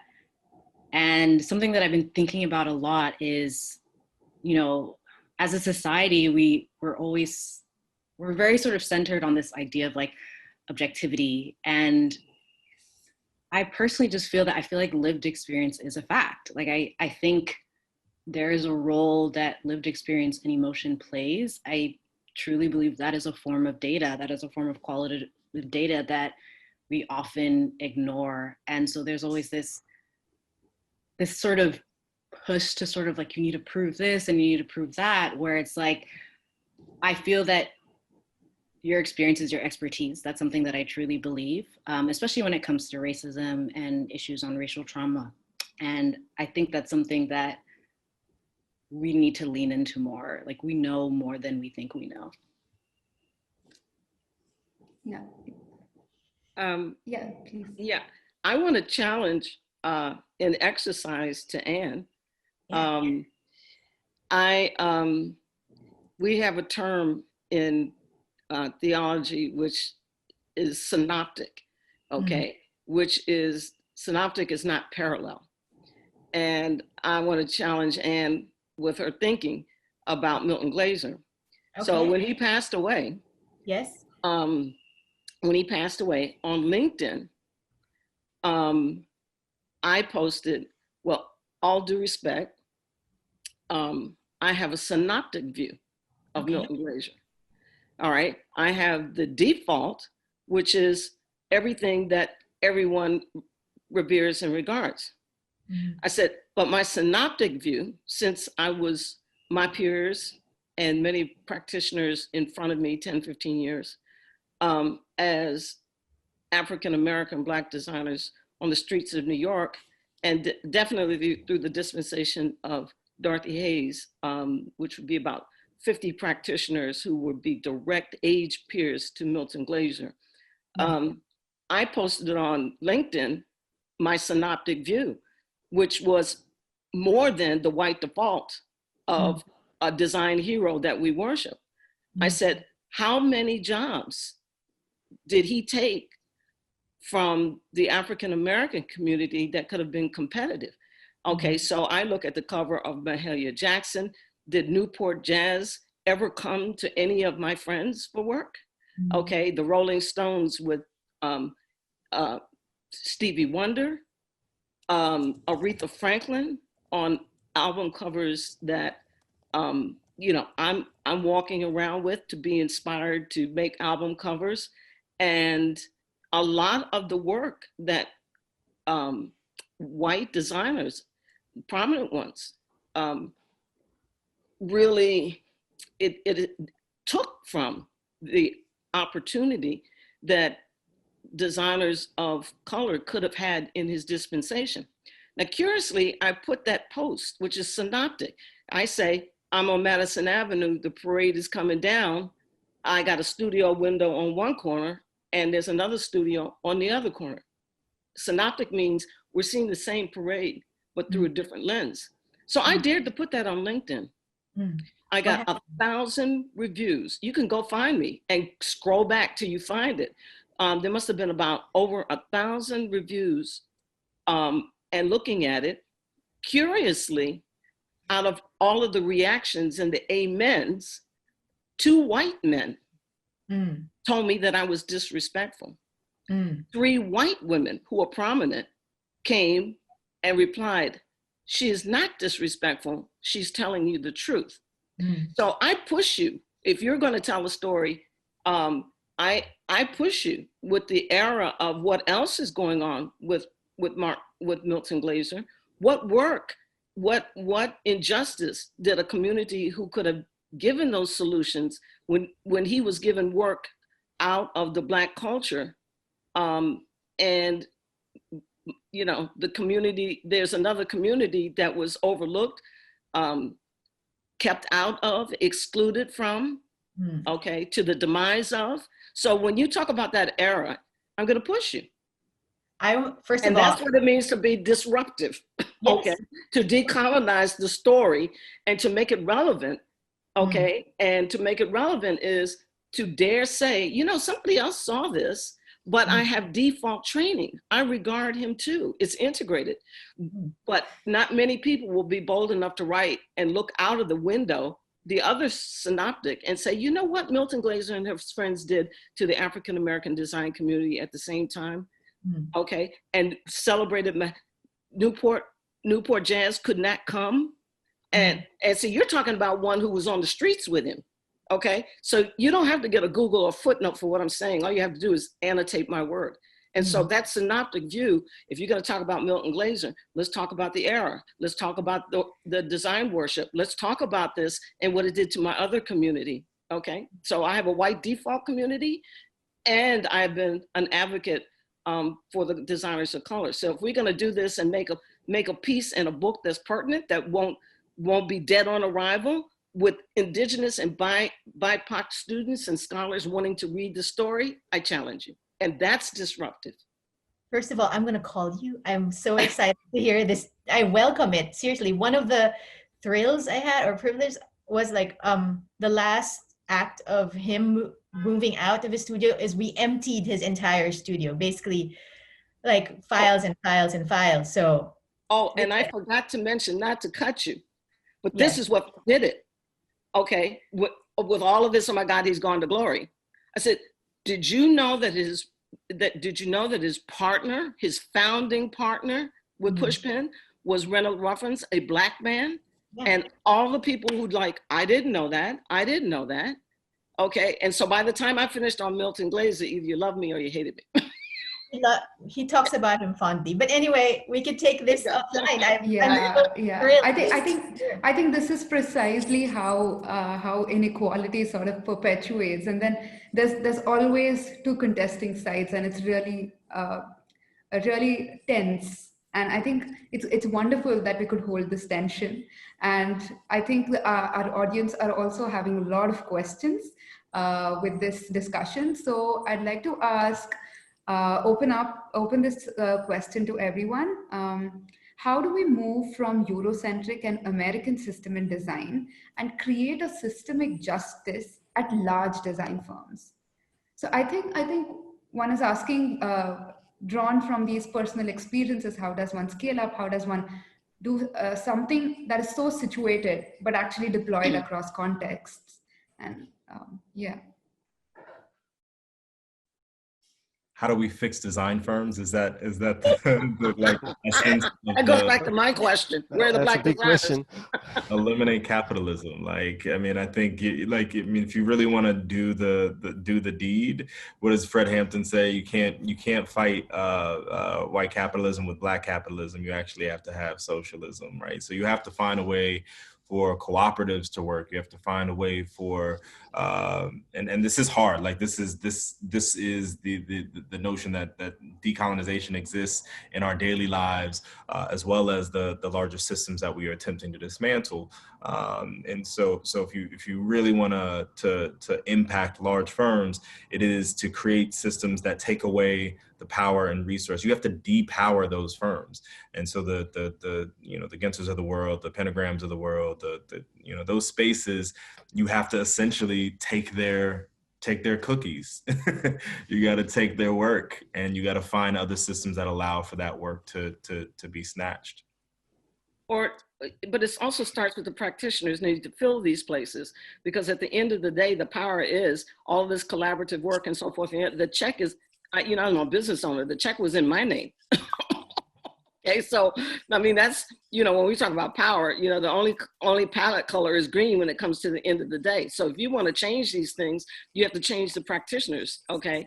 And so, the indigenous designer and a more diverse community of those that are behind the Macintosh, that's where it begins, okay?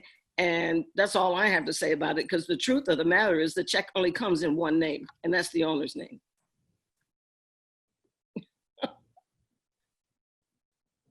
Yeah, so building that cohort of Indigenous and people of colour and Black designers is certainly part of our role and contribution, is actually to demonstrate and to role model and to showcase and to mentor those coming through, so we have a baton to pass on to the next generation. So that is a critical role, and that is in large part why I'm involved in education, is that acute need to showcase that, well, if I can do it, so can you. And so that becomes a really important contribution in terms of, as a practitioner, to demonstrate through action. Yes. Jacqueline, would you like to add? Yeah, definitely. I mean, I think I'm a little bit stumped, just because on one end, I'm like, we just need to tear the whole thing down and start again.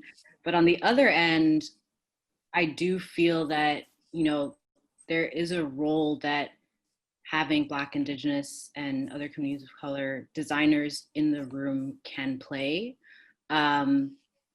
Especially, at least when it comes to user experience design and product design. When it comes to our user research, there's just so many processes where if there are more people in the room who can disrupt the archetypal thinking, that can greatly impact the end product. Because what's happening in a lot of these spaces right now is you have rooms full of white designers, engineers, researchers. No one is there to sit and think, oh, wait, how can we redesign this product so that it can, if it's a self-driving car, for example, so that it's able to detect Black people. The fact that something as simple as that is not even thought of in the room tells me that we really do need an overhaul, and there needs to be more people who can advocate for that in these spaces. Yeah. Jacqueline, there's also another question from the audience. Is there a benchmark that you have, that if you achieve that, you will graduate racial drama? Or is racial drama, is the raison d'etre and the perpetual convenient vantage point in itself? Can you expand on that or repeat that? Sorry. Yeah, I think one is trying to ask, like, how do you sort of frame this goal or the context in itself, and is there something like a benchmark that you achieve it, and then it's sorted? What the success? Yeah, I mean, I think that's something that I'm still thinking about a lot. But I think when it comes to racial trauma or just designing to advocate for change in general, success to me would look like just ensuring that the community's needs who have been marginalized are being met. And how do you know if they're being met? It's working with the community and listening to the community. I think a lot of times when it comes to defining success, that's coming from the CEO or the product manager or whoever else, not really someone who's within the community, not really someone who may be experiencing that specific pain point. And so challenging ourselves to sort of really assume and believe that the folks who we are working with and the folks who we are designing for know what they need and know what success looks like. I think that's really important. I think that's cool. Can I add something to that real quick? Just that, like, there is no finish line, right? Like, we're not going to solve racism. We're not going to solve the kind of, because we'll continue to have biases and prejudices that oppress particular folks, even if we got to a less racist society. And so our job, much like, I think about this in terms of architecture, we won't stop water from trying to get into buildings, but we have to do all of the precautions to fit the building so that it doesn't hurt us day in, day out, right? And so we want to protect ourselves from it ultimately. And so there is no solve. It is a inherent change to how we operate that will be ongoing. And we have to settle with that. And I think a lot of people are just, especially from the design field, we want to solve that shit, excuse my language, but we want to solve it immediately. And we have to bat people away from that particular instinct because it will do more harm than good in this work. Yeah, I think that's very well put. The idea of solving and the objectiveness of these issues often fail to realize or think of the place and the space within it, and just sort of break them into binaries. So with this, with paucity of time, I'd like to quickly wrap this session up by asking each one of you to suggest one short-term and one long-term practice that each one of us could develop in order so that we are equitable in our own ways, in our own everyday practice, everyday life, and like a really quick round of responses. Jefa, please feel free to begin. Yeah, I think it starts with respect. We need to really embed humility, and we need to not shy away from difficult truths. And to win the revolution, to pick up the title of this session, I think we must get away from our silos, step away from the studios, and maybe situate our work in current events. It's so easy to sort of design for one aspect of a whole system driven by a client. And the long-term goal, develop an appetite for geopolitics, economics, sort of all the stuff that seem non-design, because they're kind of all interrelated. Yeah. Courtney, would you like to add? Sure. What I think is important is staying attuned to issues that impact multiple communities, both specifically and those that interconnect. As Anne was just saying too, I think that it's really important to stay tuned into things. And even if you're really embedded in a community yourself, to still make a concerted effort to understand what's going on in other communities too, because the work of equity isn't just in one slice, it's how it impacts all of us. And Jacqueline, I'd love to hear from you. Yeah, I think I don't know that there's a short-term goal. I think this is, as Brian just said, it's an ongoing process. And so to me, that would look like, you know, examining the systems you live in and asking yourself what you've borrowed from it and asking yourself who benefits from adhering to that system. Brian and Cheryl, if we could wrap up in a minute from both of you. I say that we really embrace the concept of new and be open to new. And if you knew what new looked like, then it wouldn't be new.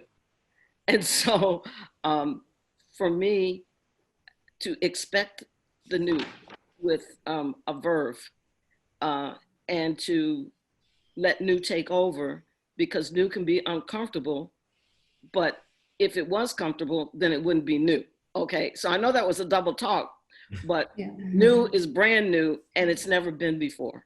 And if we can embrace that, we have an exciting future and tomorrow. And Brian, with your provocations, please. Sure. So short term, I would say honor the griot, honor those who have the stories, who held some form of history and narrative of place. And I think long term, organize towards understanding systems of power. It is not just, it's not enough for us to be outraged only in dismantling a system, because if we don't know how that system worked or how we are taking it apart, we will never be able to dream or imagine a new system. And what we'll do is what happened in the French Revolution. We'll create a new system of oppression. But what happened here, we'll create new systems of oppression that maintain. So yeah, honor the griot and organize towards understanding systems. You know, can I say something to that, Brian? Yeah. You know, I saw a documentary. Cheryl, I'm so sorry. I think due to paucity of time, we'll have to move on, and I'd love to invite you all to have the conversation afterward. Yeah, thank you so much. And I think we've got enough tools with us, enough thought to chew on, and it was such a thought-provoking conversation. And I hope it has given us a lot to linger beyond this design Sharif itself. I'd like to pass on the stage to Anna to give us the concluding note. Hi, Naksha, thank you so much. Courtney, thank you so much. Thank you for curating this amazing panel of inspired speakers. And Naksha, thank you particularly for your truly masterful and gracious moderation. Jacqueline, Cheryl, Jafa, Anne, and Brian, your work, your vision, and your courage exemplify the creativity and leadership we need to dismantle structural racism, inspiring the leading-edge innovation necessary to bring forward a more powerful, equitable world. As we bring this event to our conclusion, it is my heartfelt joy to celebrate the incredible contributions of so many who have made this remarkable event possible. First and foremost, a huge thank you to each of our speakers. Thank you for the brilliance, courage, and passion that propels your work forward. Through your example, you have challenged each of us to reach farther and dig deeper as we work towards transformational change. A huge thank you to our curators and moderators. Your vision, rigor, and thoughtfulness provided the framework through which this event inspired.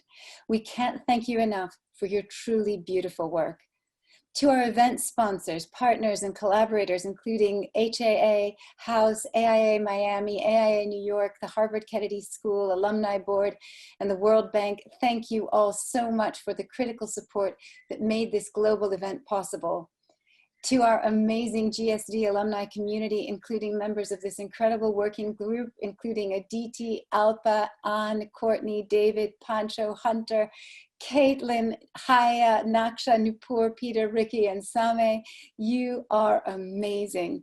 With each initiative and each collaboration, you prove every day that service, leadership, and friendship are the beating heart of change agency. And finally, to you, this incredible, amazing audience of designers, policymakers, innovators, and change makers from over 50 countries around the world, thank you for spending time with us today.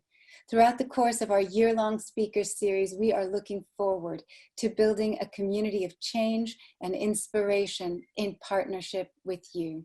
Thank you all so much, and good luck creating incredible work that moves the world. Thank you.